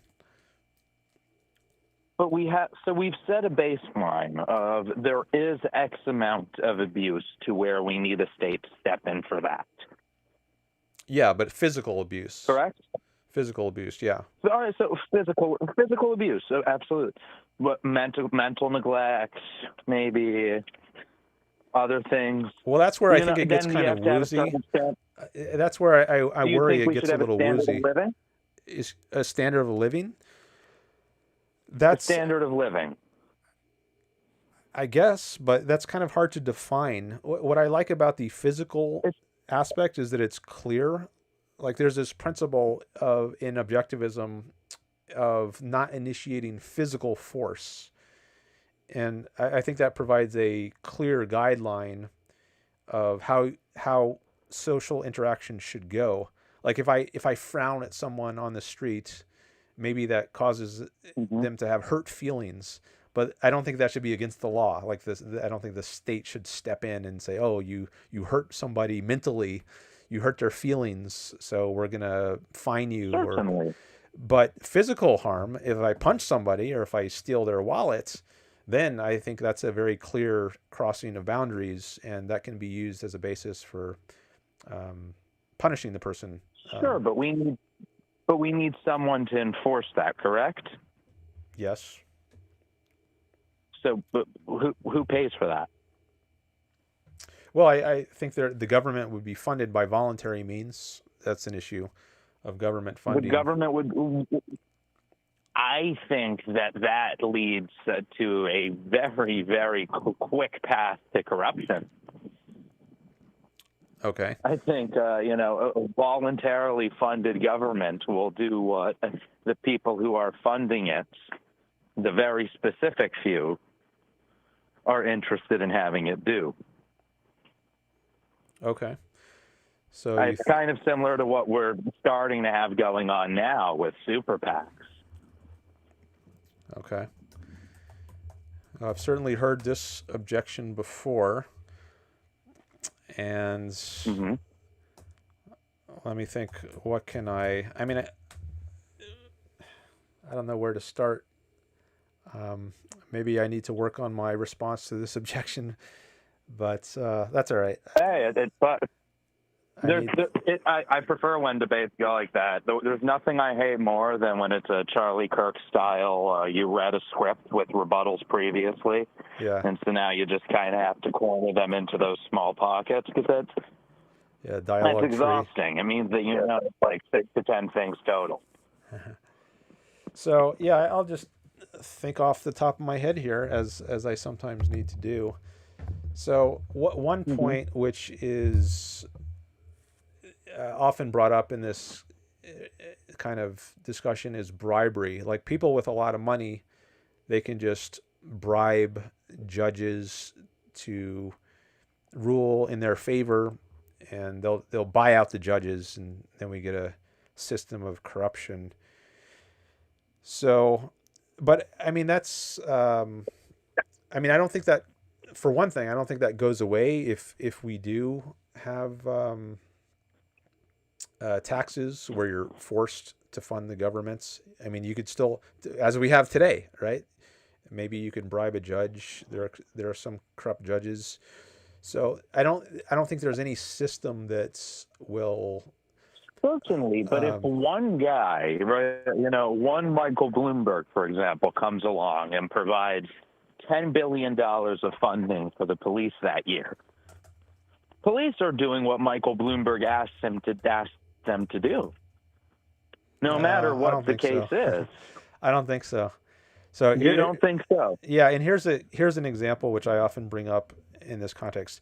If you think money can make people do things, then you can send me some and make me do some things. So I've got a PayPal account linked in my description. I've seen it. Okay, and let's say you want to. Do you think you can get me to start promoting socialism or theism? Well, send me some money and see if it works. I think there's a dollar amount. There's a dollar amount. Okay, What's the rate if you in think terms? there's a dollar amount, go ahead, try it out.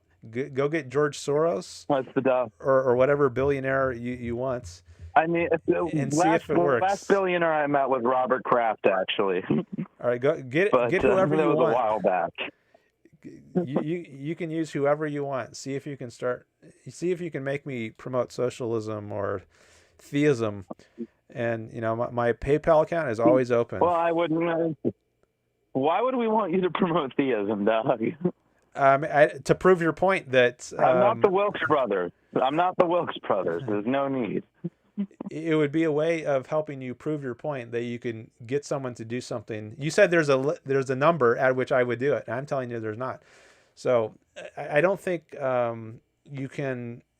Economic power is not political power. Don't you think is $10 billion not enough money to start a campaign to turn more people away from theism than you promoting on your small YouTube channel about theism that would bring in new people? Sorry, I know it's been a long day. Sorry. Basically, the amount of reach your channel would have would bring in much less people to theism than a $10 billion outreach campaign done by you for atheism. Well, I mean, the more resources you have to do something, sure, you can reach more people.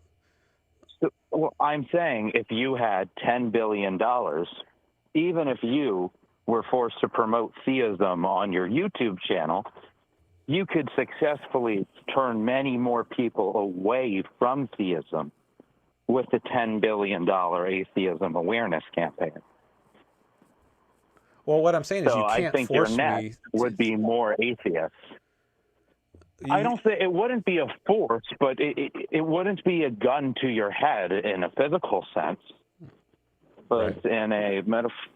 Obviously, I don't have $10 billion to pull it up right now, send to your PayPal account, take the 3.5% fee on that, and then yeah, but even if you did, you couldn't. And then, even if you did, you couldn't get me to promote some view contrary to my philosophy. That's what I'm saying.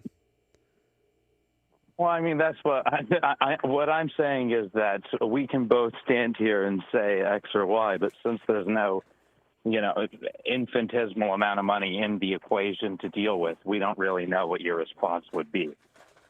Like, I've had many moments in my life where I thought I'd never do something like that, or there would never be X, Y, and Z to happen. And then eventually you go ahead and you're like, all right, that's the sales tactic that works, or all right, that's how you have to do X, Y, and Z. But eventually money comes into the picture. Everyone has to adjust what they initially thought they were willing or unwilling to do. I don't think you do. I think you can stand firm. Like if you have integrity, I don't think any amount of money will get you to do certain things. And Ayn Rand, I think Ayn Rand was offered. There was, I think Ayn Rand was offered, I don't know if it was $1 million, but there was some Texas oil man, or I don't know if it was oil, but somehow he was rich. And he said, I'll give you this amount of money if you agree to just change this one part of your philosophy and say that there is a God. And she turned it down. This is the story I heard. Now, how many books did Ayn Rand sell again? I don't know, but I don't think it matters. During her lifetime? I think a significant amount, enough that she did the math and felt, hey, it'd be more beneficial to me to have a story like this where I turn down $1 million to sell another 1 million books with the $2 profit per book than she were to decide to turn down $1 million. If you came to me and said, one of the Rockefellers came to Ayn Rand and said, you start promoting X, Y, and Z to make better workers among the populace, and we'll give you 1/4 of our fortune, then there'd be a different story. I don't think so. I disagree. I mentioned that line earlier in the live stream that Jesus said in the, I guess it's in the New Testament. And this is actually one part of Christianity, which I think she probably would agree with, which is, what profit a man to gain the whole world and lose his soul? So if you sell your soul, if you have to ditch your principles in order to get all this money, then what good is the money? If you feel like a rotten person, then the money isn't worth it. And I think that's the way she would feel. I think that's how she would respond, and that's how I would respond. I mean, there are things that are more important than money.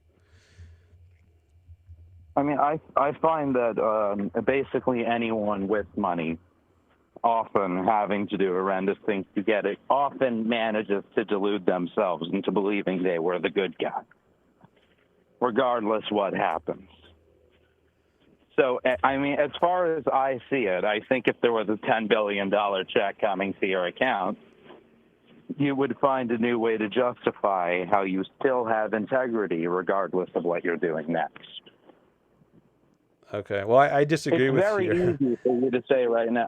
All right, no, it's fair. I think with that one, we kind of came to a standstill where, you know, as I said earlier, we don't really have enough money in the equation to answer. Well, I don't know that any amount, like, I don't know what would convince you. Like, let's say we did this, you actually gave me $1 billion and I still didn't change my viewpoint. I mean, would that convince you? Would you say, oh, well, I guess your price is $2 billion? But at this point, you're incentivized to not change your viewpoint in order to get more money.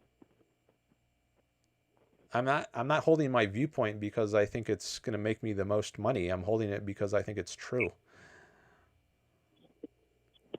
I've heard this negotiation tactic before. All right, $2 billion. Doesn't make it a difference. But, it doesn't matter what the amount is. But the money isn't real here, so we don't know what you would do in reality. Then what would convince you? I guess. Of course, in a hypothetical, it's very easy for you to say, no, I have so much integrity, there's no amount of money that would convince me to go against the teachings of Ayn Rand, for example. Well, then there's nothing I can say to convince you, I guess. Well, no, I think on that topic we might have kind of came to a standstill because there's no real way to prove that. It's a hypothetical. Okay. Well, maybe it shows that you don't have any principles you would stand by. You're willing to sell out. It could be. It could be, my friend. All right. Well, I'm sorry to hear that. I was actually just having this conversation with someone earlier. Actually, you know what? Have you ever heard of merchant cash advance? I think so. So I work in merchant cash advance. It's a Is that like a massive payday industry. loan kind of thing? I work. Yes, but also absolutely not. It's for businesses, usually major businesses doing between 200, like upwards 50,000 to $1 million, $2 million a month in revenue. Okay. They often come into hiccups, whether it comes payroll, something else. They need new inventory. They want to expand. Just generally mismanaged. They need slush cash in order to make it to the next season. You come in with your company. You offer them $250,000 with a payback of $350,000 over 2 years. They take that money, effective interest rate of about 50%, right? Mm-hmm. Now, that's a huge moral gray area as far as I was concerned. And for years, I swore I wouldn't do it. Well, I saw people I knew earning $150,000 monthly. I don't have a problem with But that. I when mean, you as long look as at it's it- all above board. I mean, making somebody I mean, alone. it's all legal. It's just, as far as I'm concerned, I think it's, personally, I felt that it's morally abhorrent. I still feel it's morally abhorrent. But for me, the amount of money in the industry is too much for me not to do it. Okay. Well, I don't see it as morally abhorrent. The interest rate is disgusting. And while it may be specifically designed not to choke the business completely, you're screwing people. Well, they're voluntarily doing it, right? 100% they're voluntarily doing it, but you're calling them when they're on their lowest point. They got to make payroll by Friday. It's Thursday evening. Well, if they don't like the deal, They then just don't do gotta the call. deal. Then they can go That's out of what you business, tell all right? of them, but you can go out of business, and some people do they file could for go out of it. bankruptcy. That's essentially their option. Otherwise, Yeah, so they have to make a so choice. as Do far we as you're file for concerned, there's bankruptcy? nothing morally wrong with that. I don't see anything right now, at least. What about payday loans? Yeah, same. That's I think fascinating. I think a lot of people they try to demonize transactions that shouldn't be demonized, and I think payday loans and what you're talking about is probably a case in point on something that like usury. Also, that's like a lot of people say there shouldn't even be interest on loans. That's usury, and this has been smeared this term has been used for I think millennia. It's unjust to make interest on loans, but I think that's completely fine. I don't see any problem with that. I think interest is fair, but it should be reasonable. Well, yeah, where do you draw the line though? I think what different people call reasonable is different, and I think it might depend. Something like if you think self-interest is bad, as many religions do, and religion has had what you might call a monopoly on morality for millennia. And if you're under the sway of religious morality... I've never heard that term. Very funny. What's that? I've never heard anyone describe it as a monopoly on morality, but that's very good. Well, I heard that from Ayn Rand. I think that's where I got it from. Like, there hasn't been secular morality until recently. My Judeo-Christian values. Yeah, and that's still, I think, very influential on many people, and they're still governed by this ancient religious kind of morality, even if they don't explicitly agree with the religion. I think many people are still influenced by it, and for them, just living is bad. Let alone charging interest on a loan. Just being alive, and the truly noble people like Jesus will sacrifice their own lives. And they yearn for the afterlife. This life is evil, and try to make profits and enjoy worldly things. That's evil, and so I think the opposition to something like payday loans might just be another example of the kind of religious attitude towards morality that many people have absorbed. I found many people who really genuinely believe that there would be no morality without Judeo-Christian values. And I think that point is absurd. I'm assuming you agree with me. Yeah, I would agree. But many people who grow up with religion really believe that all ethics and morals come from the Bible. And without the Bible, we'd still be savages. Yeah, unfortunately, I think you're right.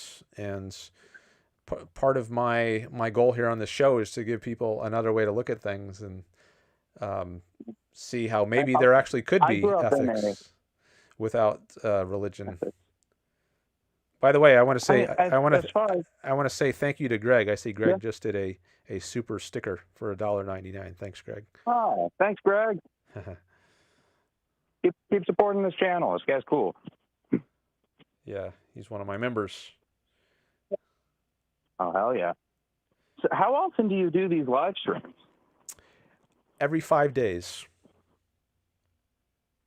Oh. So every Monday or? No, every 5. So today is Monday, so 5 days from now will be Saturday, and that would be my next live stream. And then 5 days from that would be Thursday, so yeah, at least that's my current schedule. Right, so it rotates. Yeah. Is that because of your job, or? It's just a good amount of streaming for me. Like, if I did it once every week, I think that wouldn't be enough to satisfy my appetite for streaming. And if I did it more often than that, it would be more time streaming than I want, because I do have some other projects that I like to work on. I like to study a lot of history between streams, so I want to have some time for that. So it just once every 5 days is a good amount for me for right now, given all my goals. No, I mean, sounds pretty good. Rotating schedule. Yeah, and also it gives people a chance who might not be able to see me on one day. Like if you Monday. Yeah, if you always your Mondays are always booked with something else, well then maybe you can catch the next stream because it's going to be on a different day of the week. Yeah, I mean, I saw the stream one time in my feed, and I'm like, oh, that's interesting. If I see that again after work, I'll call them there. I saw it. Yeah, and you can also, if you subscribe, you'll get a notification. For when let me do that real quick. let me do that real quick. There we go. Thanks for. I'm checking my subscriber number. It's I see it just went up to 1,117. Thanks. Hey, how long have you been streaming for? I started a little over a year ago. Now my YouTube channel is much older than that. I started my YouTube channel about almost 7 years ago, but I didn't start live streaming until about a year ago. All right, and you built up. I'm assuming the bulk of the 1,000 in that time. Well, not the majority. I think when I started live streaming, I had somewhere in the 800s, maybe 800s. Okay. But it's increased, like the rate of new subscribers. I've been getting subscribers at a faster rate since I started live streaming, and especially since I started using this new thumbnail and backgrounds. Yeah, it's very effective. I'll give you that. How often do people call? I typically get some calls each stream. The number of callers vary. Like last stream, I got 4 callers. Well, actually, there's more callers than that, but I don't take everyone who calls because sometimes my calls are very long. Like they'll go for an hour or 2 hours. I think my longest call was over 4 hours. So I don't have time to take every call that comes in. But usually I can get at least a few callers each show. And I tell people, I'll at least tell them now, if you want to put some super chat money in the chat, then I'll give you priority. So that's a way you can get through. That's pretty effective. Yeah, I'm hoping I can get that to work. And then, do you stream on multiple platforms at the same time, or just YouTube? Just YouTube right now. But I think I will eventually expand to other platforms. I'm Yeah. using Now, as far as I know, it's pretty simple to do, to like just set up all three to go at once on OBS. yeah, And I yeah. just assumed that would, increase your reach. Yeah, and I started using OBS just about a month or two ago, and I'm still getting the hang of it a little bit. And maybe after I master it more, I will start using other platforms as well, like Facebook and X. I won't pretend to know beyond the basics, but X is also definitely a good one because those live streams show up in people's feeds. I know TBPN, several big internet shows regularly upload to X. Mm-hmm. Yeah. Also, you call it specifically, that bothers me, actually. I haven't said that out, but it's Twitter. What bothers you specifically? Oh, no, I said like that, but that I called it X, I'm saying. Oh. I always call it Twitter. Oh, yeah. I guess I got used to the new name. I used to use both names, but actually, for me in my head, I just like always thought I'd never get used to the new name, but apparently, yeah, after a while, I don't think it makes a good verb. Like you used to be able to say I tweeted something, but to say I X'd something, it sounds weird. So Twitter did have that advantage. It's actually a pet peeve of mine when people say I X'd out a tab. That's not a thing. You close the tab. You're not a toddler. Don't call the action of clicking on the X button Xing out. Okay. I don't have a problem with that personally. But, as I said, pet peeve. It's like really not that big a deal. Yeah, pretty minor. But I think Twitter, that was like a major fumble branding-wise. Like he paid a premium $44 billion for that and decided that his idea was better than that. I guess that's capitalism. Well, I guess sometimes you make bad investments. I mean, I'm not taking a position on this, whether it was or was not a bad investment, but what I do support is freedom to choose, what you invest in and the government not being involved. So the government shouldn't step in and block the acquisition like it sometimes. Anti-regulations. What's that? You're anti-regulation. This is yeah. I mean, I should have guessed. Please tell me you're not one of those what's next to license to make toast in your own toaster types of people. Say that again. You like broke up a little. Driver's license. I don't know if you've ever heard the question. What's next? License to make toast in your own toaster? Oh, I haven't heard that particular one, but I don't think the government should be. That's like a classic libertarian debate meme from like 10 years ago or so. Okay. I think at the Libertarian Convention for the next presidential candidate in 2016, I think it was. Okay. But it was mean to death. So, like driver's licenses, are we pro that? I don't think the state should be involved. I mean, I think there should be private roads, and the government should not be in the business of licensing drivers or doctors. I mean, I think there can be private practices, private rating agencies, and there can still be schools, right? Private schools. I don't think the government should be involved, but there can be diplomas, right? Harvard, for example, Harvard is a private school.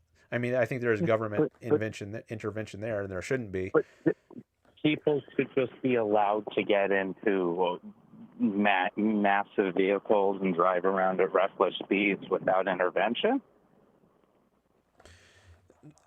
There should be rules set by the road owners. So like if you're a road owner and you want to run a profitable road, you're probably not going to want to allow reckless drunk drivers on your road. So the owner of each separate road will have a separate driving test for people to allow them on the road? No, not necessarily. I don't exactly how it would work. I don't know, but I don't think. But the government shouldn't be involved. Yeah, the government should not be involved, and I think the free market would evolve a system of rules that make sense and that would be profitable. And if you have some crazy set of rules, like you allow drunk driving on your road, then you're not going to get many customers going on your road. So I don't know. I'd pay for that. Well, you might do some crazy kidding. things. Before you were saying I'm you might sell out for the right dollar amount. So right dollar amount. I will promote. Actually, that's a good question. What would be my hard stop to promote for the right dollar amount? Because like there's things that what I was saying earlier. There's things that I consider ethically wrong. I see earlier. What you were trying to say is that there are certain things that people have that no matter what dollar amount it comes to, they wouldn't sell out for. Mm-hmm.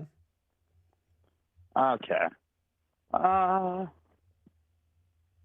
Yeah, that's pretty fair, but I'm not exactly sure if that's because of a moral standpoint or just because of how I would feel about it standpoint.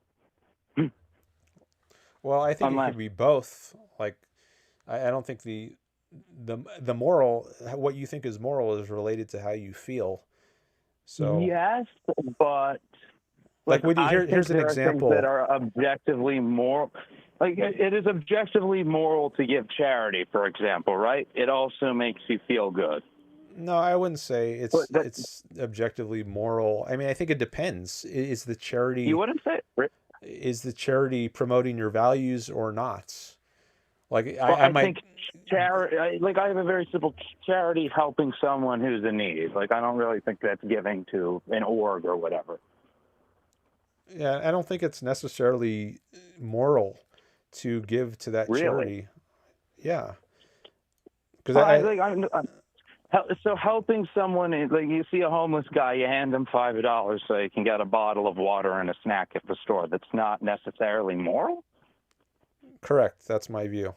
I don't think it's immoral to not give him $5, but I do think it's moral to help him out. Okay. Yeah, I think it actually might be immoral to give him $5. Let's say if you really need that money for your own children, let's say you're poor yourself. Well, once again, that's why it's not immoral to not give him. But if you have the extra means, it's moral to slide him a $5. I think it might be immoral not to give him the money. It just depends. Like, let's say he's your friend, and through no fault of his own, he got in some really tough spots, and it might be immoral to not help your friend out. But only if it's a friend. If it's a stranger, then it's perfectly fine. I think it would take more justification because his value to you is not as high. So okay. It would be less likely to be immoral. So I think our fundamental difference is that you believe morals are based on your own feelings as opposed to being something objective. I don't think I would morals put it as are based feelings. off of how you would feel about something, for example. So like you wouldn't feel too bad about a homeless person because you don't know them. But for someone who's your friend, you know them, so you'd feel it, and then that becomes a morality question. Am I kind of right? Well, feelings might be related to in a very what I'm blunt, roundabout way. I'm a little uncomfortable with saying it's just about feelings. I mean, I think feelings are related here, but maybe I could also put it in terms of values. Like I value one person more than the other, and for good reasons. So I think there's rationality. That value is due to your feeling.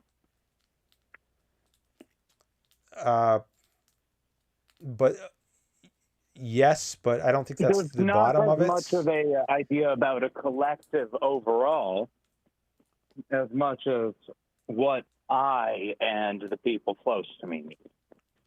There are reasons behind the feeling, though. It's not just an arbitrary. 100%. No, I'm not disparaging you or saying you're right. Like I'm just as like of a blunt, if you had to put it in the hardest way possible, like your philosophy.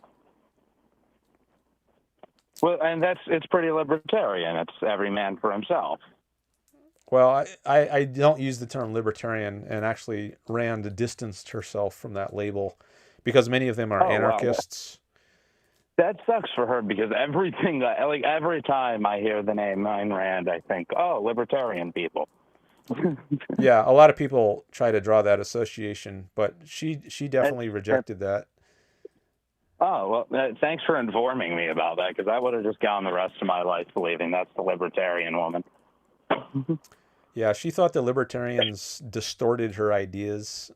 They seized on to one principle, what they call the non-aggression principle, and then they distorted that, took it out of context.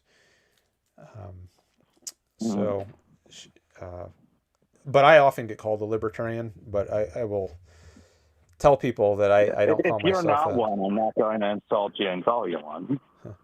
Objectivist would be a better term for me. Okay, objectivist. So is capitalism just the best system we have, in your opinion? Or is it like the best system that can possibly be done? And that's why it's ultimately good? Because, you know, I could see an argument for it being the lesser evil. I don't know about it being good. I think it's good. I see that.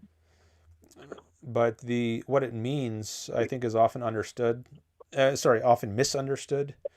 Like many people today will say that we have a capitalist system in the United States, and I think no, we don't. It's far from it. We have lots of government intervention. But I think when I think of capitalism, I think about you know, how when the people from Brussels. So wait, where is that? Do you remember? It brought Belgium. Mm-hmm. When the people they came down to the Congo and they started farming rubber, and they enslaved the local population to farm rubber. And the most important thing on earth was just keeping that rubber production. You've heard of this, I'm sure. Yeah, you've mentioned you're a big history. Yeah, but history is a broad field, and I haven't heard of this particular case. But it's not capitalism if it involves slavery. That's anti-capitalist. Well, that means coercion. To support a capitalist. It was to support what it ended up in a purely capitalist system was in order to increase those increments, in order to constantly, because one thing that capitalism demands is infinite growth off of what are finite resources. The essence of capitalism is freedom. That's how I understand it. The essence of capitalism is freedom. Yeah, and so if it involves slavery, that's anti-freedom. Yeah, but I don't think that's the correct answer, because what the infinite growth aiming for infinite growth while only having finite resources led to was enslaving the local population and cutting off their hands whenever they didn't meet the rubber quota for the day.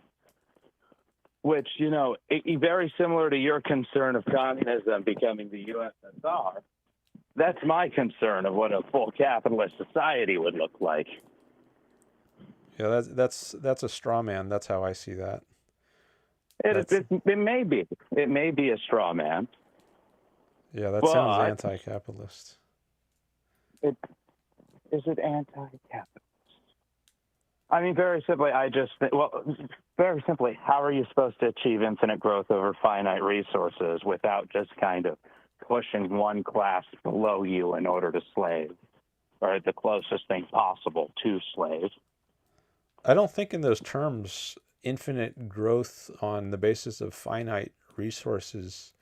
I think the goal of capitalism is to protect, well, not the goal, but the way it works is individual rights are protected. And what that means is people are not subject to coercion, or they're not subject to force, such as slavery.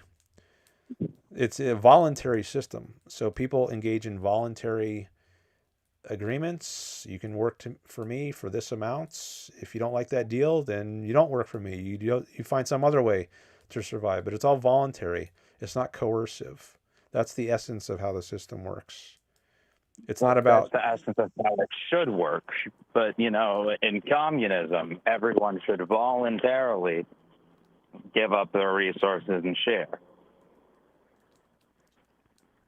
correct? Well, there's no private property in communism. That's what they advocate for, the abolition of private property. Yes, the abolition of private property, but it would be a social contract that everyone would have to agree to, similar to here in capitalism. If one or two people don't agree to that social contract, you'll immediately have people start to factionalize. Well, I mean, if people don't agree to not initiate force, I guess they could do that, but then they're not going to be welcome in that society, or I mean, that's what a police is for, to get people like that off the streets and throw them in jail. So if you have robbers, and those are the privately funded police. well, voluntarily funded, right? Voluntarily so I'm saying, funded. And they're going to follow the instructions of whoever funds them. No, I don't think so. But this comes back to the bribery case and whether you would sell out. Yeah. Sure. But, I mean, you're trying modern... I don't even think it's bribery as much as if that's who you're paying, that's who you work for. If that's who's paying you, that's who you work for. I don't think it works like that. It's not like a employer who's paying a employee to do a specific thing. But there's no guarantee of your paychecks coming the next month if you don't follow what the one guy who pays for the department says. There's no guarantee. Okay. I'm saying he could, if there's one guy who pays the checks of the entire department, or even two people, and they get together and they conspire that we don't want, just for the complete, we don't want anyone wearing a hat in the town. If you wear a hat, you get kicked out. Maybe the officers don't want to kick out people who are wearing hats, but the fact of the matter is they might not get their next paycheck if they don't. Okay. Well, you think someone else is going to step in and pay their pay those two instead, or someone else going to step and pay the rest of the force? I mean, other people can step in to volunteer. You can and then you have a bidding war over control of the police force. No, I don't think that's how it would go. Really? What do you think would happen? Like in this, in your idea of perfect reality, where there's no government and cops are privately funded by people.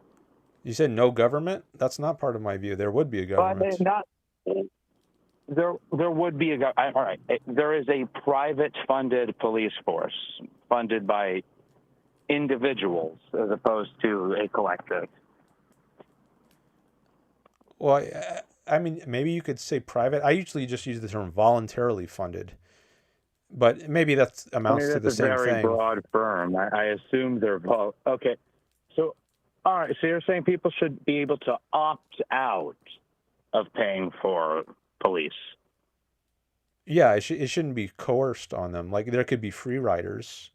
I don't think that would be a problem, but there could be free riders.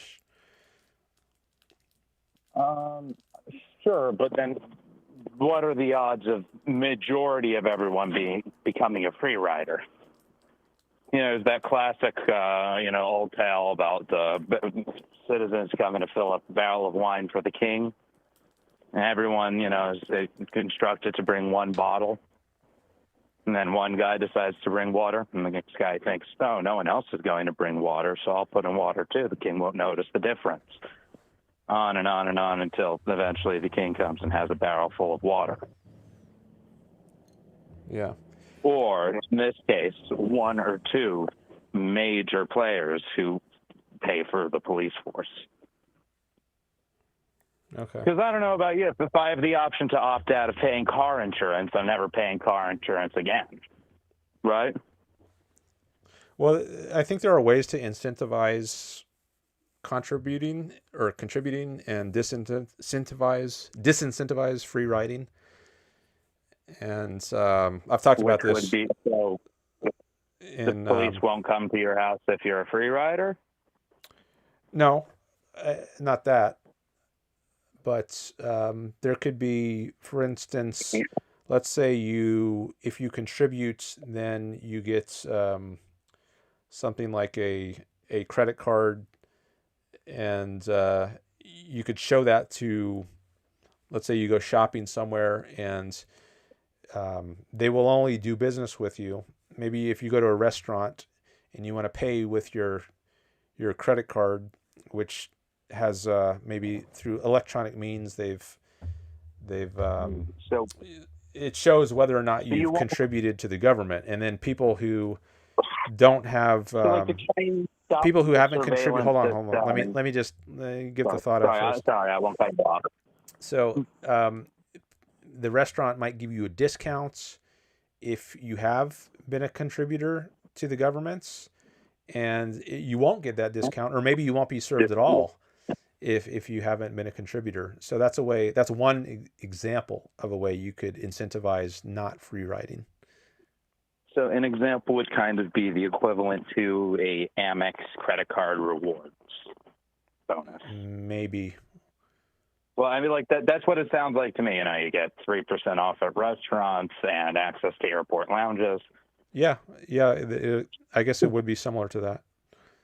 It sounds very much like a credit card. But, I mean, I see the vision, but I don't think that's a powerful enough incentive to provide the police force with enough funding. Well, that's Or at another least issue. Not enough that you would.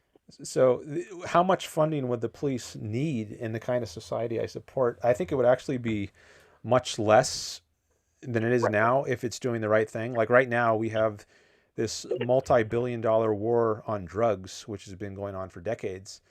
But in my society, there wouldn't even be laws against drugs. Drugs would be legal. So all those billions of dollars that is spent fighting drugs. Hold on, let me finish my sentence before you jump in. All the billions of dollars that is spent on fighting drugs wouldn't have to be spent. So much less money would need to be raised. I think there would be much less crime in the kind of society I envision. So many things are going to be different about this society, and I think it would be much easier to fund. The war on drugs brings in more money than it takes to fund. That's why it continues. Explain. It's because like their programs create jobs, rehabs are jobs. All of these things are basically like a necessary functioning part of our economy. That's why they stick around.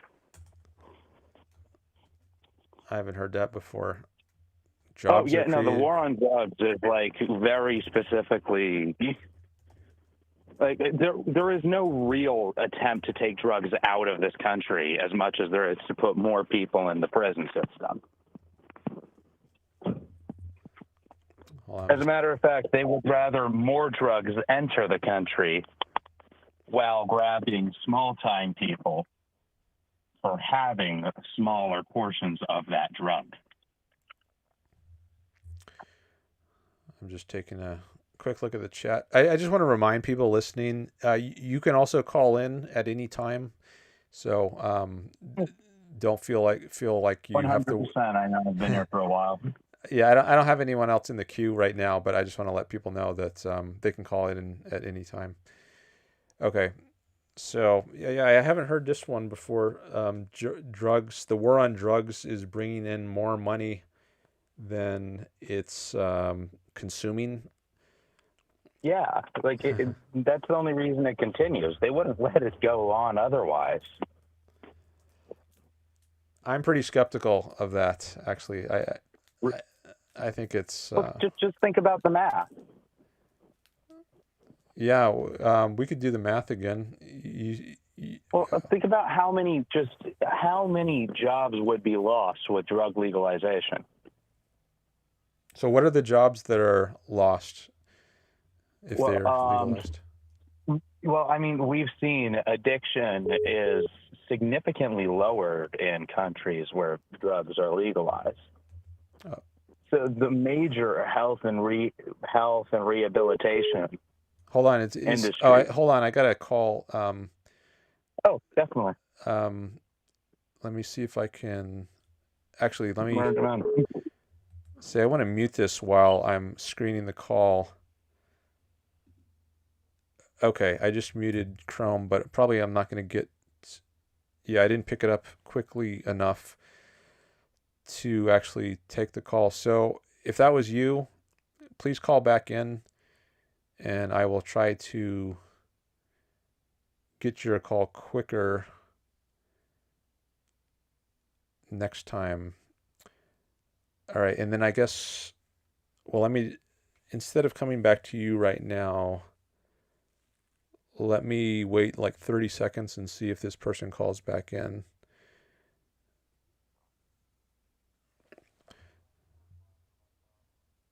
Okay.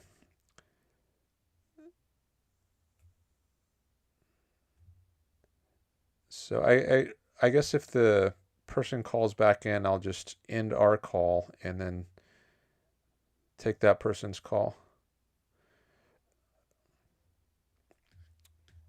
Yeah.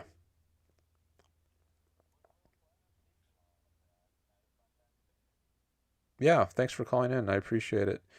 So, if you want to, you can hang on for a while if you want, or I mean, it's up to you. But the person hasn't called back in yet. Okay.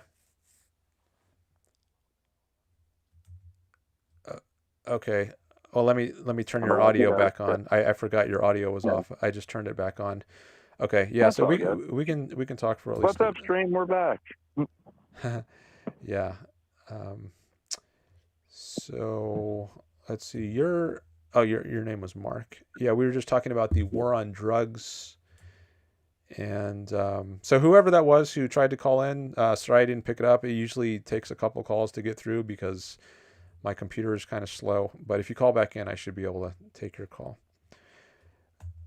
Okay, but in the meantime, Mark and I were talking about the war on drugs and what it costs, and you were telling me.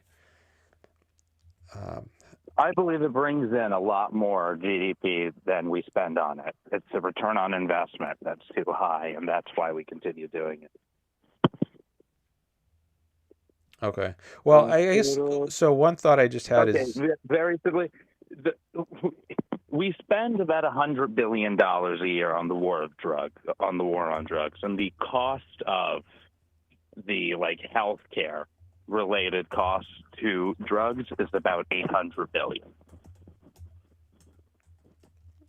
800 billion for the healthcare. Yeah, like the healthcare related. So rehab industry, from rehab to every single part of those needles, insurance billing that comes along with that, like from every step of the way. Okay. I'm wondering if this might be a kind of broken window fallacy where you focus on the seen rather than the unseen, the things that $100 billion could have gone to. Certainly, but I mean, it's just that without that $100 billion, I assume that 800 billion would fall closer to 400. And so, since they don't want to see a 50% drop in revenue, they keep on spending about $100 billion a year.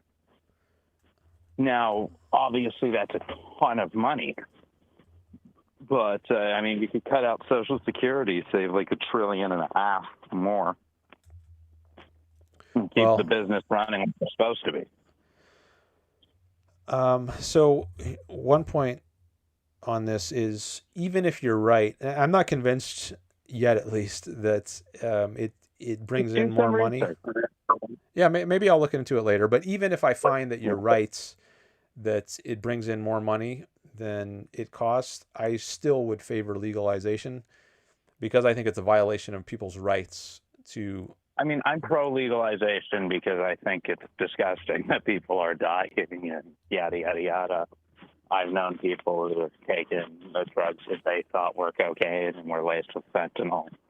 And it's just like that. That's why I support legalization. But I believe the reason why is because it's like a money issue.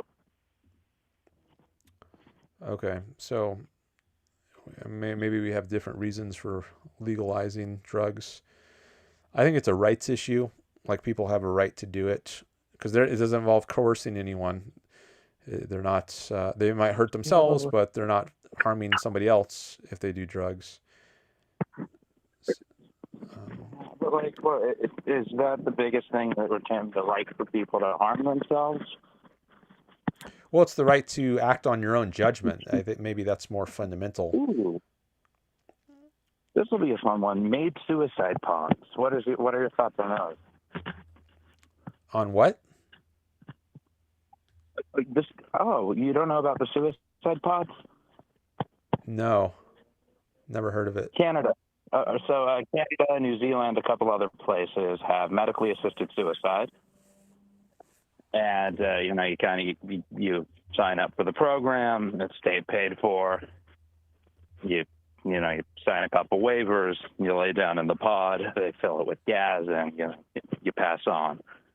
A lot of people feel morally outraged, whether this is wrong, people shouldn't be allowed to take their own life. I've always felt like, these people got to go through a whole process in order to, legally kill themselves. They must really want to do it. I support the What are right your to thoughts? assisted suicide. Yeah, I support right to assisted suicide. Well, I'm shocked you haven't heard of the pods. I guess everyone just lives in their own, bubble of information. Well, I study a lot of history. I don't keep up with current events as much. I mean, I hear some things, but I haven't heard of this one.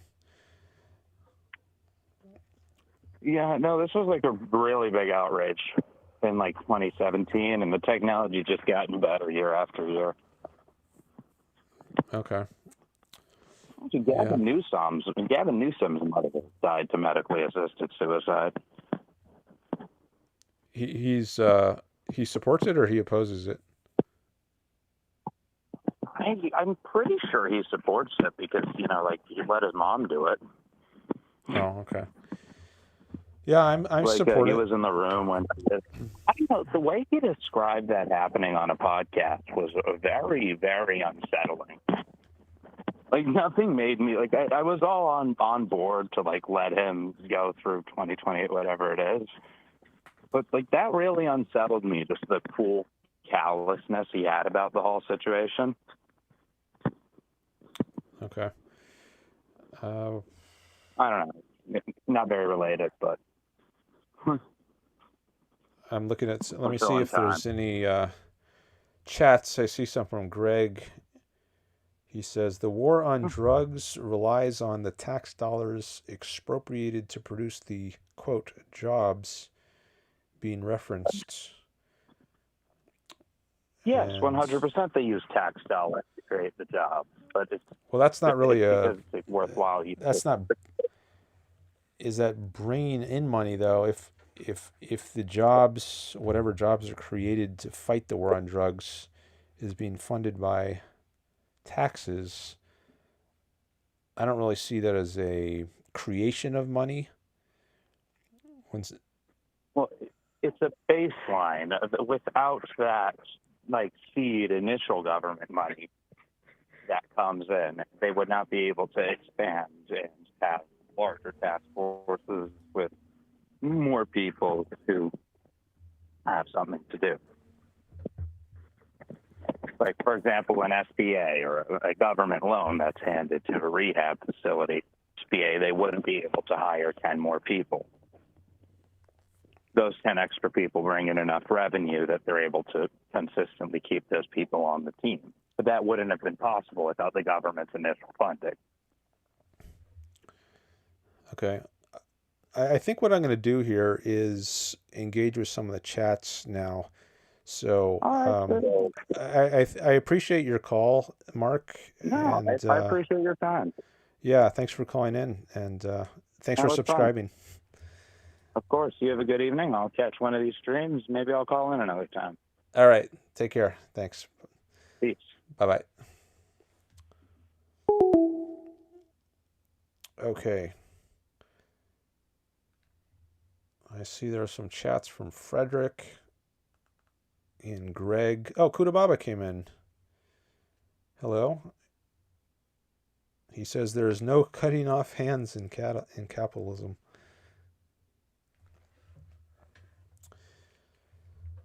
At least no voluntary cutting off of hands. What if someone voluntarily decides he wants his hands cut off. I did a show, maybe it was months ago, about what kind of contracts people could voluntarily agree to. And there are some cases I wasn't sure about. There was like sex changes. That's one kind of case. Like, should someone be able to voluntarily agree to, have perfectly healthy organs on their body removed? And I guess I lean towards yes, as long as it's an adult and it's determined that they're not insane. Like, if someone is insane, you might think they're not mentally competent to make certain decisions about themselves. But I'm open to the idea that someone could be not insane and decide they want a sex change. But what about other kinds of surgery, like amputating limbs? What if there's someone who, like a hand, like what if someone says, I want you to cut off my hands, and I'm voluntarily asking you to do this. Should that be allowed? There was a woman, this is an actual case, who wanted to be blinded, and from a young age as a girl, she wanted this, and she eventually had I think it was her psychotherapist, he poured drain cleaner into her eyes, and I think the next day it didn't completely work, and she was upset. Like, I can still see somewhat, but then eventually I think the blindness completely kicked in, and that was what she wanted. Like, should that be outlawed if people have these very rare disorders? I think it was called BIID, bodily integrity something disorder, I think was the name given to this woman's condition. But anyways, what if someone has some rare disorder where they want one of their perfectly healthy limbs to be amputated? Should that be allowed? Maybe, in my view. I'm open to argument either way, but there's some tricky cases, I think. At least tricky for me.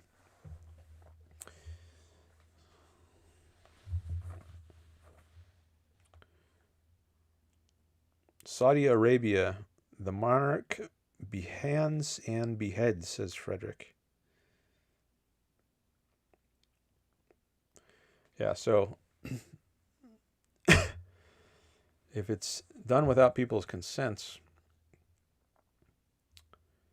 then it's anti-capitalist. But there is a question of what should be proper punishment. Like, even in a rational, free society, a capitalist society, I think there could be the death penalty. I think Ayn Rand was opposed to the death penalty. Not because a murderer doesn't deserve to die, but because of the chance that he's not actually the murderer, right?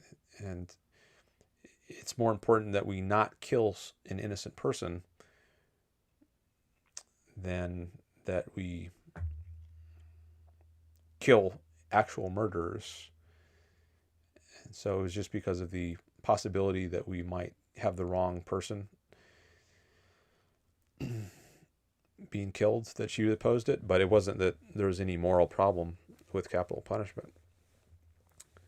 But are there certain kinds of punishments that are inappropriate? Like, could there be a punishment of cutting people's hands off? I mean, we have life in prison. What's worse, life in prison or having your hand cut off? or you might say, I'd rather have a hand cut off than spend my whole life in jail. So is that at least a type of punishment that should be considered in some cases?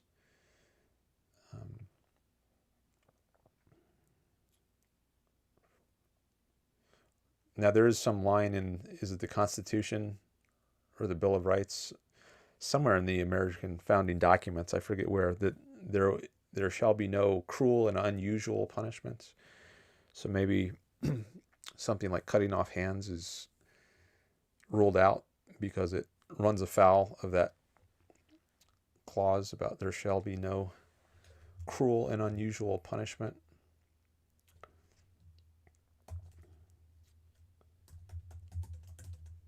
I'm looking that up.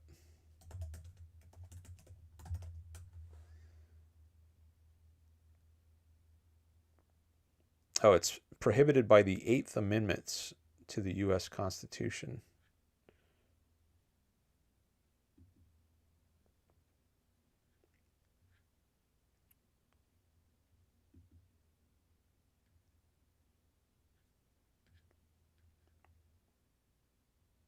Excessive bail shall not be required, nor excessive fines imposed, nor cruel and unusual punishments inflicted.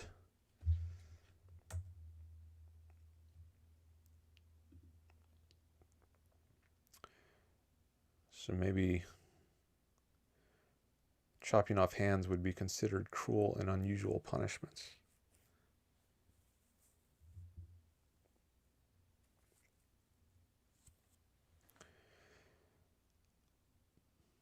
But I haven't thought about that much.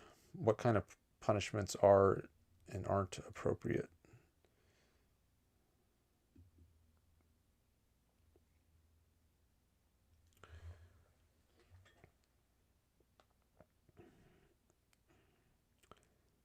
Looks like I might need to block someone in the chat who's coming in here with an insult.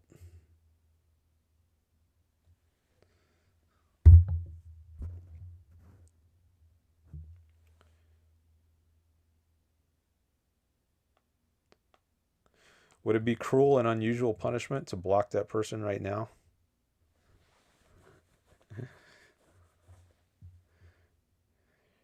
Should I give him 30 seconds to apologize or retract? And if he doesn't, then I'll block him. Would that be a good procedure here?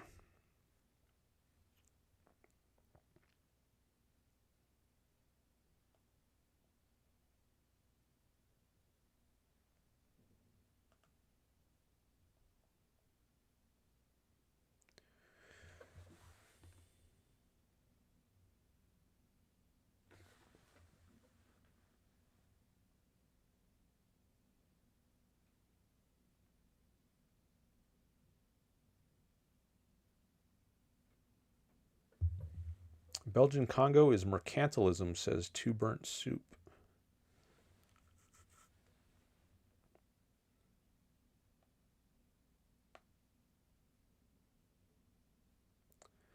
Greg says no trial. What, for the chatter?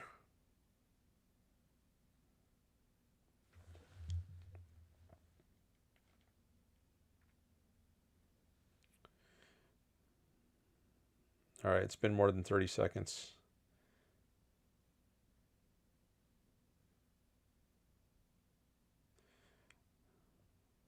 I just blocked him or her. Didn't last very long. No due process. What is a due process in this case? Maybe a good process is to quickly block chatters like that. What do you think? Do you have a different idea of what would be due process in this case? If that's even what you're talking about, Greg. You mean the process for dealing with a chatter like that?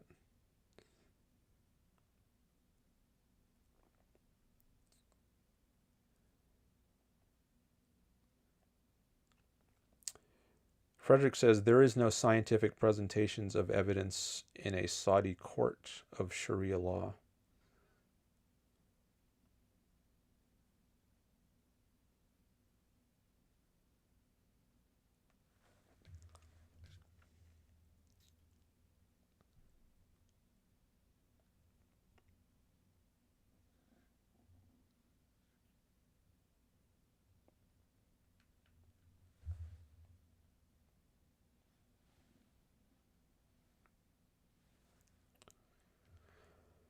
All right, what next?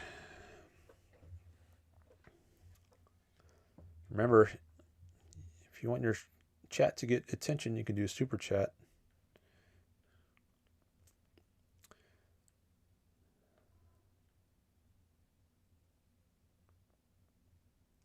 Almost up to 400 views.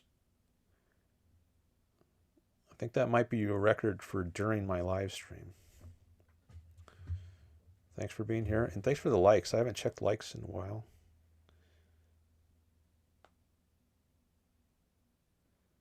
All right, we're up to 15.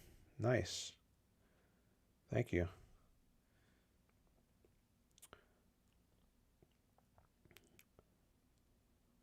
Greg says, swift and sure justice. Yeah, that was pretty swift. Chatter did not last very long.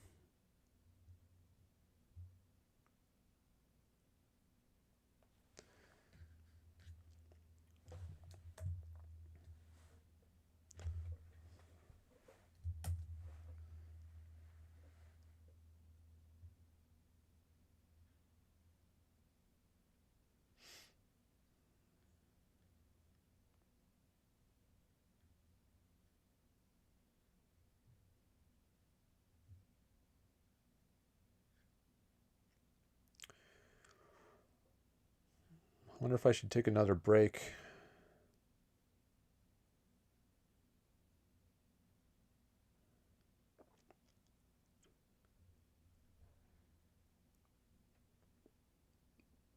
And then look through some more of these earlier chats that I haven't gotten to yet.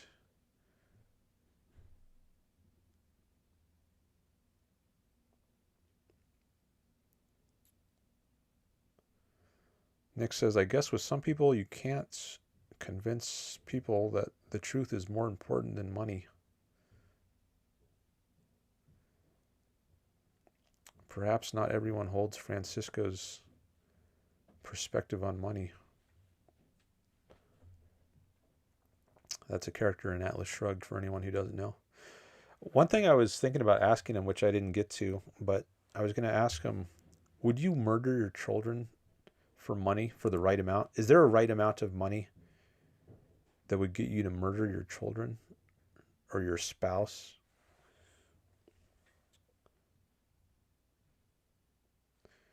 I wonder what he would say to that.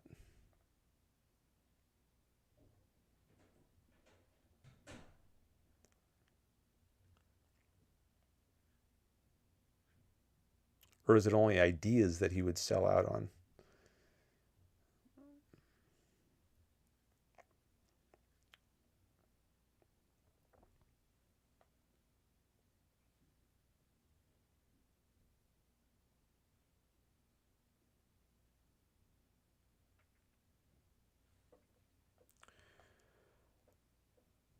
Okay. I need another break. I think this one will be shorter. I'll try to keep it under 10 minutes, but I think if I'm going to go to my usual 9-ish, 9:15 Pacific, I want to take a break now. So I'm going to type in the chat on break. Oh, somebody just called. Okay, well, let me pick that up and see who that is.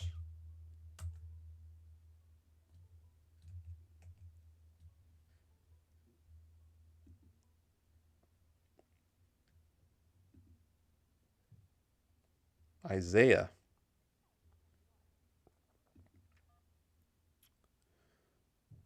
Hello. This is.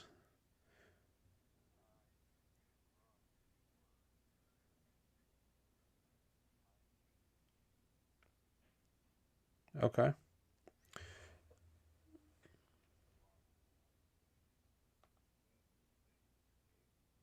Yes.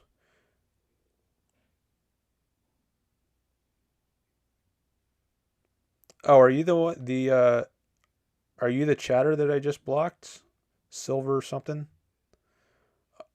Oh yeah, because you were I thought it was insulting.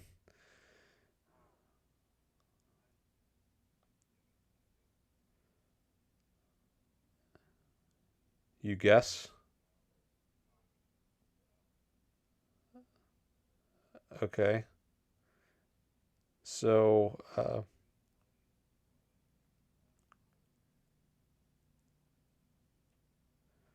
okay. Well, I don't know if I want to have this.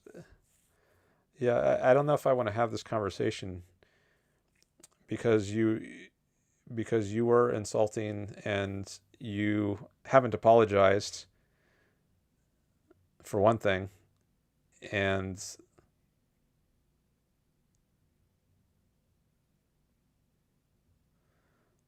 okay, well, if I don't know about that, but if that's the kind of language you want to use, then I don't think that's the kind of conversation I want to have.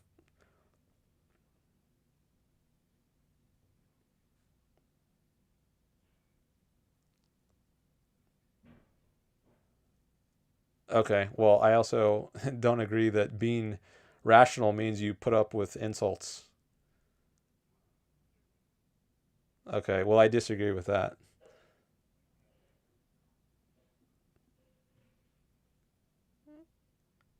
Okay, okay, well, I think calling someone a fool, at least the way you did it, I think it comes across as an insult. I think it's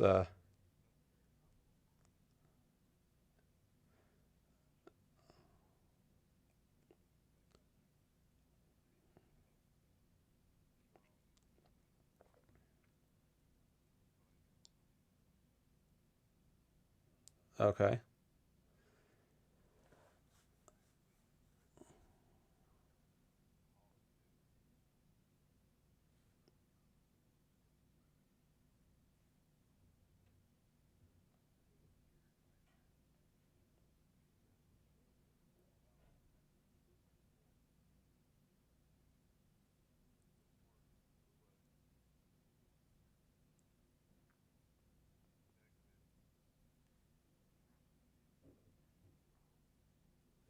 Okay. Well, if you agree to be civil, then we can try to have a conversation. Okay. All right. Well, right now you can't be heard on YouTube, only my side of the conversation. And I can turn on your audio, but I think I want to take a little break first. Are you able to hang around for like 5 to 10 minutes while I take a break? All right.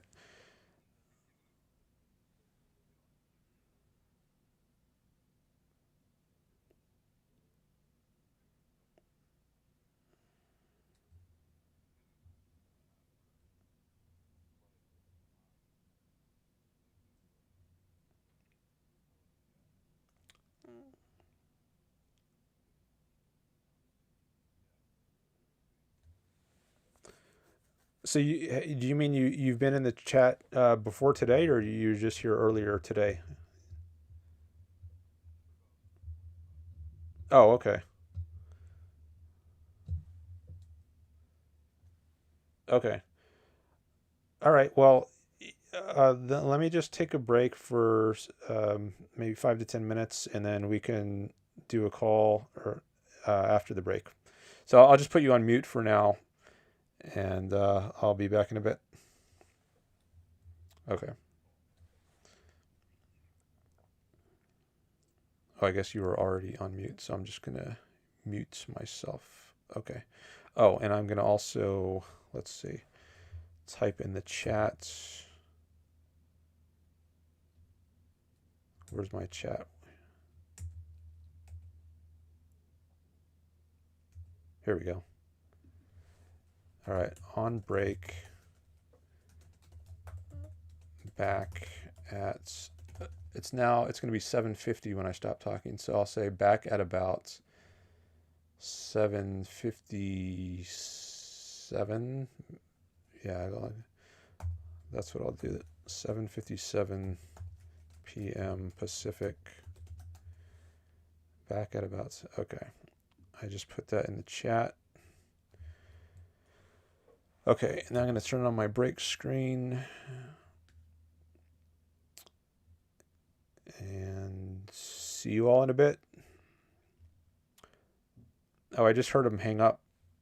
So maybe he's going to call back in after the break. I thought he was just going to hold on during the break, but that's fine. You can call back in.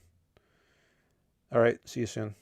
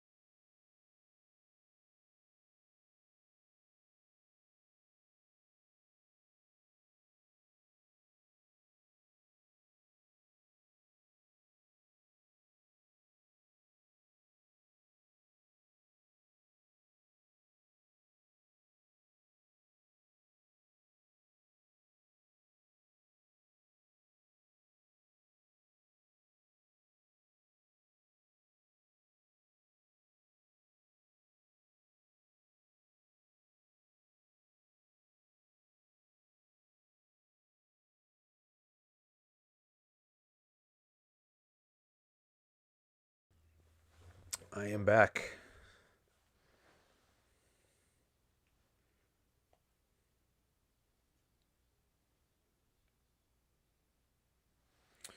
All right, looks like Greg is going to sleep, perhaps. Thanks for being here, Greg.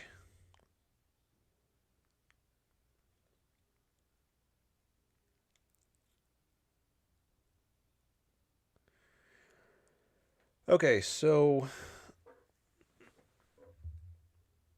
the caller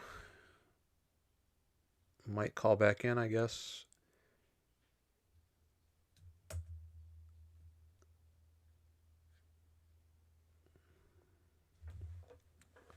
But I haven't seen a call yet.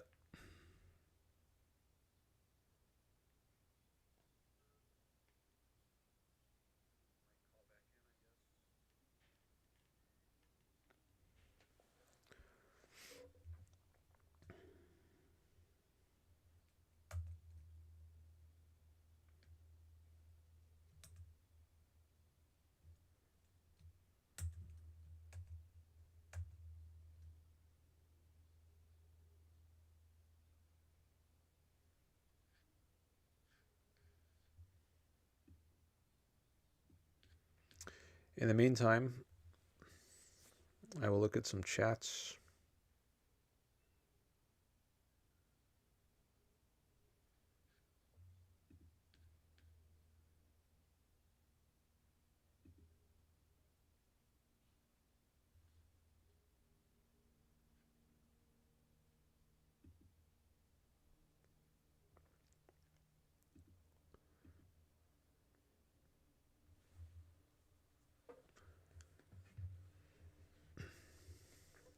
Testing.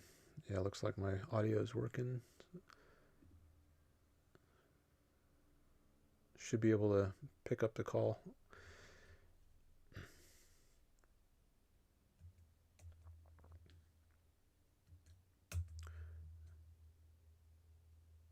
All right, who is still here?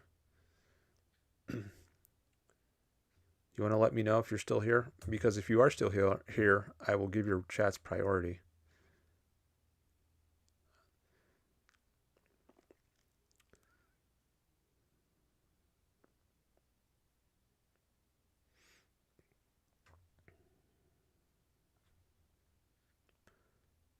Greg did a super sticker.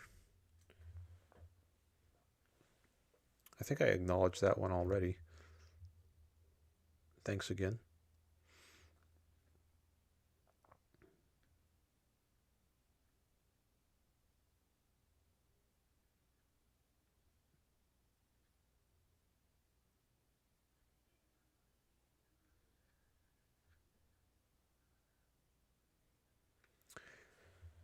So Silver Spade 1, he was the person who called in. I blocked him in the chat, but when I was screening his call, he apologized for what he said in the chat.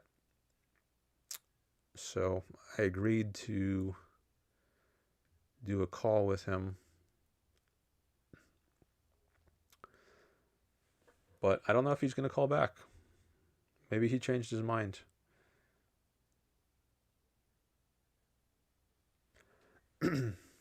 All right, so I'm going to look at some of these other chats. Right amount of money to murder your child, asks Greg. And then he says, ask Abraham and Isaac.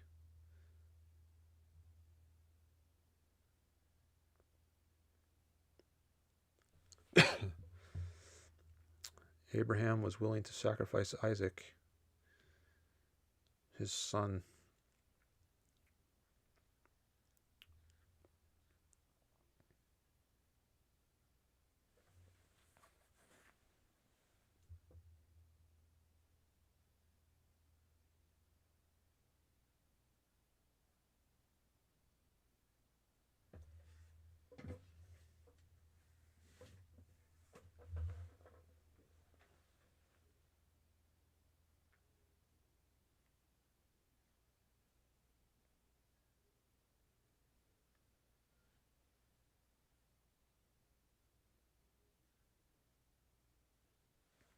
Marx saw capitalism in a religious manner.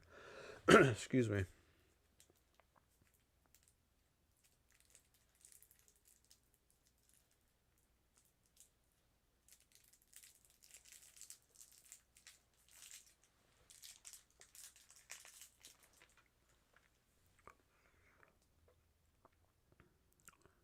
Frederick says Marx saw capitalism in a religious manner.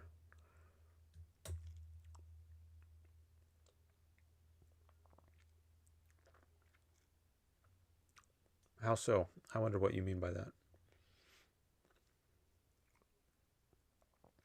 I haven't read a lot of Marx. I've read the Communist Manifesto, which is pretty short. A couple of times I read it. And I read the beginning of Das Kapital. I don't remember how much.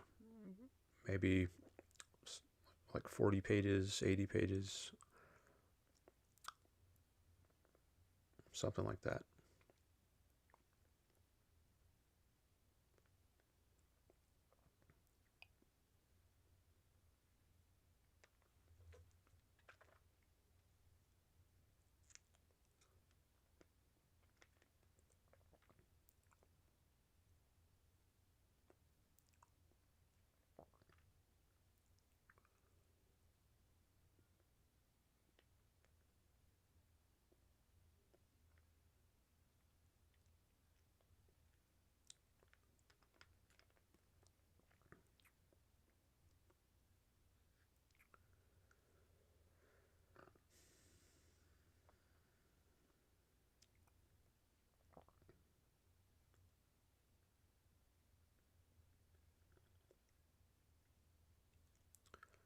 There should be qualifications for licenses by private associations.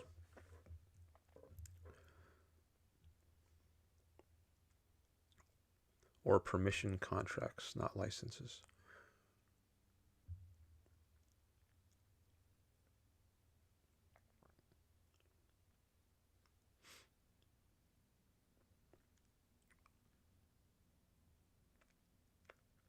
I'd be interested to hear some elaboration on that.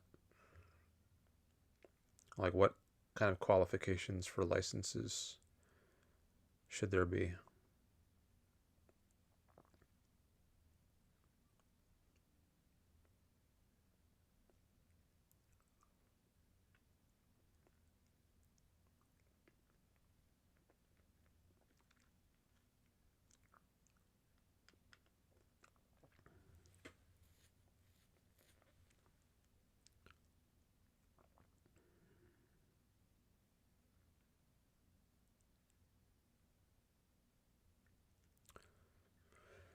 Lotteries, that's another kind of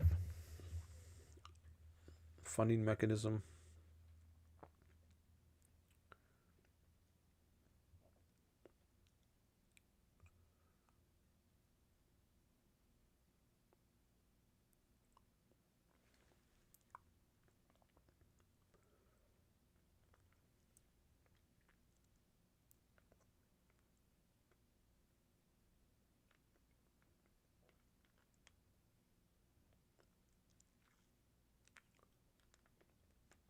Even if altruism makes you happy, that doesn't change the fact that it's altruism. If you experience happiness as a byproduct rather than the goal of your actions, then I think it could be consistent with altruism. I mean, I don't think altruism leads you to happiness, but if we at least assume for the sake of argument that someone like Mother Teresa is being altruistic and it makes her happy to do what she does, but that's not why she's doing it. She's not engaging in her service because it makes her happy. The happiness is just a byproduct. It's a nice side benefit of what she does, but that's not her reason for doing it. I think you could still say she's an altruist. Because if it turned out that what she did not make her happy, and maybe it's true that it did not make her happy, but I'm just assuming for the sake of argument that it made her happy. If we asked her, would you still do this even if it didn't make you happy? Would you still engage in in these acts of service even if they did not make you happy? And if she said yes, then I think that's a sign that she's actually being an altruist. Because her own happiness is not her paramount consideration, and to which everything else is subordinated. What's most important is that she's engaging in these acts of service. But for an egoist, I think if it turns out that some kind of activity does not lead to your happiness, then you should stop doing it. Because that's the most important thing. It's not just a byproduct. It's of something else that you're aiming at. It is what you're aiming at. The highest moral purpose, Rand calls it.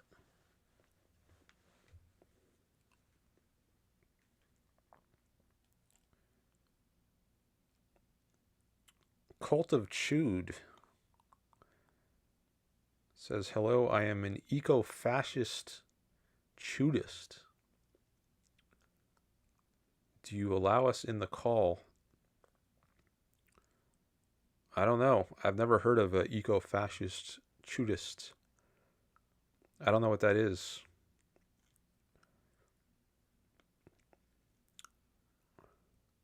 Doesn't sound good.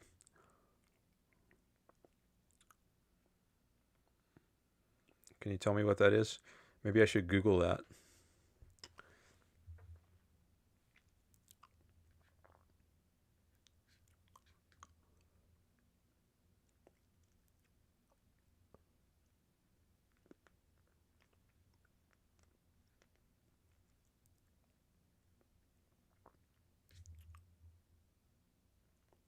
It blends chewdism with the idea of exo-fascism. I've never heard of chewdism.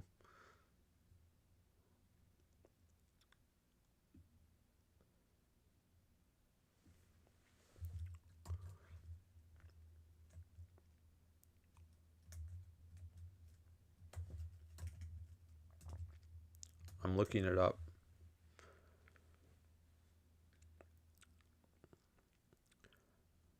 Google doesn't tell me what it is. Did you just make that up?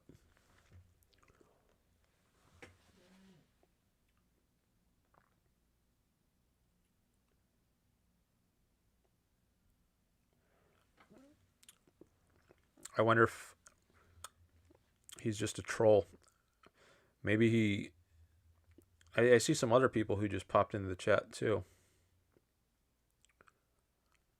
And I think sometimes that happens. Someone who's a troll discovers my live stream, and then they go back to their troll lair and let their other troll friends know about it, and then they all start to come over.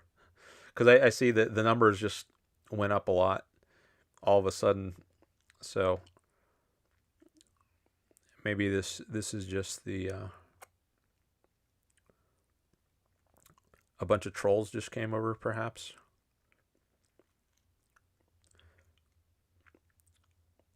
Oh, I noticed Chewd is part of his name. He mentions Chewdism, and his screen name is Cult of Chewd.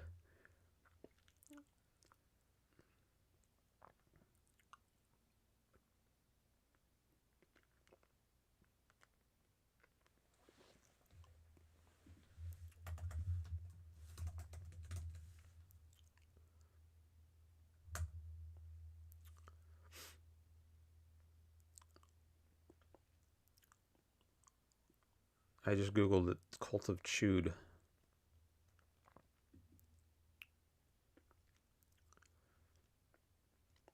Cult of Chewd is a dead meme. This is according to Soyjack Wiki. All right, this doesn't look good. I think this is doesn't look like a serious chatter.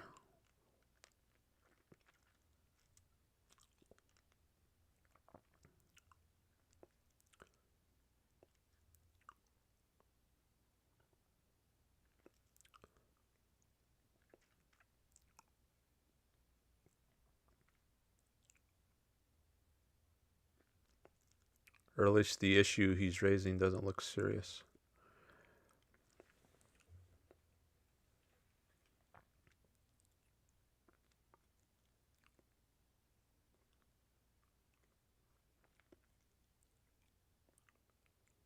He wants me to show it on screen now. No, I'm not going to do it. Oh, there's somebody calling? I think that's what trolls sometimes do. They try to get you to show stuff on screen. Somebody called, but I didn't hear it ring. Why didn't I hear it ring? Is my... I gotta check my sound settings.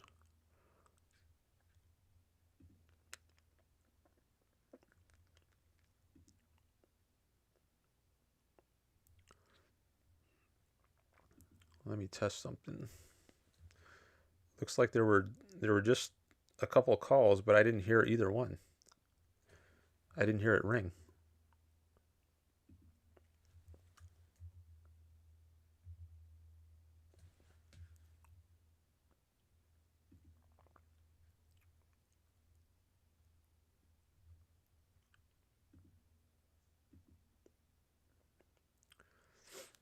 Why didn't I hear it ring?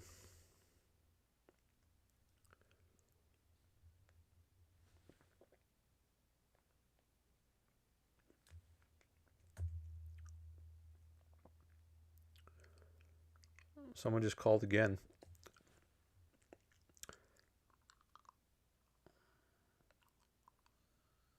Two different numbers. My volume is on. Maybe I should try calling it myself.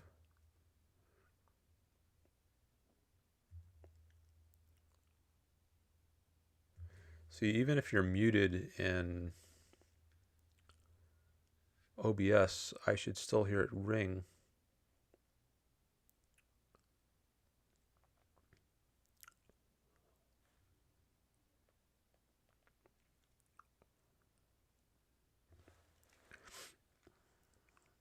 Okay, I'm going to call it myself and see if I hear it ringing.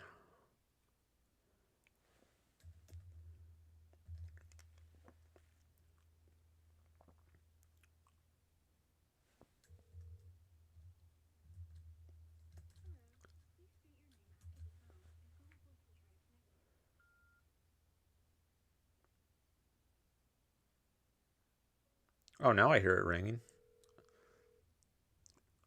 So I don't know what's going on. When I call the number myself, I can hear it ringing, but it looks like when other people are calling it, I don't hear it ringing. I don't know why. I guess I could call these numbers back, but I don't think I should do that because these might just be trolls. Let me know if it's you who's trying to call. You can tell me in the YouTube chat.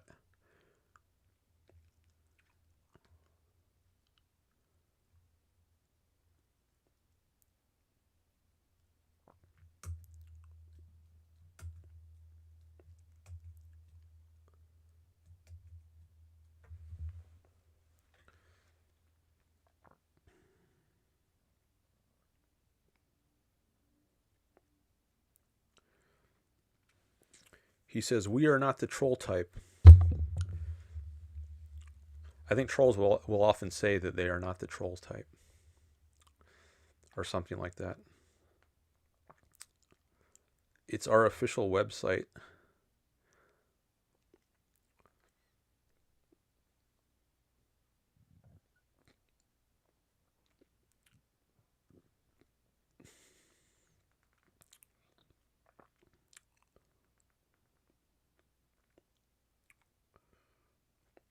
bunch of people came by, but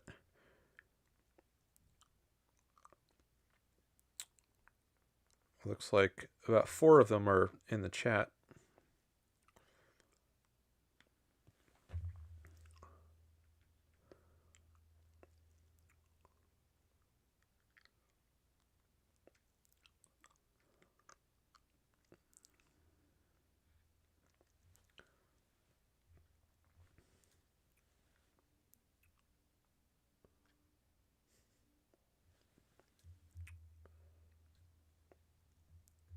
Oh, somebody also called in on Zoom. 2 people.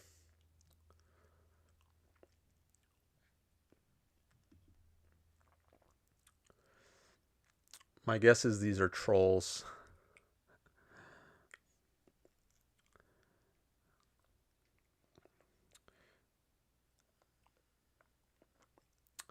So, I don't think I'm going to take these calls.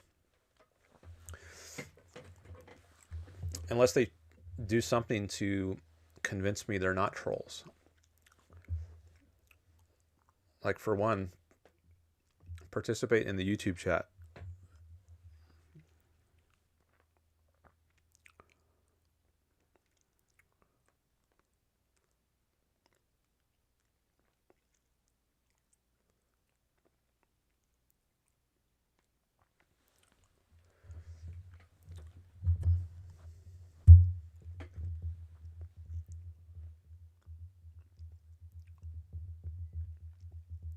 Oh, one of the people who was on Zoom just left.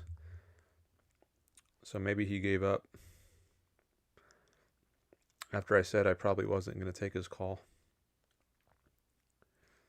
Someone in the chat is saying they're not trolls.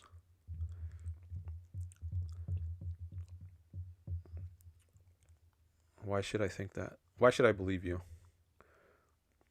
I had a bunch of trolls come by, I think 2 or 3 streams ago.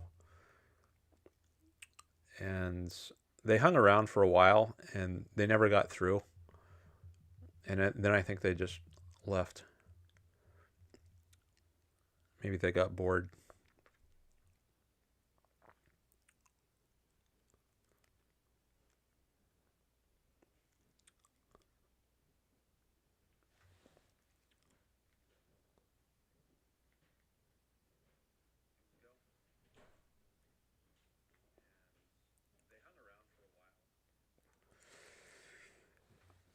And no one has identified himself in the YouTube chat and said, I'm the one who called in.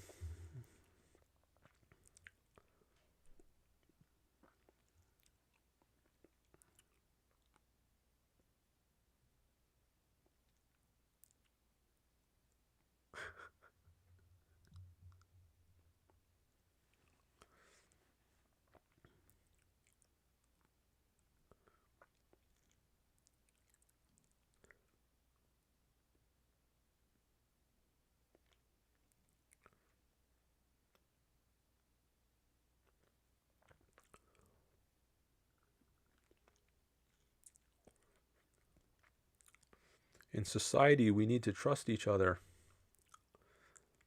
says one of the people in the chat.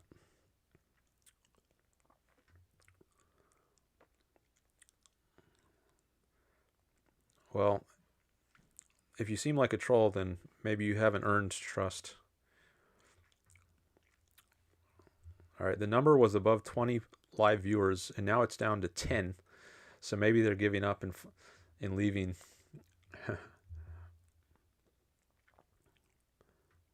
Maybe the trolls are getting bored. They're in. Oh wait, they're not trolls, because they tell me they're not trolls.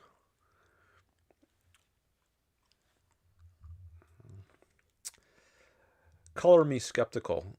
Color me skeptical. Now it's down to 6, which is about what it was. I think it was around 5 before it shot up to over 20. So I guess they've given up, most of them at least. Somebody says, yes, we found new target. They're going after somebody else now.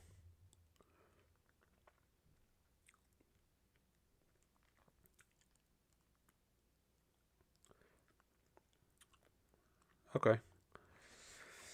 All right. Any now Nabaldi, that's the one in the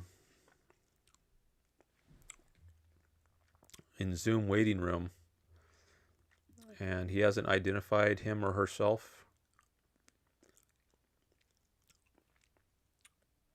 in the YouTube chat. So maybe I should just delete that person from Zoom.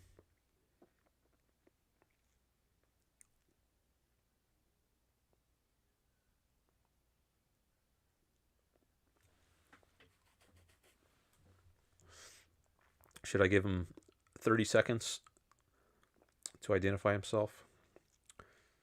That's what I did with the person I blocked, who hasn't called in, by the way, or who hasn't called back in. So I guess he changed his mind. Or maybe he was part of this troll group. I don't know. Maybe he was... I got the sense he was separate from it, though.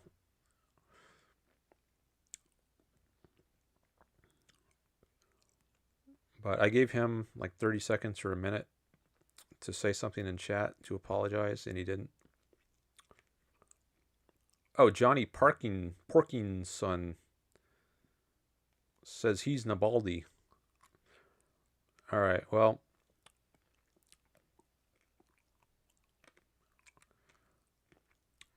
I'm at least a bit suspicious about you. So I'm not convinced I should take your call.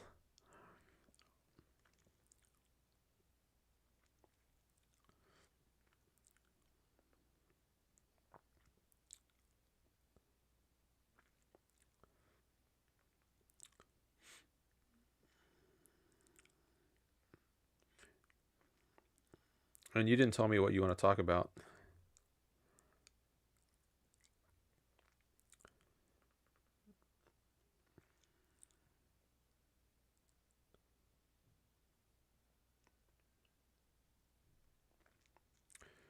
And it looks like you're part of this group, right? So some of the suspicion I have about the group as a whole rubs off on you.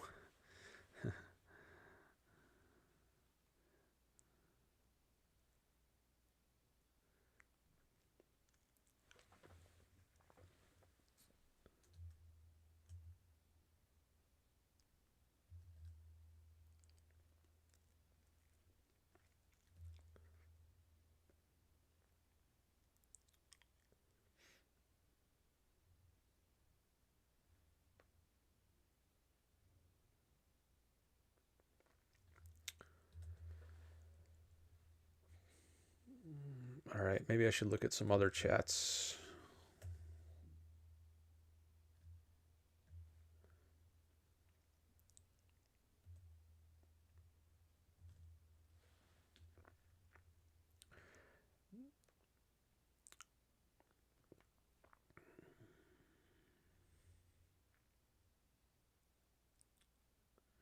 Sometimes just the username can also sound suspicious. And make me hesitant to want to take a call. Like Johnny Porkingson sounds, makes me a bit hesitant.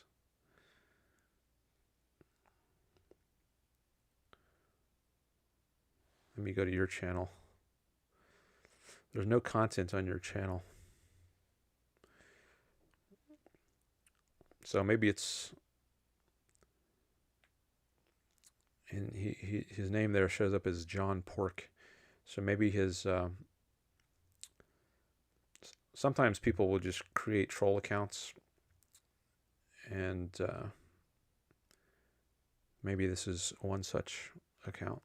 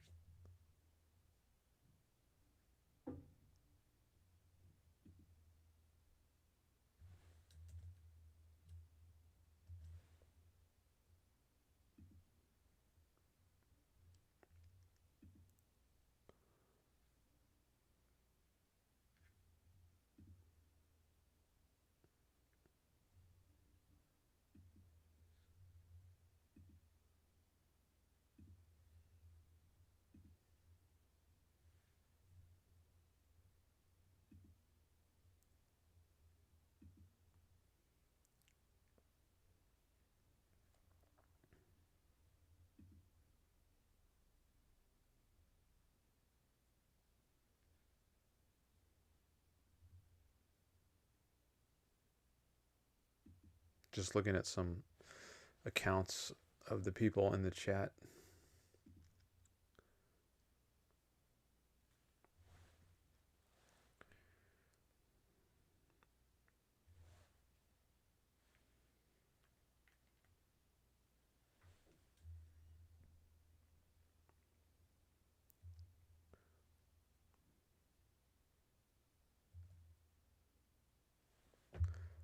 Oh, looks like there's the guy who was in the Zoom left, and now a new person is in.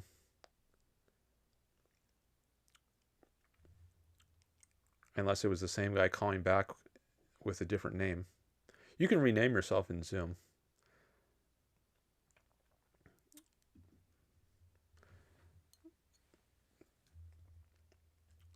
But name looks somewhat suspicious, so I'm guessing it's a troll.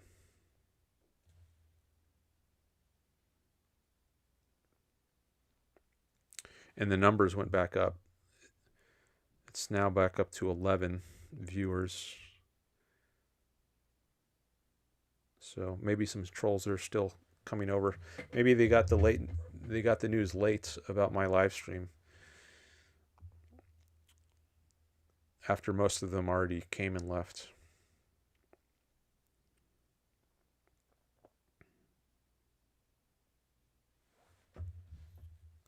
All right, do any of my regular chatters want to chat about anything? Now's a good time because you don't have much competition. Just people who I think are probably trolls, so if I recognize you, I will give you preference.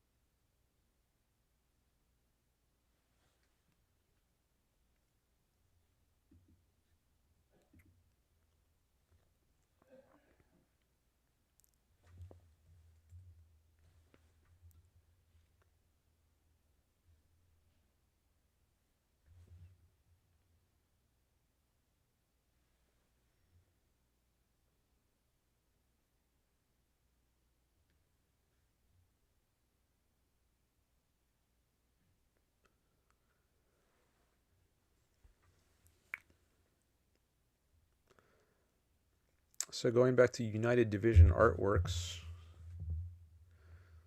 he's the one who before made a comment about altruism and happiness.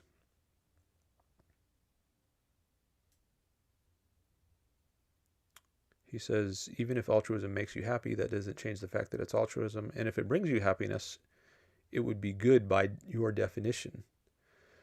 Well, not quite, because it's not just that it brings you good happiness, but it's that happiness is what you're aiming at. So if something brings you happiness, but that's not your reason for pursuing it, then I think you're doing something wrong.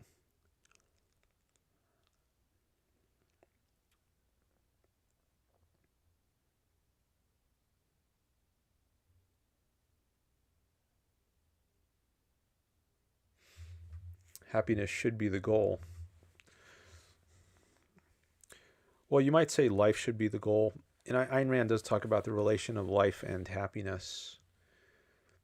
And she says, happiness is properly the purpose of morality, but not the standard. But the purpose is the thing you should aim at. But the standard by which you gauge whether something is good or bad is life. I think because she regards that as more objective, and to take happiness as the standard is to have a subjective standard. But I'm not talking about the standard, I'm talking about the purpose, the thing you should be trying to get. The exact relation between standard and purpose, I think that's maybe a bit tricky. And I'm not sure I should try to explain that now, which isn't to say I myself perfectly understand that, but I at least somewhat get it. But I don't know if I want to explain that right now.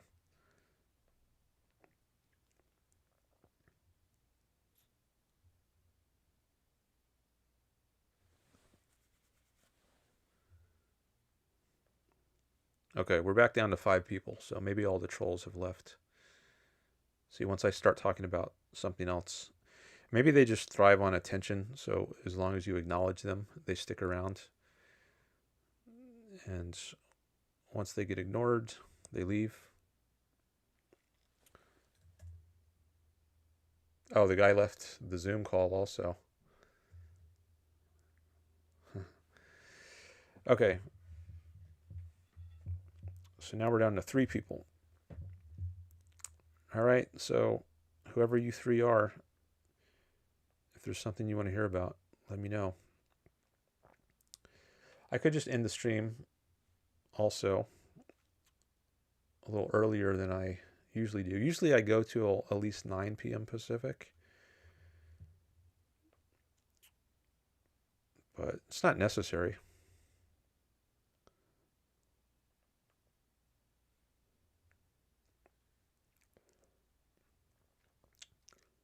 But maybe I'll end earlier than usual today.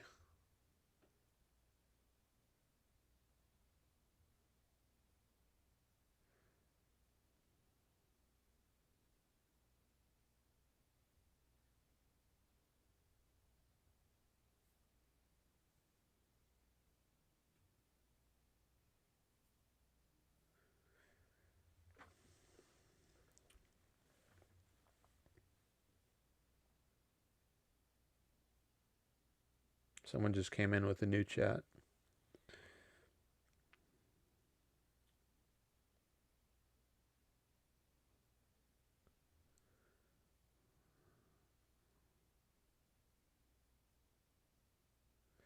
think you need some punctuation in there. It's a bit of a run-on sentence. Did you run out of characters? So you can't put in commas or periods? Okay, maybe I'll look at that later, but I'm looking at an earlier chat now from Two Burnt Soup. He says, someone doesn't have to be altruistic to help other people. I agree. You could help others for self-interested reasons. Helping others can bring happiness to both parties. And so someone could help other people just to chase the good feeling that comes from it. That's true.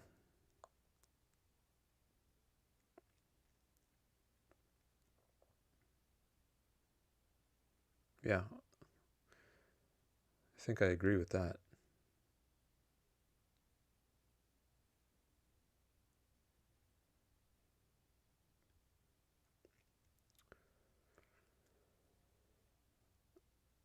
But United Vision or United Division Artworks says altruism can bring happiness. Why do you think so?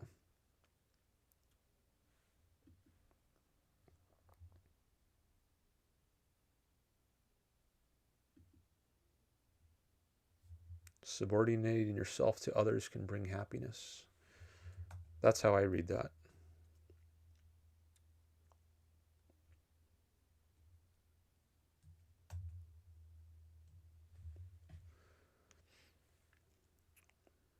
Why would that bring happiness?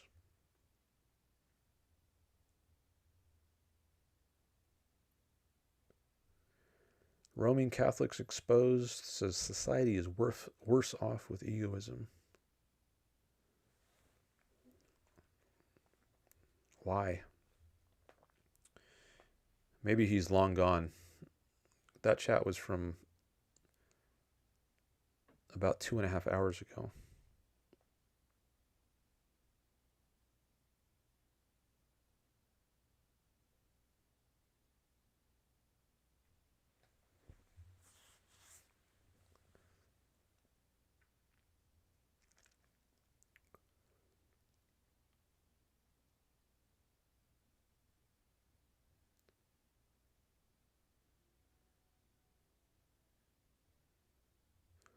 Okay, now we're getting back to some that I remember already reading.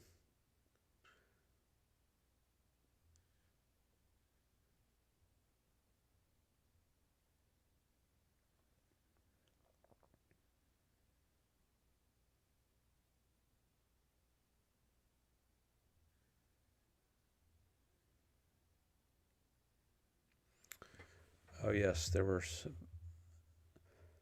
a back and forth between Greg and the Cold Quest, who called in. Jeffrey, I believe, was his name.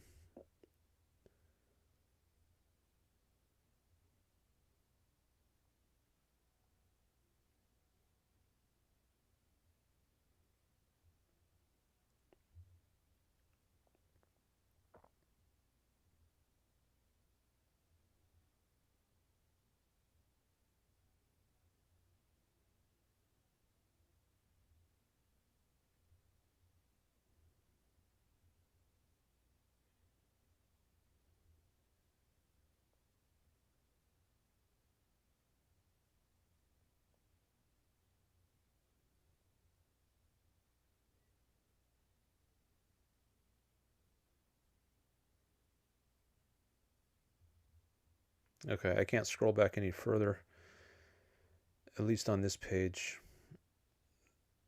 That was 4:36 p.m. If I look on another screen, I might be able to scroll back farther.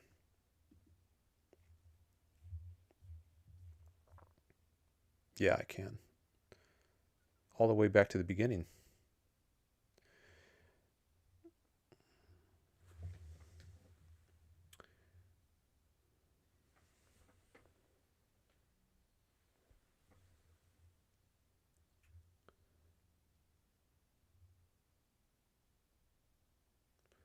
But my computer is acting slow, so when I'm trying to scroll forward, it's not going smoothly.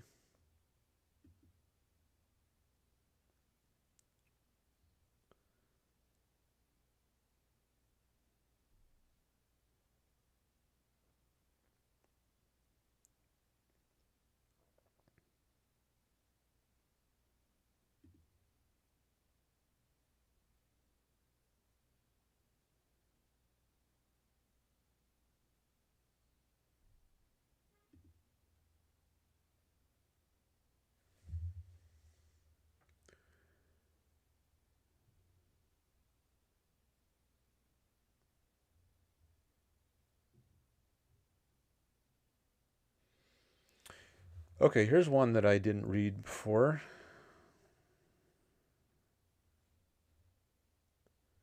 Let me see if I can show this.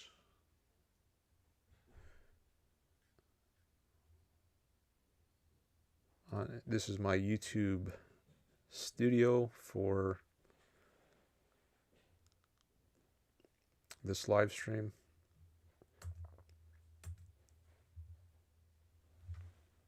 Oh, John Wayne is back in the chat. Okay. I guess I'll engage with that one since John is here, and I appreciate that, and I want to give preference to people who are here live. And then maybe if there's time after that, I'll go to this other one in my live stream YouTube studio.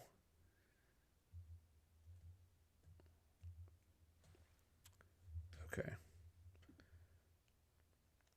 John says, what do you think it will take for an objectivist to become one of the largest media pundit / intellectuals / figures to grab hold of the culture and bring attention to better ideas?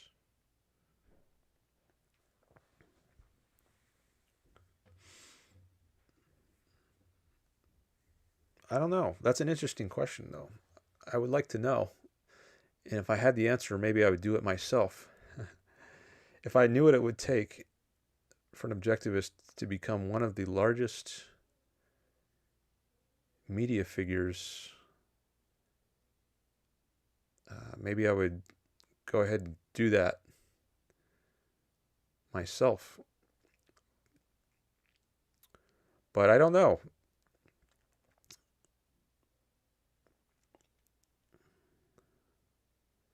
I'm hoping I can grow this channel. It's been growing very well recently in terms of subscribers. I had a record number of subscribers. I think almost 30 subscribers in the last, well, I guess including today's. I had, how many did I get today? Let me check. I'm up to 1116.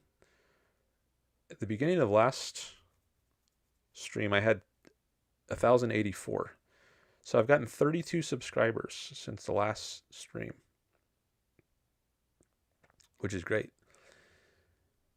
I used to be getting maybe half a subscriber per day on average, or maybe less, like 0.3, 0.4 subscribers per day.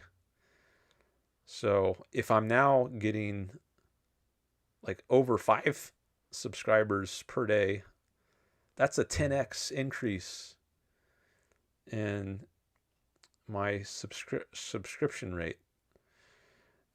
Now, if I could continue growing like that, that would be amazing. So I'm pleased with my recent growth, but you're talking big scale here. I don't know how big I'm going to get, but you all can help me get bigger by sharing, liking,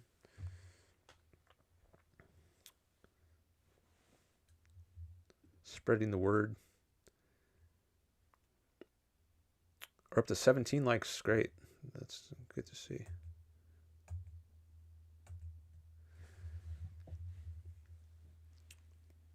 I don't know what it's going to take, though.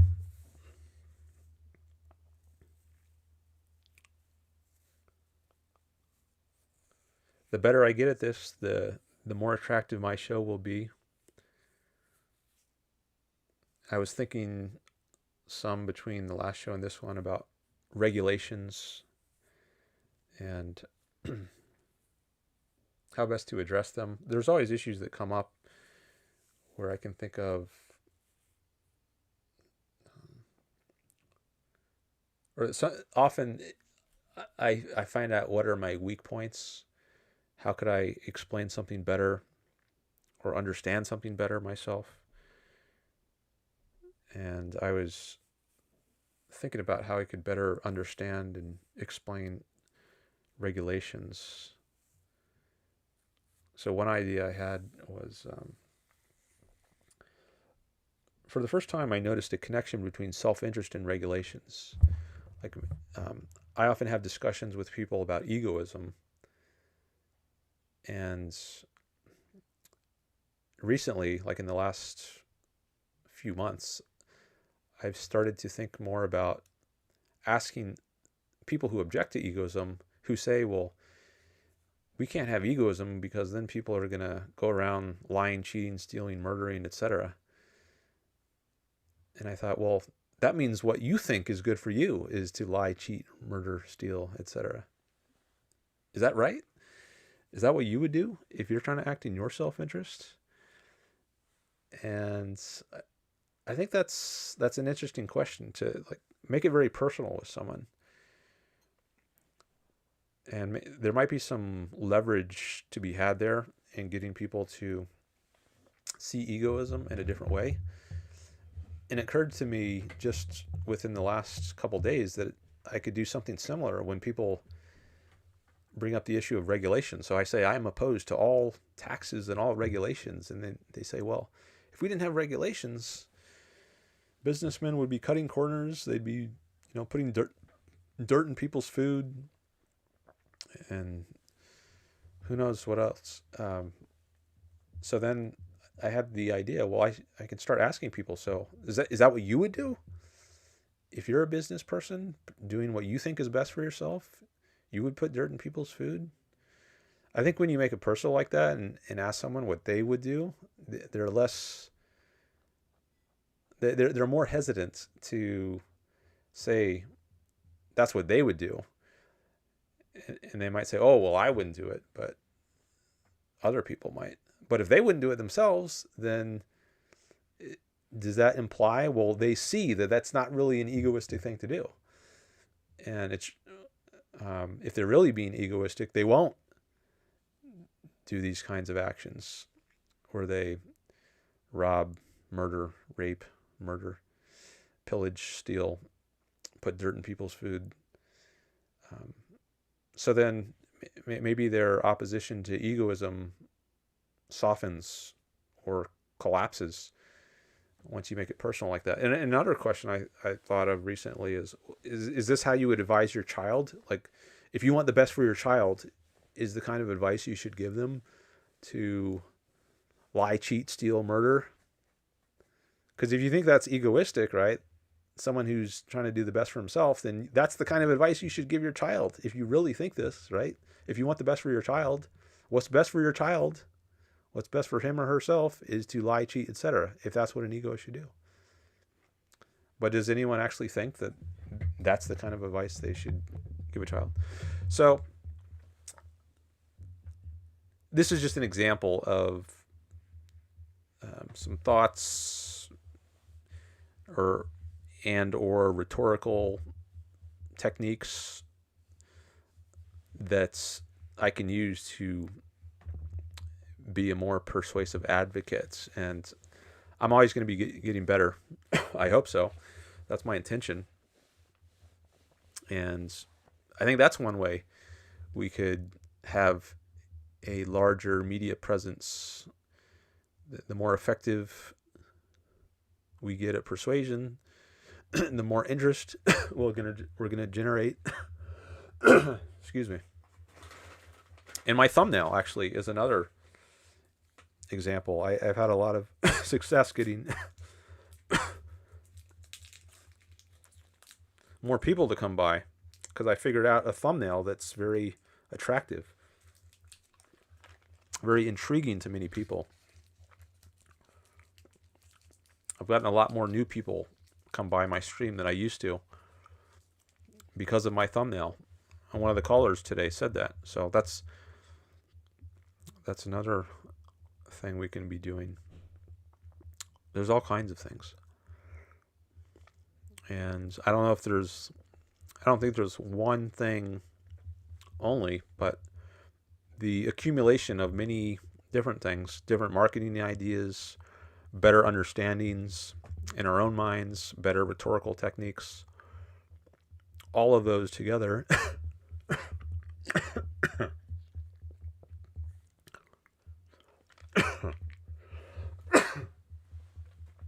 can add up to, hopefully, one day, someone becoming a very large media figure.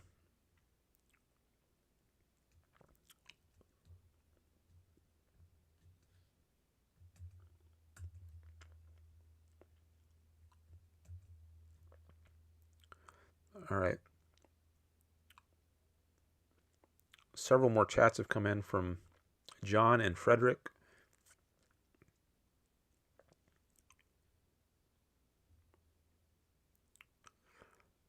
Do you think you could hold up in a debate with inflammatory personalities and terrible people?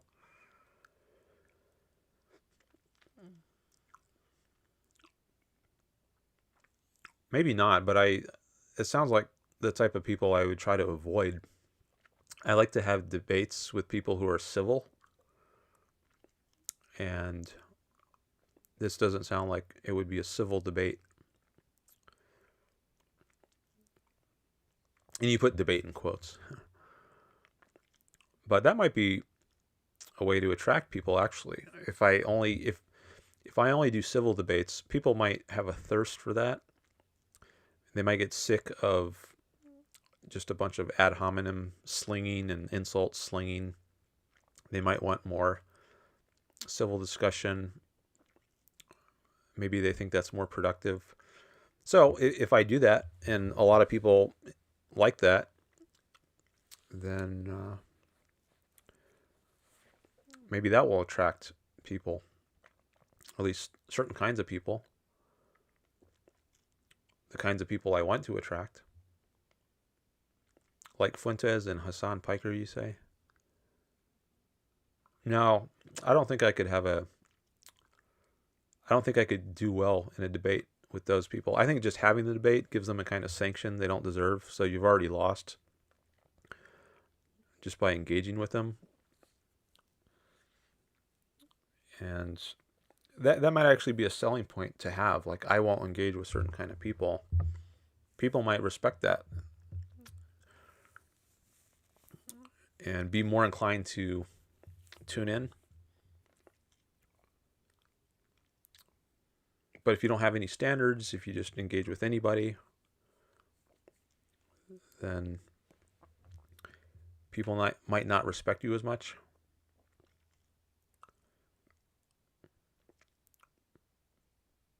At least some people. Some people criticize Piers Morgan. He comes to mind as someone who lets a lot of people on who I probably wouldn't engage with. Frederick says Edmund Burke, quote, the constraints on men, as well as their liberties, are to be reckoned among their rights.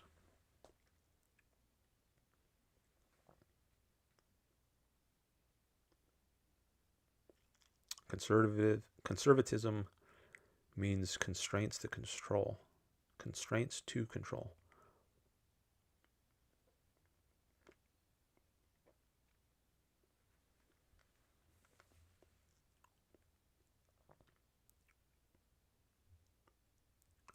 Oh, looks like there's another person I might need to block. Perhaps another troll trickled in.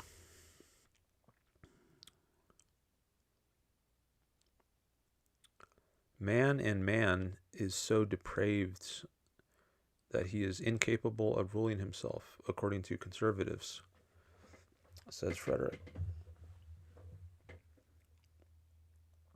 Saudi Arabia court, in quotes, Sharia dictums are equivalent to fatwas. Not in their power, but in their depravity. Evil.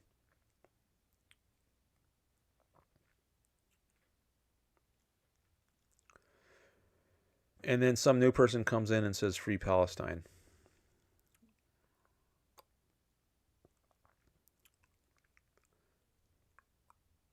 And then later is rude to John.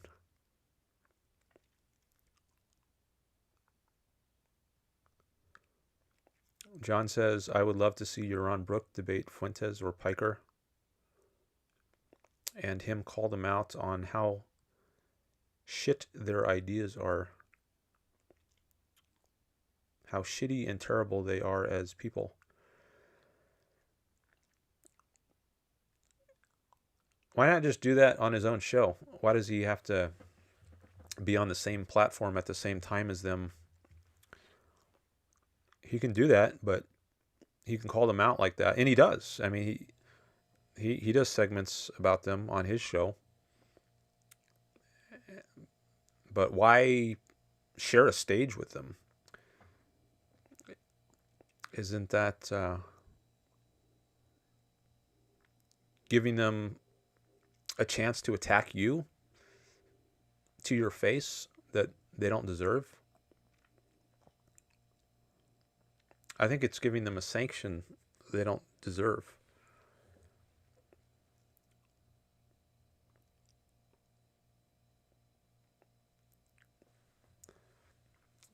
You might feel you need to take a shower after being on the same stage. It might just be gross to interact with them. Someone says 100%. I saw some 100% flow up from the reaction box. Nice.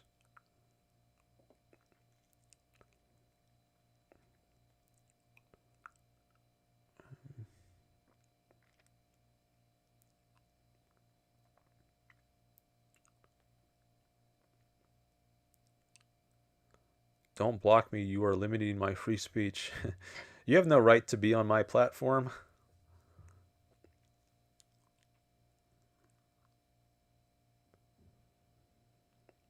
It's not a violation of free speech to kick you off my channel.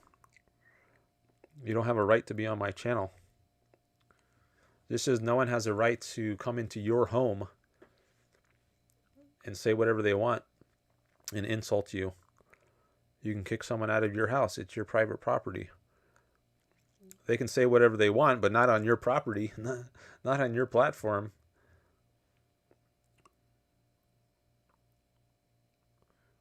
And then he apologizes to John. He says, "Sorry, John."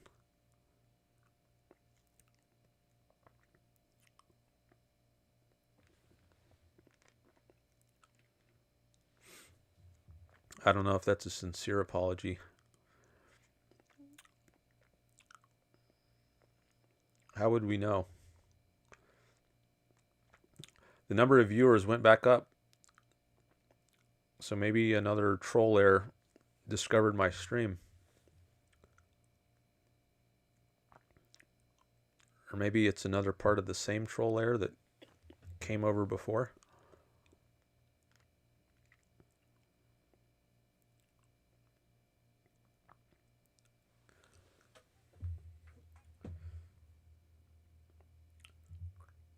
He says I'm just goofing.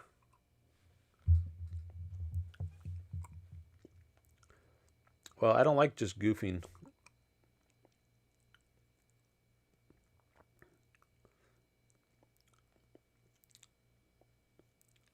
I'm serious. I mean, we can have fun, but I don't like incivility and rudeness here on my chat.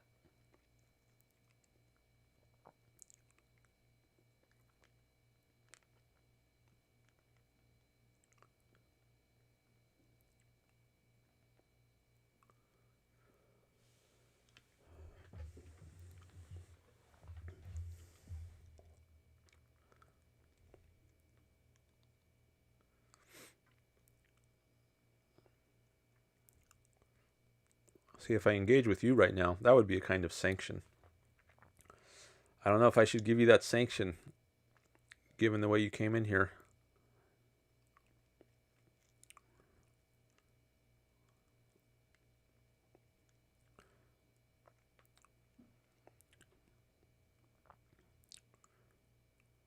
Maybe I should require some more demonstration of civility first.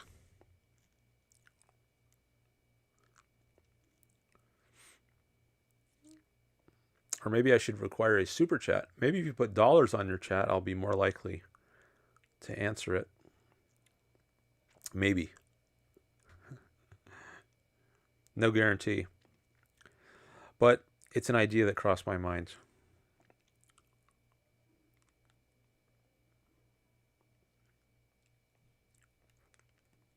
All right, it's after 9 o'clock now. So it's getting to that time when I usually wrap up the stream.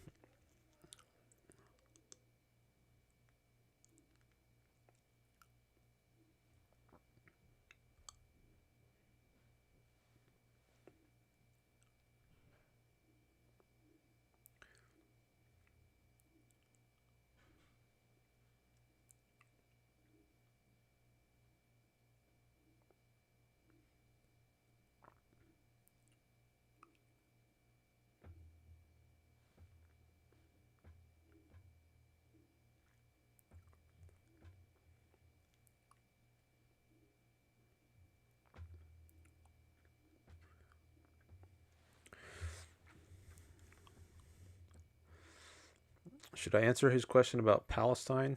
Anyone want to offer an opinion on whether I should answer him about Palestine?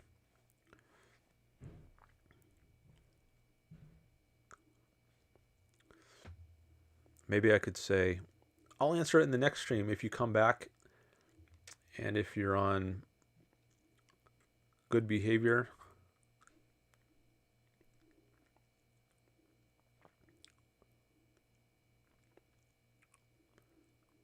I don't know. See, this would be a very easy thing to do. If you had just come in here from the beginning and were polite the whole time, I might have already answered it by now. But it's a little harder to decide whether I should answer it now.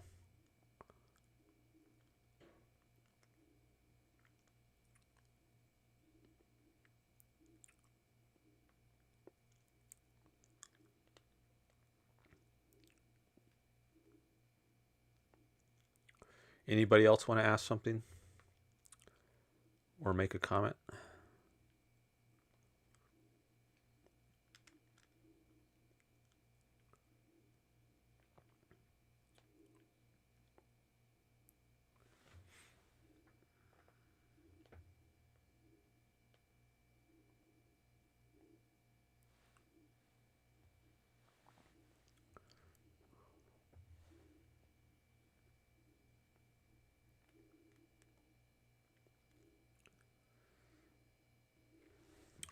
If not, maybe I should just end the stream. Should I give you one more minute? All right, it's 9:07. If I don't see any new comments or new chats by 9:08, then I think I'm going to end the stream.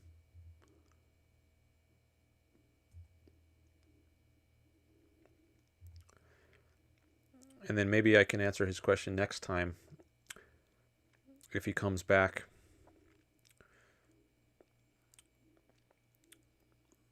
His question about Palestine, if he comes back and is on good behavior.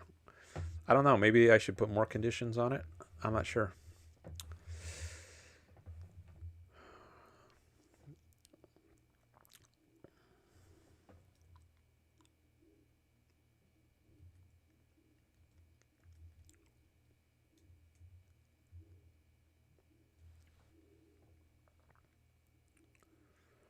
Oh, the numbers went back up to double digits.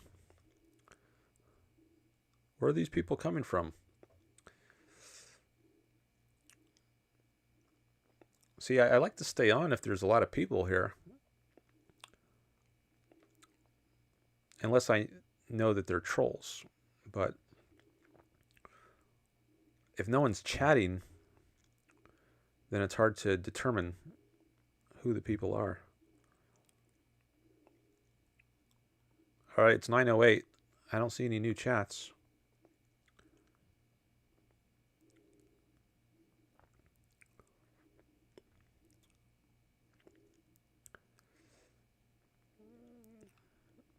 All right, I guess I'll end the stream.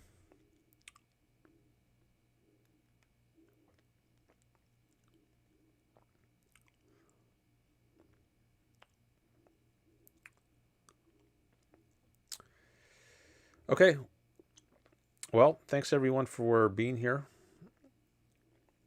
either live or if you're listening to this later, thanks to you as well. It's been a great week for growing the channel, and I hope that continues. Thanks for all the likes, all the new subscribers, all the chats, at least the non-troll chats.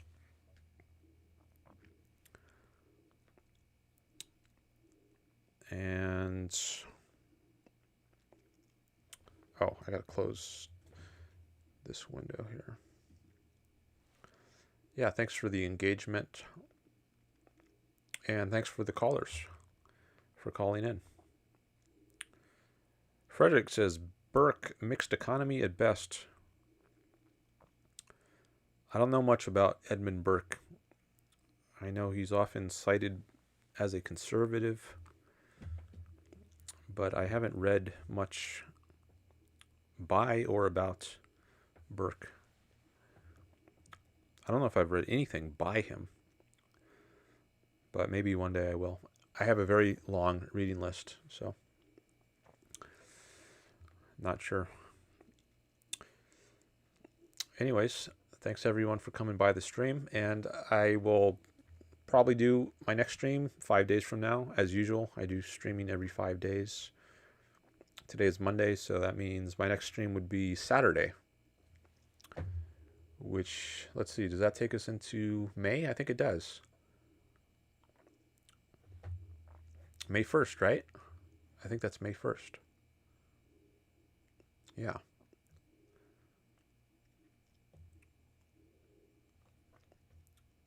No, May 2nd. Right?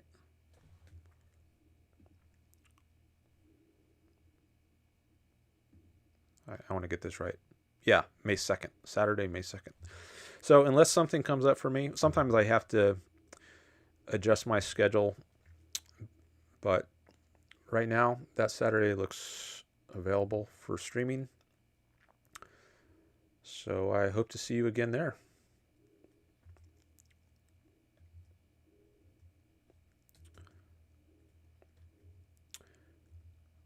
All right, bye everyone. Until next time.